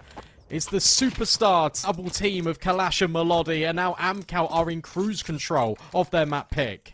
You know what this one feels like? This one feels like Amco have just gotten warmed up individually, right? It still doesn't feel like Monty are making bad calls. It still doesn't feel like they're having bad ideas. I guess some of the conversions of the rounds could have been a little bit cleaner. Maybe they've underestimated some scenarios and didn't play them in the best way possible. But a lot of the time, even if Monty are giving them the chance, Amco just need to hit one specific pixel to capitalize on this little opening that Monty have left for them. And every single time Amco have been able to capitalize on it. Individually, those guys are really scary. Now they want to fight middle. A complete change-up for Amcal. And it will net them the opening. Something that they've been without for quite a while. It was Melody that did open up on the AWP in the previous, but normally it's Monte. Normally it's this man. Gives me fighting forward onto AW, gives Monte a little bit of space in cave, and here comes Demka through elbow, but Smet, oh, he's holding for exactly this reality. No trade. And so, oh, wow. No trade, no nothing. Deher left on the site thinking, how did I get here on my own? It's really good layering and understanding the situation from Amcal. Yeah. This is looking like a legitimate team on the CT side of Ancient, right? This is why we had our expectations a little bit higher going into this series as well, Brandon, right? I mean, the first half was, I want to say, really impressive. As much as it was impressive from Monty, it was probably a little bit disappointing in terms of what we were expecting out of the Amcal boys, but now they've been able to find their form. And honestly, it's actually a bit of a relief, and it's a bit of a breath of fresh air seeing both those teams having solid improvements when it comes down to their CT sides, because one thing that I've noticed for both the teams, as I told you so far in the event, has been that very rarely have they actually posted less than 7-8 rounds on their T side and actually won a map of Counter-Strike. Most of the time has been the T side to carry them through, and then CT side has been a little bit lackluster, especially if they start on the CT side. Has been really difficult to convert unless they win a lot in the first half. But now you get a 12-8. Money for Monty is not terrible, yet not perfect. So you get a lot of chances on the Amco side. And as you said, Train is a really interesting conversation, because both those teams don't really have a lot of experience. I mean, Monty have played it just once, and that was a 13-4 win over Yanu. And we know that Yanu's not in a great shape and hasn't been in a great shape for a long time. So I'm not really sure if we can use that game as a proof that Monty's Train is fantastic. Yeah, I don't think but it definitely is a little bit more well-drilled than the one of Amcal, who haven't played a single official on this map. And a fun fact is, for a lot of those guys, considering how young and unexperienced they are, Yeah. probably the last time Train was in the map pool, they hadn't even played an HLTV game. Well, not all of them. AW and SV, they definitely were playing HLTV games back then, but I can tell you for a fact that Melody wasn't. No, Melody was still in nursery when Train came out. Oh, come on. He's not that. We're not that old. He's 20. He just started his professional career really late. Oh, gives me his farming. And so is Kalash. Good trade. Look at it. Where's the trade space? And that could have gone completely pear-shaped, but again, you still got Gizme. AW, that's Wow. a decision. Yeah, I mean, you don't really feel like he's got a different choice, right? If he lets them cross into Towards A, then his IGL is all alone, so might as well take the chance. You go down, they're gonna go B, but it's a 2v4. You know there's a couple players low on HP. I actually rate it. If by any chance they're running in towards A and they just assume you're not gonna be up close, and they're not ready for you to swing through them all, you could have caught some of them off guard. But yeah, coming back to what you said right there, Gizme has been farming. 24 and 14 for the in-game leader, and it's a bit of a redemption story as well for himself and Ryu being on the main team as well. Right after last year, they got an opportunity to play with the main team for around 2 months, stay in there. Of course, there was a lot of rebuilds going in with Monty's lineup last year in 2024, but both of them got to play a season of ESL Pro League. Both of them got to play the esports tour in Brazil as well. So traveled a little bit, played a little bit of LAN Counter-Strike on a higher level. And now they're back into the main team. And as you said, now Gizme is an in-game leader. It's a new chapter. And if it works out, especially for Gizme and Ryu, it could be a beautiful story. Also, they came in with their coach this time around. Something we haven't mentioned. Ivan, who coached Monty Gen for around 2 years before joining the main team now.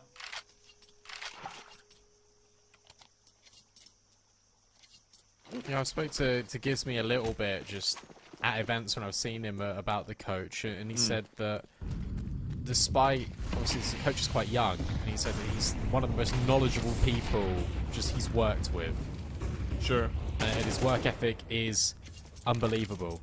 Svede wants to end this game now, so he finds the opener on towards middle, and Gizme just contact walkthroughs the smoke. Melody is still here in red room. And now Svede's going to go and look back. AW's been dealt with. Gizme will get a favourable time in, and Smet is very deeply invested in Temple. He's not on the edge, so it needs to be Melody searching for kills. He's going to try and find one in towards Donut. Yep. taking the space, walking through smoke. Hades, in the meantime, has dropped his teammates in towards A. Melotto is going to be all alone. The only thing he's got going on for him is that they didn't know he was out towards the back of the bomb site, but it's just going to be the one and done. Damien with the refrag, and it's Kalash thrown in the 1v3 clutch. And again, they don't really know where he is, but Hades is just holding the line, and actually, Kalash does catch a bit of a timing. Has been planted. Terrorists win. Unlucky. Right. It's one of those. Well, where, got a timing and a bullet. yeah, it's one of those where you look at it. He's hit 3 bullets. Hades only needs 1. If he had an AK, that would have been on. That would have been like, ooh, nice shot. Instead, it's Sure. you're dead. That is something that I'm trying to avoid. Most of the time when I do start hyping up someone and I say that there is a possibility, that's happened to me actually twice or 3 times in the last couple months. I just spend maybe 2 minutes about just hyping up a random player, and then they eat the nastiest bullet between their eyes. Hey, that's Always Counter-Strike. happens like that. Yeah. Especially, The player ends up playing yeah. well in general, but just the specific moment when I'm hyping them up, they always get annihilated. It's always the way. It's always the way. It's the classic Counter-Strike 2 deaths as well, where from his POV, he feels like he's killed Hades. Oh, if you have damage prediction on and you're playing professional Counter-Strike, you should be sent to court.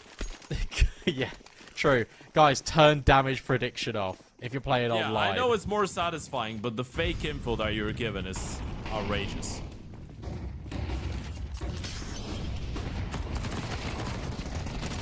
Okay. Okay. Another thing that's outrageous is a running MP9 creating the space for the FAMAS, and somehow this round has just started. In a minute 30, the CTs have brought it into a 4v2 now after Fade shuts down Rio. And as we were talking some sweet words about the damage prediction, Monty have been left in a 2 versus 4, and it feels like this entire hustling here on the CT side for Amco will eventually pay out. A 4v2 to close out their own map pick. Just Hades and Demi on the other side. You have the bomb in you. You have an AWP, you have an AK. Both of you healthy. But it would still require something really sick to pull this one off. I'll tell you what, the fact that obviously I'd say pretty experienced commentators, we're looking at that mini-map and then suddenly they just explode and overwhelm them. Yeah, no wonder Monte were caught off guard, because we were. The acceleration through cave, through ramp at the same time was instantaneous, and there's nothing you can do about it. A really good angle taken by Spade as well to punish Ryu on the lurk. Smet just jumps, he's done his job. Info gathered. At least the bomb will go down, but Spade... Oh, in fact it doesn't. I really like that. The fact that he's sold his life a little bit. We'll see if it comes back to bite Amcal, but it means the rotations can get closer. Yeah, he just sacrificed himself to make sure that the circle is going to shrink a little bit further.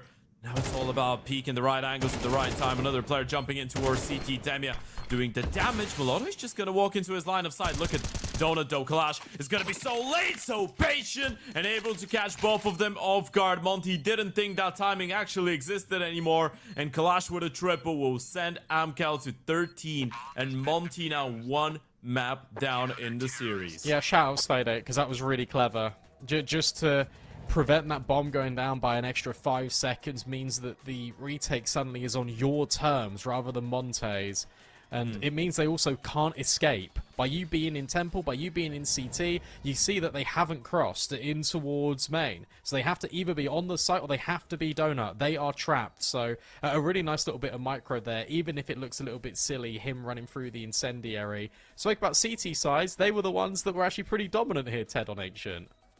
Yeah, absolutely. A large improvement coming out of both teams, and it's difficult to say whether that is because both teams actually struggled on their T sides, or both teams have put some extra work into the CT sides. But I want to stick with the latter, right? I'd rather be a glass half full type of person and say that both those teams have just noticed that defenses have been strugglesome in the last couple of days. So a little bit of extra work being put in. It was pretty much refreshing seeing Amco be able to turn things around for themselves in the second half. Obviously, the Oper delivering as we expected, but there was a couple good things coming out of the Rifles as well. I couldn't say that this was just a one-man show, and I think it was a team effort coming out of Amco towards the end.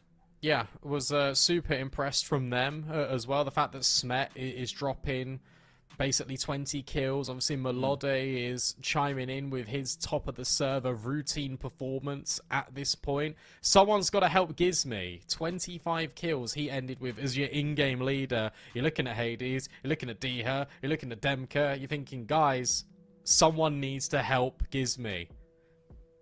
Yeah, absolutely. I guess that's what you're saying, right? He's the IGL and he's running in first and still the top fragger, still the guy to open up all the space. But the truth is, Monty did have their chances, couldn't capitalize on them, ladies and gentlemen. Good news if you're a Monty fan, which I know a lot of you will be. Big up UK Counter-Strike. That's the only time you're going to hear me say that, by the way, in my entire life. But their map pick is still coming up right after the break. Train, it's a map that Monty have played only once against a really struggling side of Yanu, a map that Amco haven't played an official map on yet, and a map that was out of the map pool a couple years ago when some of the Amco players weren't even playing professional Counter-Strike. So it's going to be exciting to see how they do on it. We're sending this one into a short little break, and we're going to be right back in around 10 minutes to see what Train has to deliver in our final game of the day.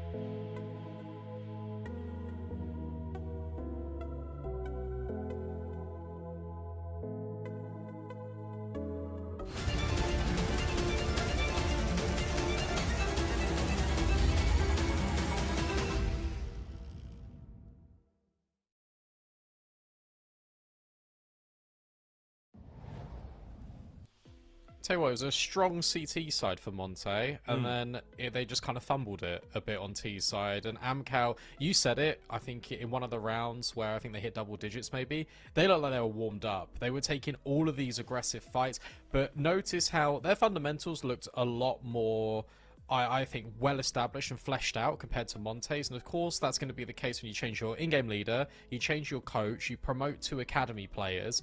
At the same time, though, I feel like you still got experience on this roster to not be making some of the mistakes that were being made, especially on that T side of Ancient. And now you go into Train, where we don't have much tape on any of these teams. I mean, we've got none on Amcal, so we don't know what they're going to look like whatsoever. We don't really know what Monte are going to look like because they played Yano, who were middling at best and have been for quite a while.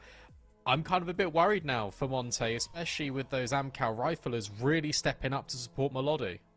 Look, there's really a clear conversation we should be starting right now, and that is whether they want to start it off on the CT side of Train. They probably want to start it off on the CT side of Train here, Amcal, right? And with what the meta is right now, we're probably going to see them. I think it's going to suit them as a team, right? And that's the conversation we had as well with you off camera now in the break.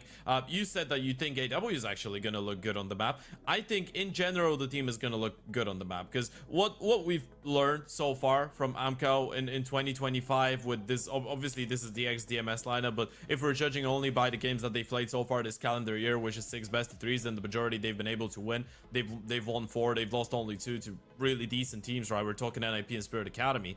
The one thing that we can get as a bottom line is that is a team that feels comfortable when they are the ones taking the initiative and when they're allowed to play proactive Counter-Strike, right? They don't really feel comfortable waiting. They don't like the stale game. They like being aggressive. They like being mobile. They like giving their individuals the opportunity to shine and get into individual fights. And the fact that you're playing a map like Train, which, yes, does require a really high level of coordination when you're going for those aggressive plays, but still does allow you to go for those aggressive plays on the CT side, whether it's going to be fighting for A main control, whether it's going to be fighting for the B lobby control and pushing up and making the T's feel claustrophobic.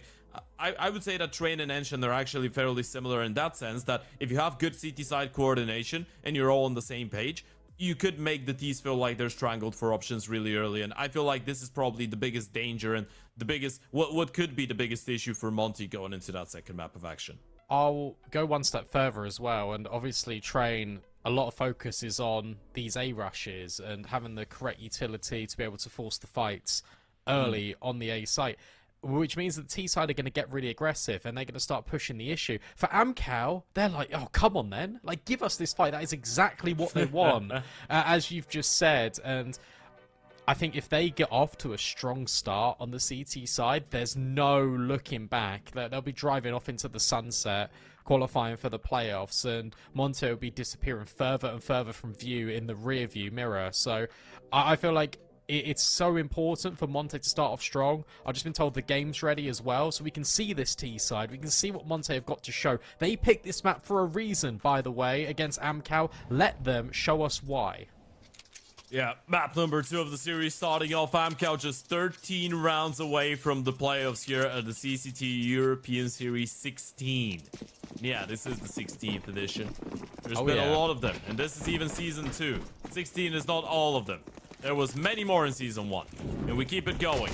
We keep the grind going, and Monty keep the pace going in towards the A-bomb site. Ryu, lovely first opening, make that a double. Melodic goes down, Glock tapping away at Ryu with a quick hat trick, and that bomb site is taken by Storm and by force by Ryu. A pistol round going in favor of Monty. That's exactly what type of a start you were after. Great entry path in, I think, from all of them, because the reason why Ryu is able to take his aggressive, sharp line is because you've got players that are pushing deep in towards Hell. You've got a player that is going wide as well to get rid of Melody over at E-Box. And the flashbang support from Hades was sublime. We said it. Gizmy got 25 kills in map 1. He needs someone to set up to take away a little bit of the burden. Ryu wants a knife, and he'll get it. That could be an ult for Hades round 2. I'd say between 6 months and 3 years behind bars for that type of a pistol round that Ryu just had, by the way. You run with a Glock, you get a triple entry, and then you even knife the last person. It is illegal. It should be. It is a great start, though. And as you were saying, Brandon, you made that point. Obviously, that was just the pistol round, not the full buy. And we're going to have to wait a little while before we get there. But stopping those A rushes is probably going to be number 1 on the agenda, or on top of the list for Amcal here. Try and deny the T's from getting that early map control, that early presence outside, and just spreading around like cockroaches on that A-bomb site. Like ants. I like that analogy, and I like this setup here for Monte, because they're using the long-range weaponry to their advantage. Notice how Amcal are now taking space with a little bit of a miss smoke, but in towards Pop with a flash. They got deep A main control really early, so now Monte, they're almost subjected to Ivy, but this will favor their weapons. It probably will, but I feel like the cities are starting to realize what's gonna hit them. Well, now Smet knows what's gonna hit him. He spotted Hades. The problem is he spotted, I think, only Hades, and you've made a decision to stack up that B bomb site, which doesn't really seem like it's going to pay off. Everyone else from Monty just making their way out A. And yeah, sure, they will take their time clearing the corners, but I'm covering in no rush. They realize that if Monty just decides to go away, they can save and replay that half by, or if that force in the next one, pretty much, with the pistols. Now that you know, it's time to call it off. Yeah, I like the idea, right? And it makes sense based on the info that they had. Because Smet originally spotted Demka, dropped a smoke, 1 IV. Then you take A main, you take Pop, but you don't push all the way. It makes sense for you to over-gamble that B bomb site. You don't want to lose too many players here if you amk out. And it looks like they will lose 3 of them. Kalash has still got all the utility, which is quite nice. But from a round that was already going to be fairly bare bones, it's now looking even more sparse for this CT side. Maybe a Mac 10 can soften the blow just a touch. Yeah, I guess it's a bit of a silver lining, and even if you take a little bit longer to get into that CT side, it's not really too big of a deal. You haven't had your first buy round yet, but it just hires the pressure that you're going to be going into with when we're talking about the first time you're going to have the guns out. And still, for Monty, that was much needed, right? It was a good start on map 1. You end up losing it. You couldn't convert, but now this is a little bit different. You're playing against Amco on a map that they haven't really played so far, so you gotta feel like even if they have practiced it, they've never been in the situation where they're under a little bit of pressure and they need to come up with solutions. So that's what you wanna do. You wanna put them in a situation where they need to find solutions and they're just not able to. And so far, it's been looking clean. They've been sticking together, been looking alright, as we said, a little bit disfocused, maybe a bit discombobulated in some of those 5v3s, some of those situations where they were getting the opening kills on Ancient.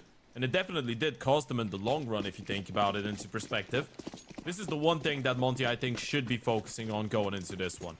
Getting the opening fights, getting the opening kills has not been a problem for this team so far. Converting the rounds has been, though, and that's where you probably want to put a little bit more emphasis.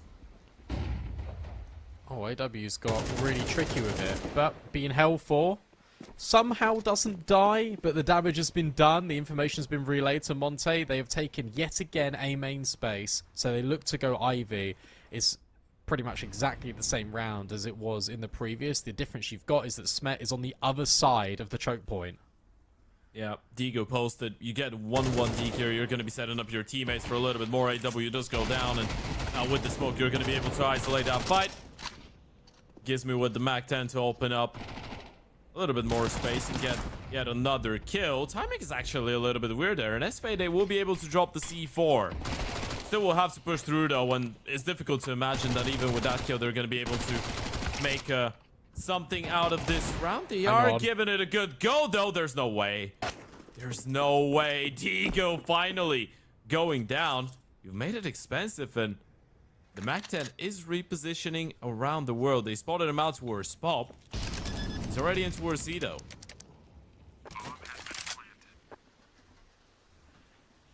Yeah, Ryu is so focused on holding this line. Melodi's got a really good time in here. The issue is no kit. So it'd have to be a 10-second stick. And by that point, your players can creep closer. Also, Demka is rerouted all the way around the world. Melody, no way you anticipate Demka to be on that angle. In comes Ryu. Off goes Melody. And this will be a third round. But a lot of damage suffered as a consequence of the individuals now starting to shine. Can Melody get rid of the AK? No, he can't. But that's all fine. There will be an AWP in this round. Sfade or AW can drop him. Or he can glass cannon.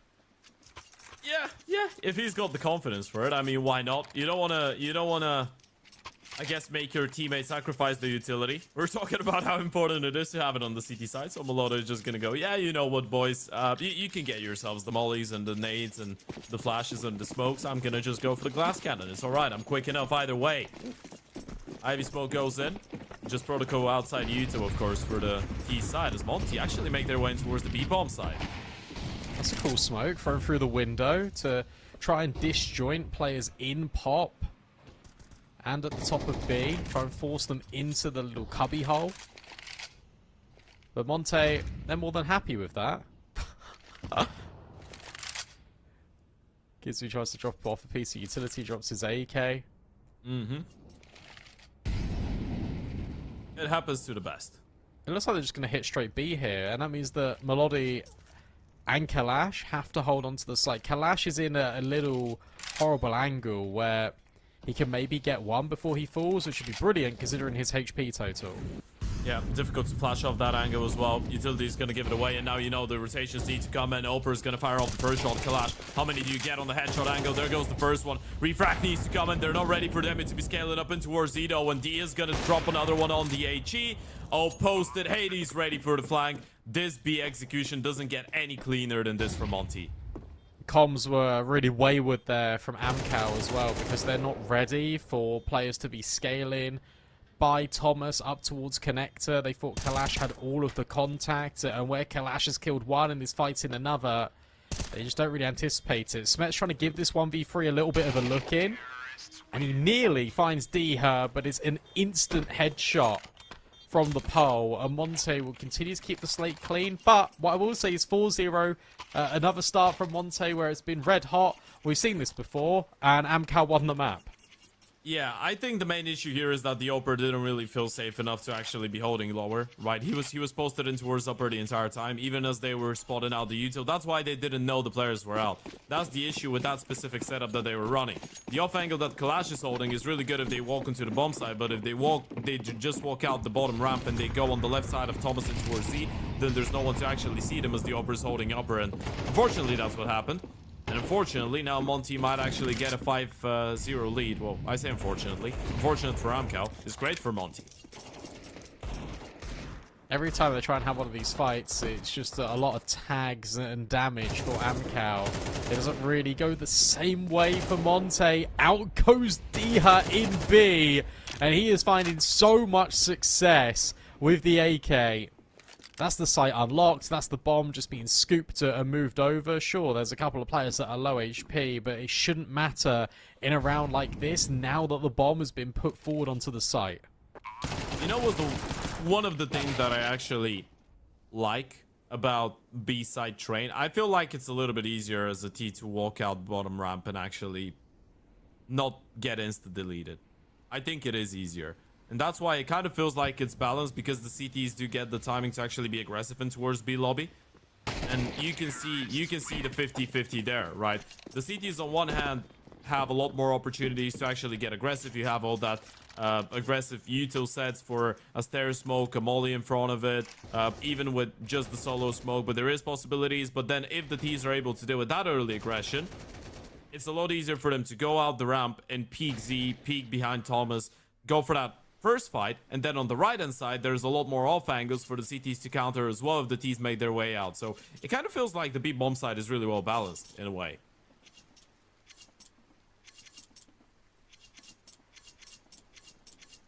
I also think teams don't really look Ivy all that much now. I feel like there's a lot of scope for lurks out Ivy as well. Sure. Yeah, Ivy's a little bit odd. There's a lot of angles. If you're trying to lurk Ivy as a T, there's too many off angles that the CTs could be holding nowadays, I feel like. I don't quite know if this is the case or not, but also I mean, I don't know if it's the just, main reason people don't play it, but definitely there is more angles. Yeah, no, not about that. I was entering another train of thought. We'll come back to that in a sec, because Ryu has just burst his way through A. It's a repeat of the pistol. He's taking exactly the same entry path in. Pot Flash is good for Svade, but he goes 1 for 1 and traded immediately. Melody needs to find more than just a single kill from his position. Above the smokes, in connector. Can he find anything? Oh. His counterpart can. Yeah. And D is gonna drop Smet as well. This defense is just not holding on for Amco right now, and Monty are just switching up the pace completely every single time. Melody's still on 1 kill, and you can't really fault him. He's been isolated the majority of the time. So, I think we can get back to talking about Ivy. Yeah, actually, I was going to move on from that. Because I saw Amcal taking a tactical pause, and I don't know the official answer. But on HLTV, they don't have a coach listed, and I know they didn't have one on DMS. So it's like, is this organization really picked them up and they don't have a coach? Like, the fact that this team's doing this well and they don't have a coach. Terrorists win. What's going on there?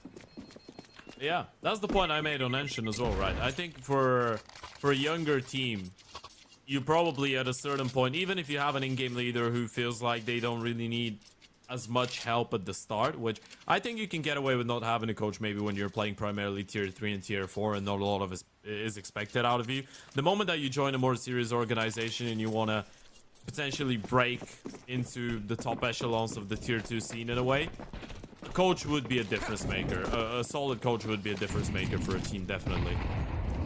Especially nowadays when people have assistant coaches, analysts, a lot of different people in a large team. Just getting one head coach is pretty much a necessity. Good clear. This gives me finding that opening kill again. Us UK boys love train as well. Demka swings. And will get the best of Smet. Doesn't invite Melody into the peak. And Kalash, oh, that timing is horrible. I don't think he saw Diha. Oh, Diha, oh, now sees Kalash. That's round over. That's 7-0 for Monte. Yeah, they're just running away with this one. And you can clearly tell that the CT side is just straight up uncomfortable right now for Amco, right? You just feel like you're being picked apart. Even when Monty play a bit of a default, then they just spread around the map and, you know, adopt the Scooby-Doo approach. We spread out gank, we look for monsters. Oh no. And Demka's trying to Demia knife is him. knifing him, yeah. Knife out. On the chase. Yep. Someone played the Jaws music. He's on the hunt and he will get it. 2 knife kills in 1 half. Come on, guys. Like, what are we doing here? This is complete domination from Monte. And they'll be probably kicking themselves a little bit that they couldn't close Ancient after how good that looked. But a statement response on train. And let's be honest, they're not doing anything too complicated. They're not throwing in these really techie rounds. All they're doing is just spreading themselves quite thin over the map, looking for Amcal to make a mistake. And it's the inexperience of this team on train, and it really starts to show a ton of isolated peaks being given up. A great molly that lands on E-Box as well gives Ryu that space to go walking again. Yeah. You're looking at the MP. 9AW actually able to make it work for the first one, but it's a really awkward fight right after the fact, and Damage just scaled up so close to the bomb side. They have no clue, and there goes the double. Make that a triple headshot coming out of the T side. Monty's just doing whatever they want here on the T side of train. It feels like they're the landlords and they possess and have all the trains in the world. Melody gonna try and do something, I guess, in the terms of extra damage, but Damage just gets his third of the round, and Monty keep that 13-0 dream alive. This is 8 now on the T side. Another buy coming in for the CTs. And I'm gonna ask you the big question here, Brandon. Do you believe in the 13-0? Wow, it's 8-0, man. Would that be the first 13-0 on train? I think it would. Potentially. I'll tell you what's funny to me is that Monte, outside of Gizmy, have died 7 times and he's died 6. Just Oh, yeah. Where are your kills, That's my Amcal? captain. Come on.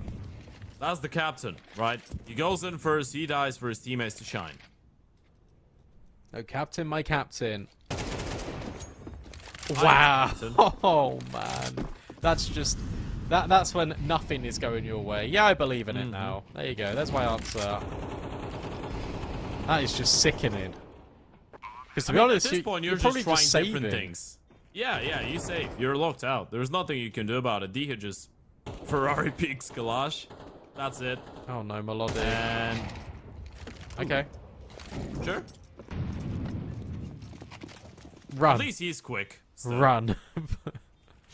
Hopefully quick enough to get out of there. And I don't know. I don't know if quickness is actually going to help you here, because yeah, no matter how rapid you are, your team is yet to post a round.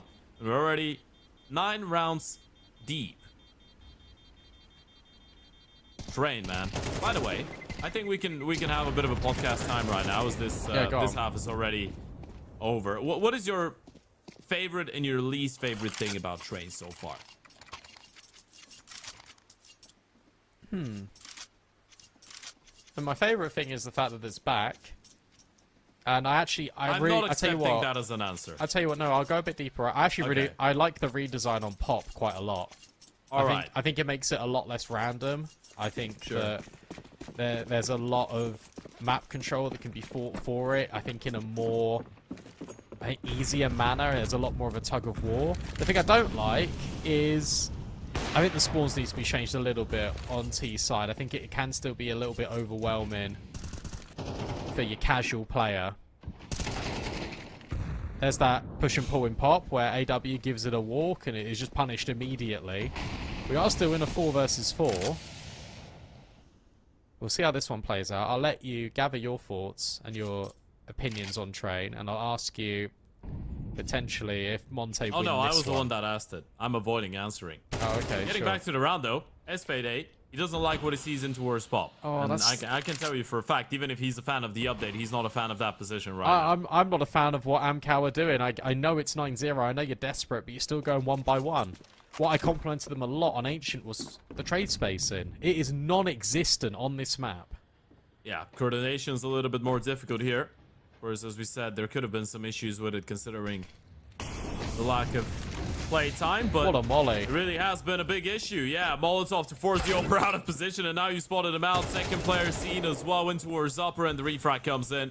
Ryu is just instantaneous with it, and you know Molotov is going to be low on HP as well. He was standing inside of the Molotov for such a long time, and there's nothing he could do about stopping that bomb from going down. Still, not an impossible round to pull off, especially if the Opera is able to find a timing here.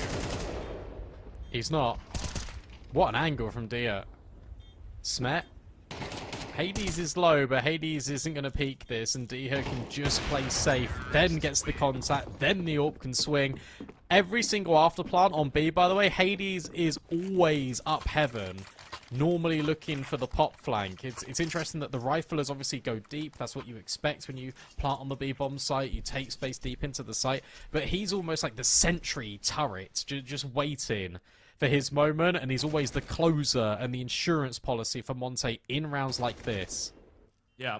Also, one thing to highlight, by the way, D has spent a lot of time on Train. I don't know Yes. how much they've practiced it, but just the way that he's speaking and moving around the B-bomb side, you can tell that he's played that scenario up 1,000 times already. He's always finding the right angles for himself. And so does Ryu. Out the A-bomb side they go once again, and again the util, and the entry pathing is absolutely impeccable. Ryu and an entry in towards A. Try and name a better duo. Finds Oh. two more. How about The Smet and CDs are Kalash? trying to fight back though. Yeah, name a better duo, or Smet and Kalash are doing it. Nice shot out of Hades. You need to get rid of Kalash. It's 2 AWPers versus 1.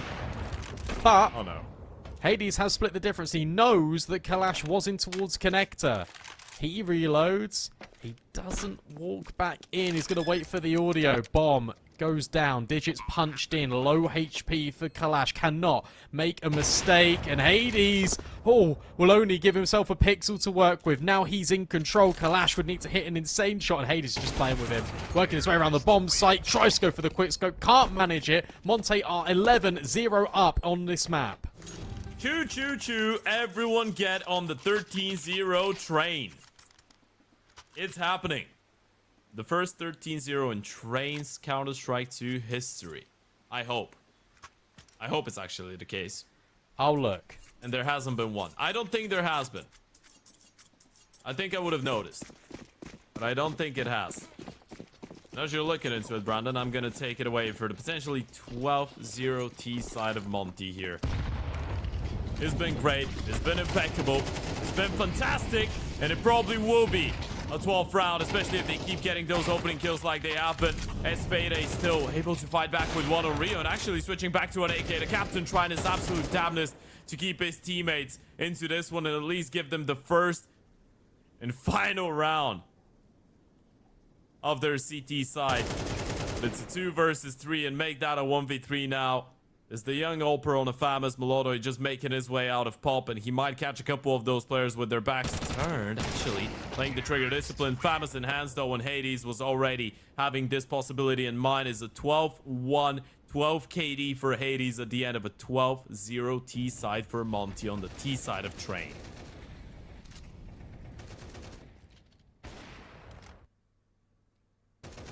I'll try to find it. It looks like there's a sample size of one map where it's gone 12-0 on CT, Okay. but I don't know what that turned into. I'm trying to find it, guys. Bear with me. You know what you do in that type of a situation? You just advertise it as the first ever, and then you let people call you out in case you were wrong. Yeah, we can do that if you want. Oh, I'm all in for it, mate. Alright, a pistol round to decide it then.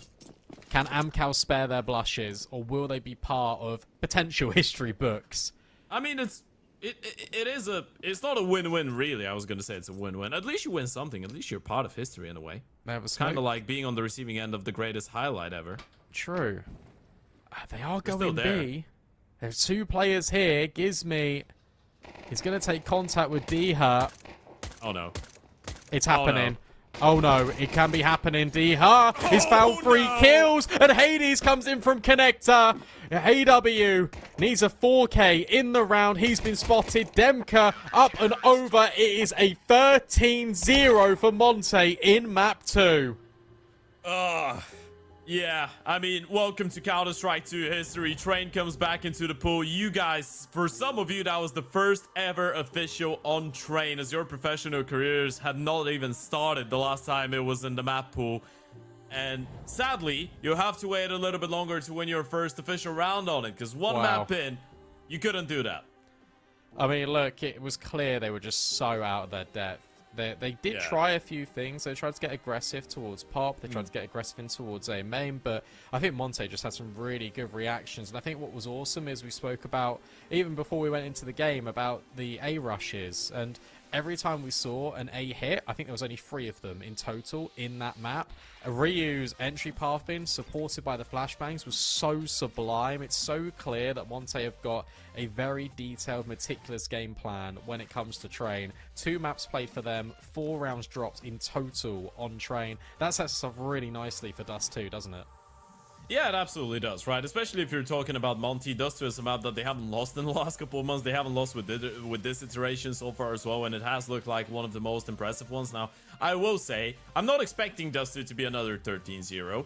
Hopefully, Amcar are going to be able to put up much more of a fight, and I think they will be able to put up much more of a fight.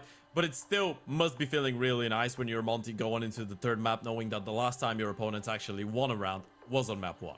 Yeah, it's got to be a big motivational boost. One of these teams will make the playoffs at the end of this next map. It's Dust 2 between Monte and Amcal coming up just after this short break.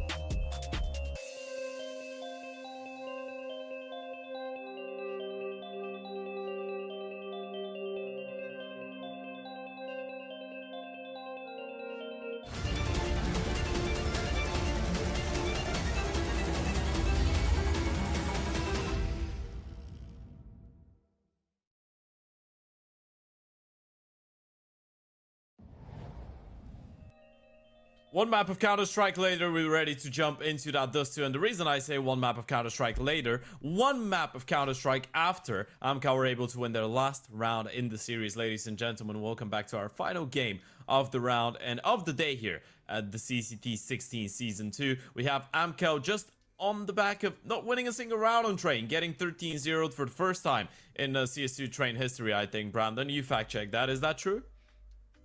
Probably. Probably, yeah, sure. You know what, we take probably. It is probably true. That was probably the first 13-0 in official games when it comes down to CS2 Train, and Monty were the ones to handle it over to AMCA, or pretty much, to say quite frankly, handle their asses over to them, because that was a really difficult train for the AMCA side. Now, the one good thing, Brandon, about all of this is that going into Dust 2, even though it's a 100% win rate map for Monty, and it's one that they've played 3 times with this new iteration, and they've won every single time, Dust 2 is on paper a lot better for the youngsters on the side of AMCA. So fighting for playoffs is not impossible still going into that Dust 2. You would have to see some of those young stars shine bright once again, and it could be a little bit difficult to, I guess, forget about all the battling that you had to go through on Train. Yeah, look, you gotta. The thing is, you gotta just dust it off and be like, it's fine. We knew Dust 2 was coming anyway, so we're here now. You got experience Nice. on it. So I like the dust it off. It should be fine, They will right? literally have to dust it off. They had to deal with this short exec first, because it's been one smoke in middle, pure silence, but the whole gang of Monte is here, ready to go. They've got so much utility. They've got an extra flashbang as well they can deploy for the entry. And currently, because of the positions of the CT side, Svede is alone. And they're going to disrespect this smoke, and they're just going to run. Yeah. Nade goes in. It's actually going to do a decent amount of damage. SVD tapping away. There goes the first one. Making a second and a third. He's just gobbling up those kills and gobbling up the T's. That might be the first one for Amco in a long time, unless there's a 1v4 clutch coming out of D here, but it probably won't come into fruition, and Smet shuts him down. Amco have already won more rounds than they did on the second map. Let's go. And that was clean. You feel like Svede is going to be isolated here, but he just keeps peeking, but just on an aggressive headshot line. That was really impressive from the in-game leader to keep that in good stead in. Then you've got the long rotates and you've got the CT rotates. It's too overwhelming for Monte. No bomb down means no investment into the second. And for the first time, potentially in the series, we're going to have Amcal get off to a good start. Hey, actually, yeah, that's true. It was, what, an 8-4 half on... Oh, no, it was actually a 7-5 half on Ancient, but then Monty won the pistol in the second, so it was an 8-5 start on Ancient. Train was a 13-0 start out of Monty. But now you get an Amco 2-0 and potentially even a little bit more. And yeah, I know I just said a 13-0 start. That's because the start never ended. It was all one successful start. But you know what?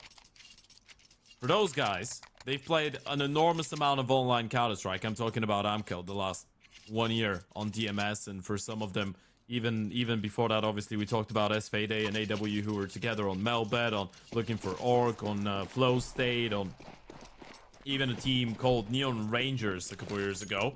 They've played enough online Counter-Strike to have the mental resilience, I guess, to deal with something like that. Realize that this happens sometimes, and you gotta be able to, as you put it, dust it off. Just send it away. Reset. Only good vibrations here. Only good energy. Think about this as a completely different game. Because, in a way, it is. It's a whole new game. It's a best of one.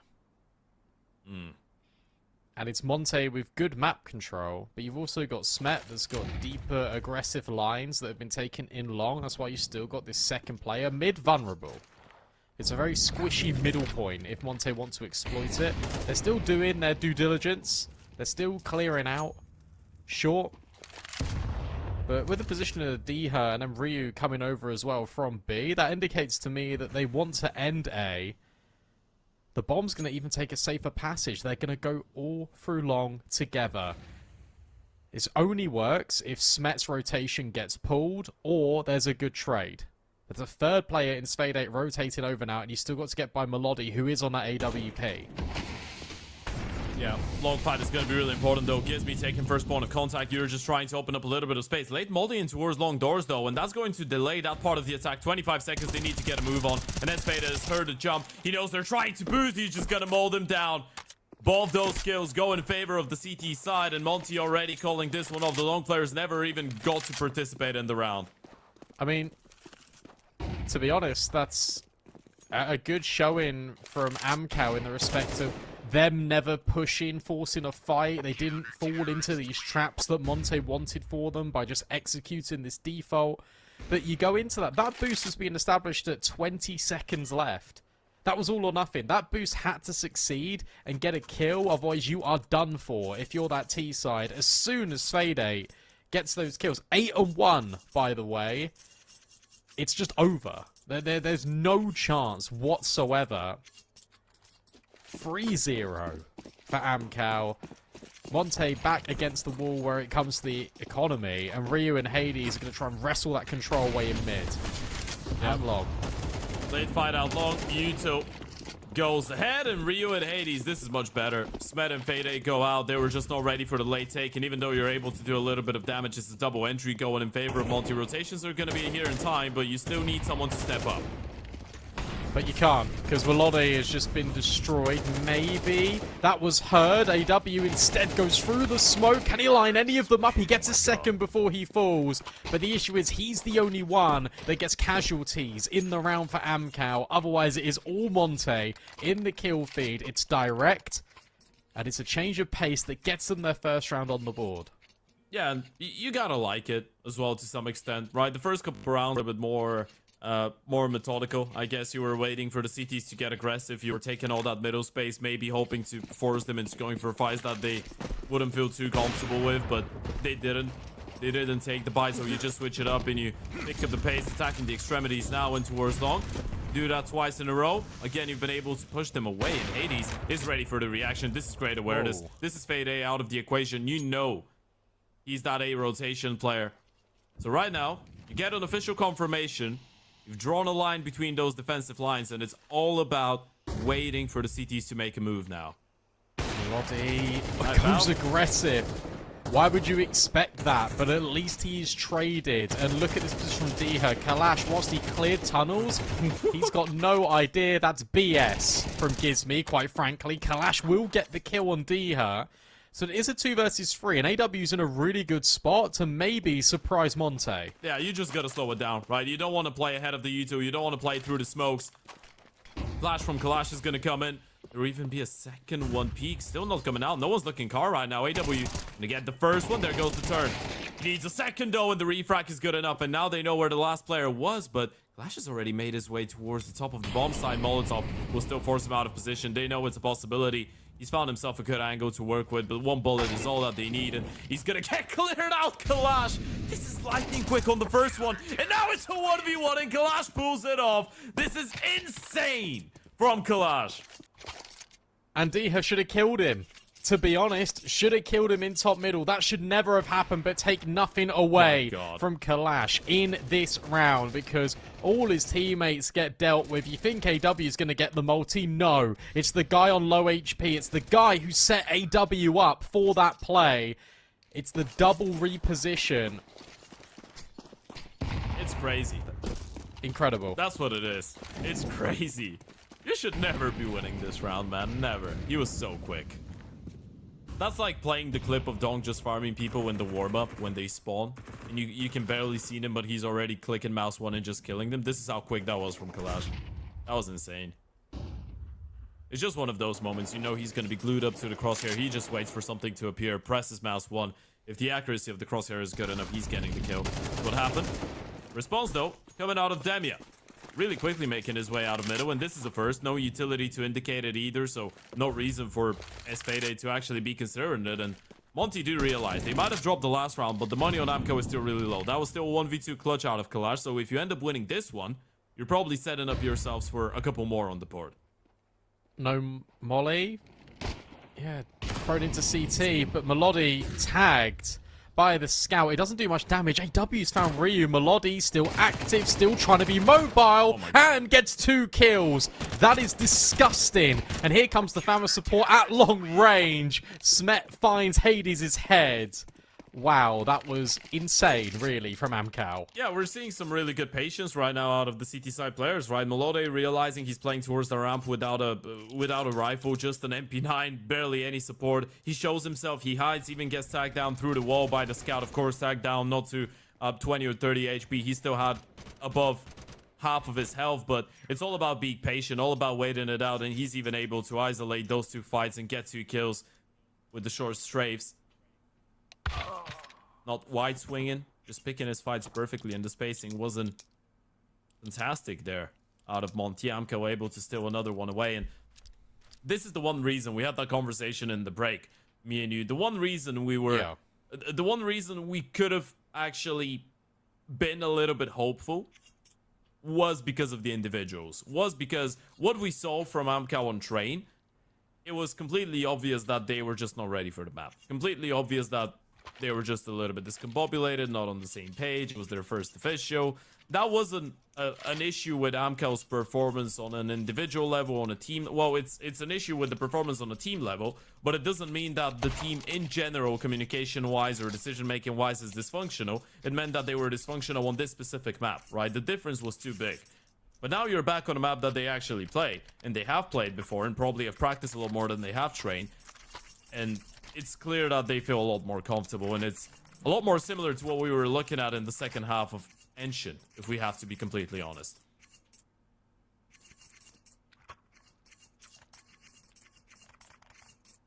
I think what's cool as well is that you've got Svede being the guy that stepped up, and now his whole team are rising around him. We've had really good moments out of Kalash with that clutch. We just had the double header from Melody, and then Smet at range with the FAMAS.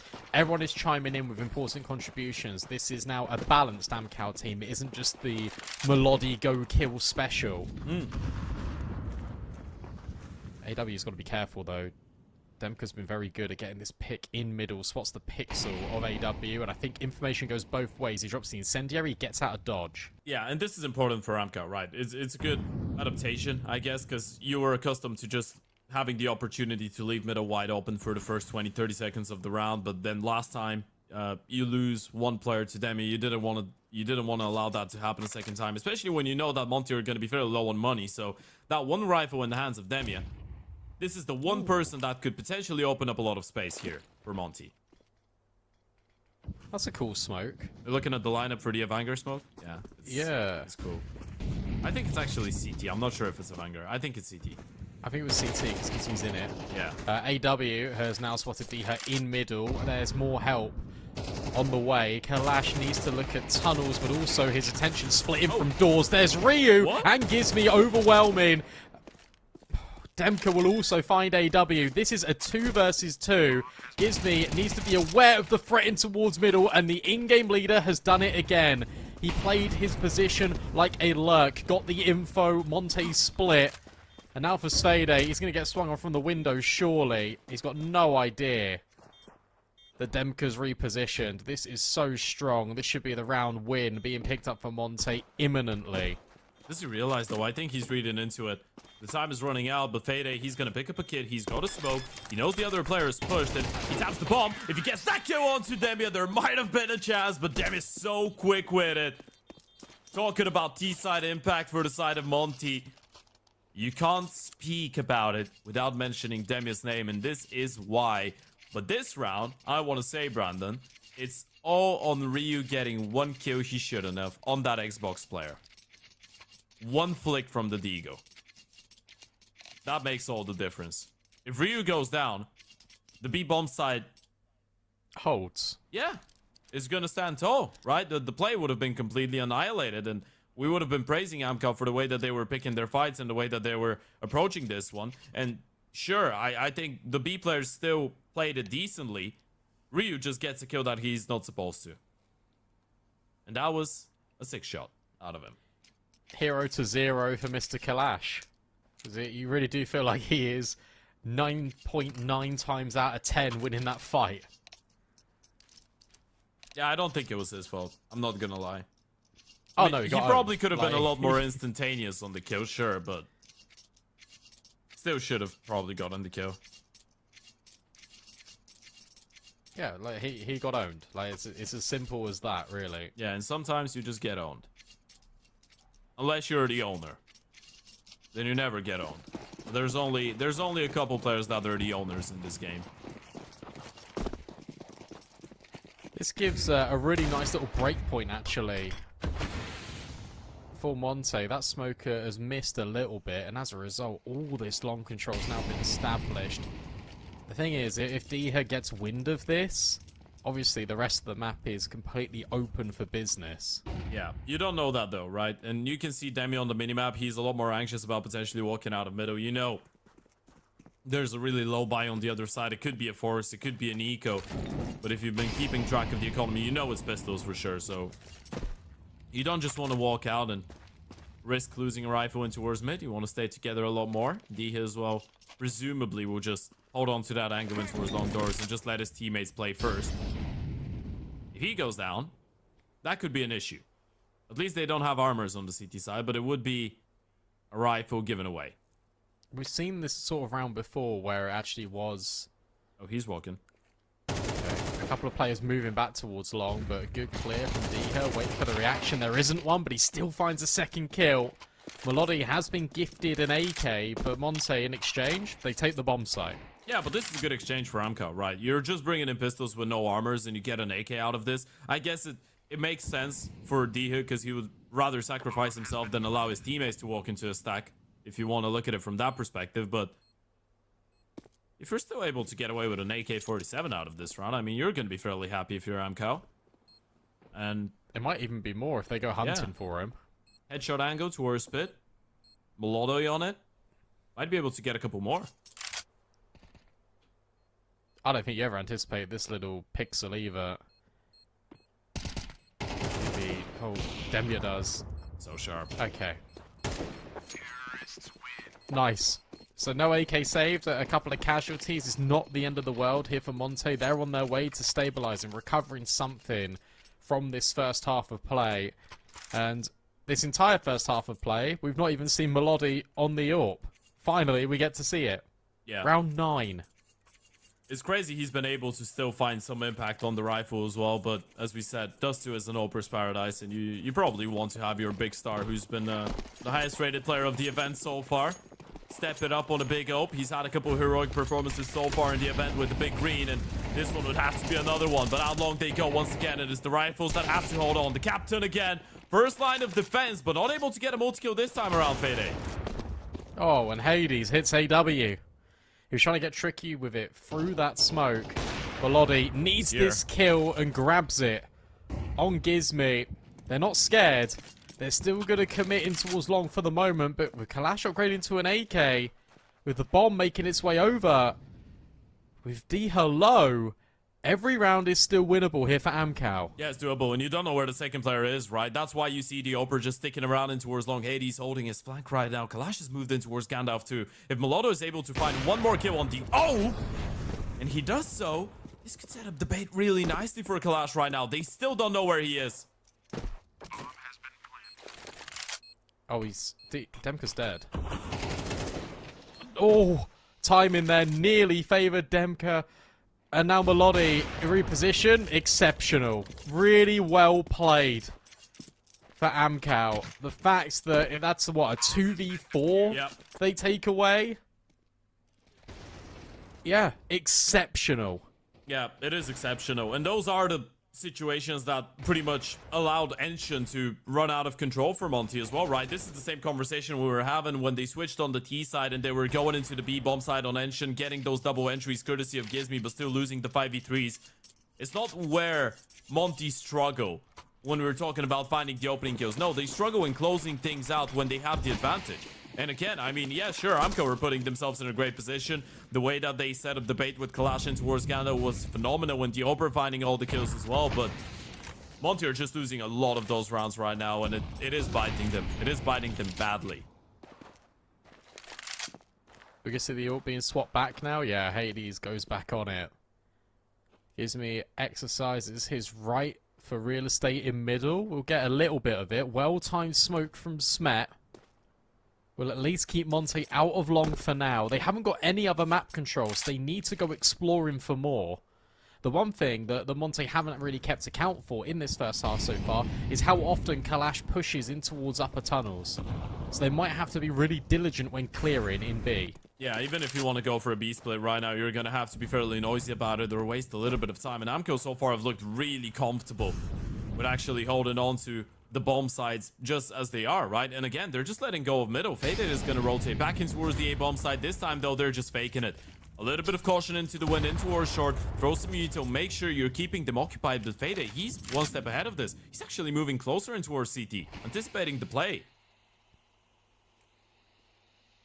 They even put the smoke down at tunnels as well. Flashbang over the top. Fade is still here, but he's right in the open. Doesn't find anything. Does a lot of damage. You got Gizmi in CT. It's another one of these rounds where he's going to be the late player activation. AW spotted at the window, so all eyes on Kalash in tunnel. Ryu starts spamming. That's the bomb. AW has now got to pass a test, and with 2 quick kills, he still makes this round winnable. Melody nearly denies the bomb going down. Smet versus Gizmi. Amcal will win it again. And for Hades, it's a tricky 1 versus 2, but if he can catch Melody Melody on this AWP in CT. It's possible. Smet goes back to join him. There's a kit still in play. The lack of utility, however, is a little bit of a burden here for Amcal. Hades burrows himself in towards car. Bomb halfway gone.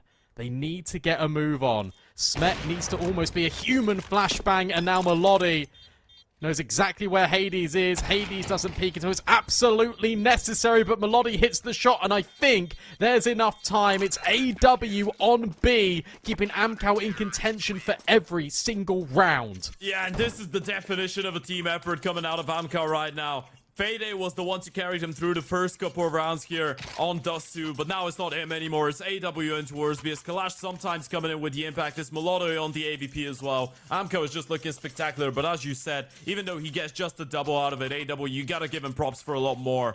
Getting a double kill out of that really scrappy situation. The MP9 close in person, a win towards the tunnels, able to get one as well. The B players, this is why you trust them to hold on, just the two of them, because they can make it work. They are just good enough. The fact that Kalash gets one as well in tunnels is so important. Every single cog in this Amcal machine is now whirring and working in tandem. There's that push. Oh, from tunnels and lower. Ryu Let's go. might find both. Never mind. Traded out by Kalash. Now this rifle is unrecoverable, and you've still got players lying and waiting in the wings as Monte scale long. Yeah, you don't see anything though. You should be on high alert, right? The A players should be ready for the long walk, and that's exactly where Melody just clears out the angle. No surprises there, and you're going to be ready for more. They're just looking for the fights and finding every single kill. Monty is so difficult to remember the same team from Train. So difficult to actually accept that this was the team. That 13-year-old Amcal just a couple minutes ago on Train. Amco couldn't win a single round, and now they're all over Monty on Dust 2. 8 on the CT side, no bomb plant. A couple of the players are going to have enough cash to get themselves onto the AKs, and the rest are going to be on Galows. Maybe a scout for Hades in the equation as well. You have a little bit of Uto if you're Monty, but we can't stress out enough how much this round means for Monty. You can't possibly allow yourself to get only 3 rounds on the T side of Dust. Small little micro thing as well, which I think just goes to, again, boast the structure of Amcal, is the fact that Melody takes the first contact, then it's the rifle instantaneously swinging, and then Melody can reset and go back on the line. Is picture perfect. It's a double push through tunnels. This is so much information. You saw Kalash do this in the last round, and Monte might not expect him to do it again. This will keep all of the investment on a warranted here for Amcal. Melody is in a really tough position, actually, and needs to be careful. He's playing such a dangerous game, but I guess so is Demka. Risky business, but again, it's the CT side that get the kill. Deha will trade and get himself a rifle, and now all eyes on long.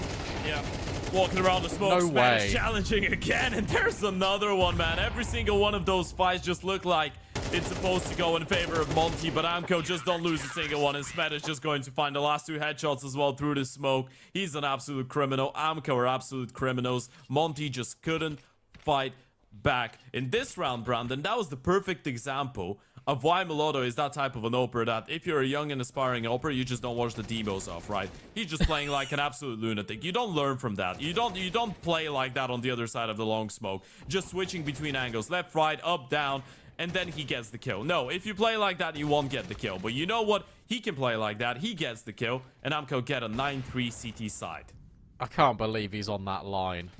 You see this kill come forward, I'm like, okay, 4v4. Gives me look like he was set up to kill Smet, and he doesn't, and then Smet kills everyone else. Demolition job on CT side. Yeah. And now Amcal are a hop, skip, and a jump away from the CCT playoffs.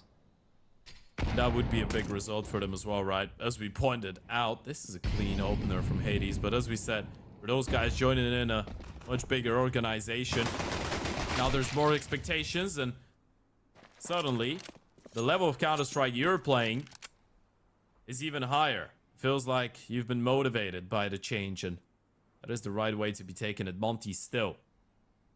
Not to be overlooked. They did 13-0 you on the previous map. So as long as Monty are in this one on paper, there could be an opportunity. Especially if Diha, Ryu, Hades start popping off.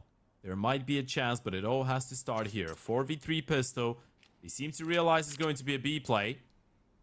Amcal still should be able to make their way out on the bomb side. But actually, if they keep on taking their time, Monty, they'll rotate in. Yeah, really good rotation. They thought about pushing lowers, and they decided against it. If Gizmi gets caught, it's a different story, because that will isolate the two defenders on B. Spade 8. Oh. Now here's the run back.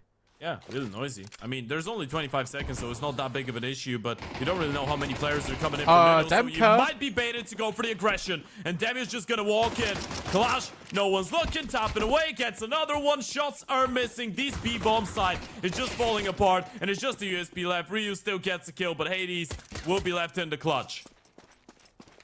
Made it a 1v1.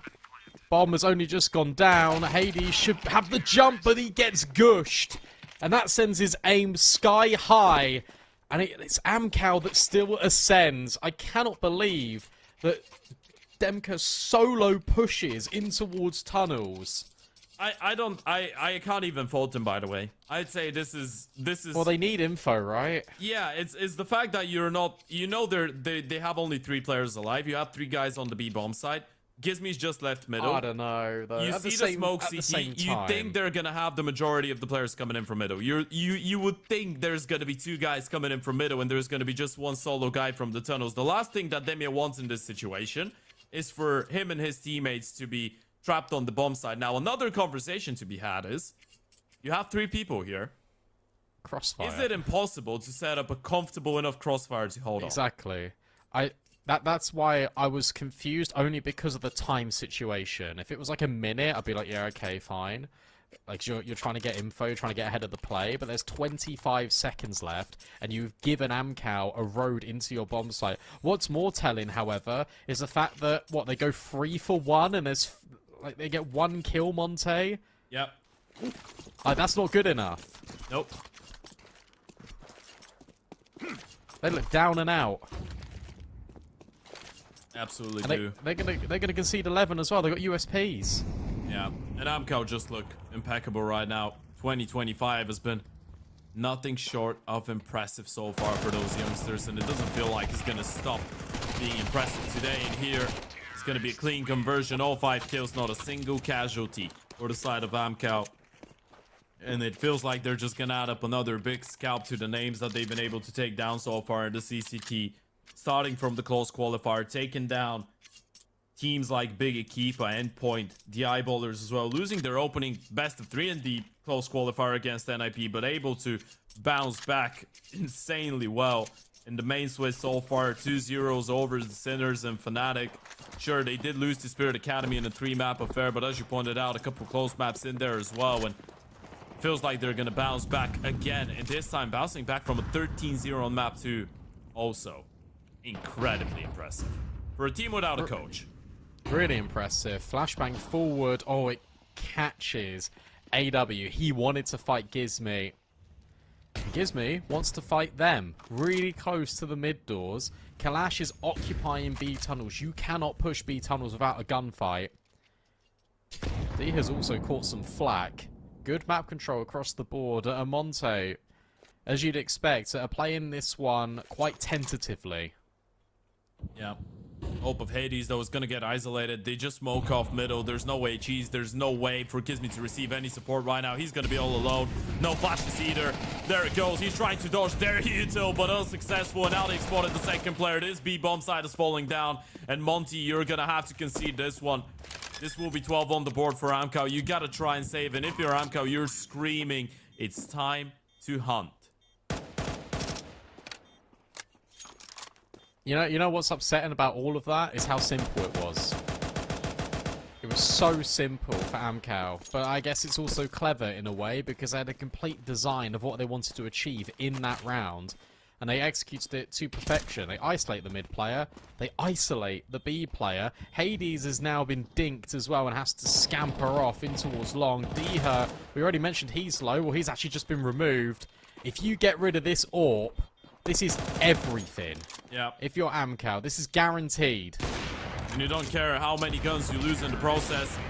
Even if you lose everyone, it's still worth the try. And there it goes. That was the shot you were after, Smet. Oh, no recover, bro. It's just one M4 left in the hands of Demia. And this is everything for the side of Monty. It has been a difficult day in the office so far for Monty, Brandon. And I feel like the 13-0 on train is just making what they're going through right now and Dust 2 even worse, right?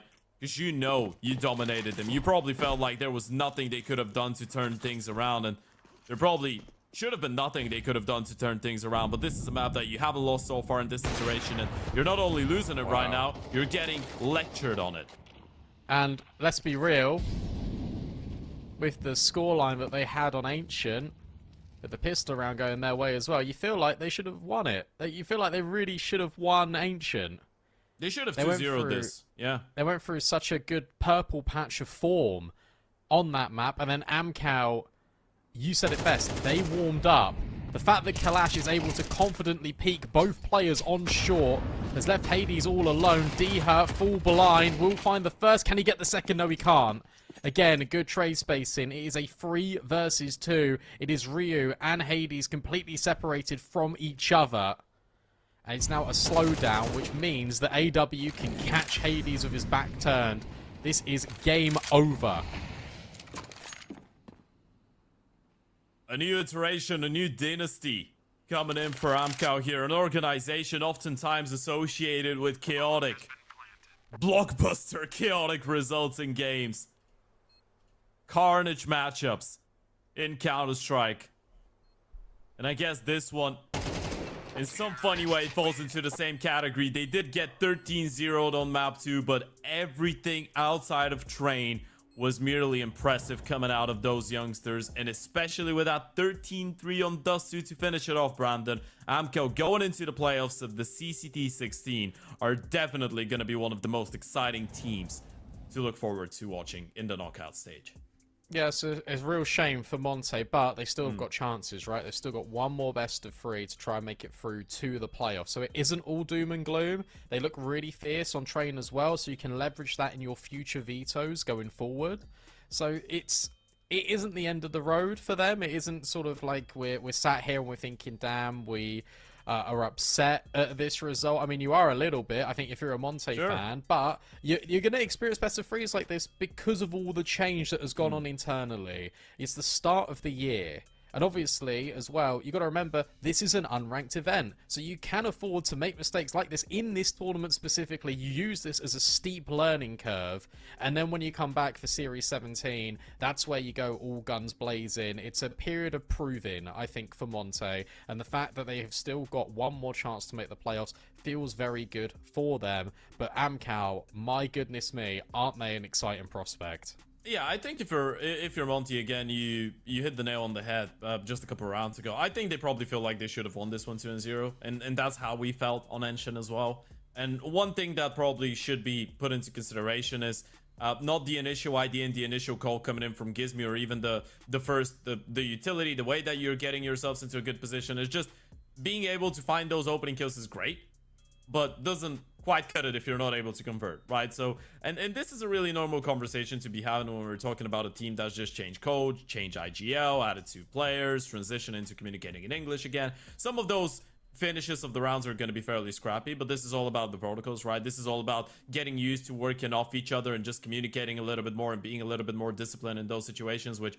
I completely agree with you. I feel like you just give Monty a little bit more time, and they are going to be winning games like those. But take nothing away from Amcal. They did do what they had to. They were able to mentally stay in the game after not getting a single round on Train and completely obliterate Monty, and we shouldn't be taking anything away from it because those guys just played good Counter-Strike. Individually, it doesn't matter if on the team level maybe you think Monty were the better ones, because in the end of the day, Amcal win it, and that's all that matters. Let's take a look at your standings. Let's see sort of where this places Monte. Obviously, we spoke about 2-2, but that puts them in the pool with Iberian Soul, Parivision, OG, Sashi, Fireflux. The games are going to be tough to get this team through, but there is still hope for every single one of these teams. A slightly shorter broadcast day today by CCT standards, with that Fnatic Fireflux game being deemed a forfeit win in favour of Fnatic due to scheduling issues. That means we are done for the broadcast day. Tomorrow, we have got all of these 2-2 games, and we get a chance to really see which teams are going to flesh out the promoted portion of our Swiss standings, and then we get the exciting job of revealing the invited teams to the playoffs. But as I just said, thank you so much for watching the broadcast today. There is no game. That is it. That concludes it for tonight. Come back tomorrow. 3 more best of 3s to finalize our playoff invitees. Congrats to all of those who've made it so far. Thank you for tuning in. Have a good evening, and we'll see you soon.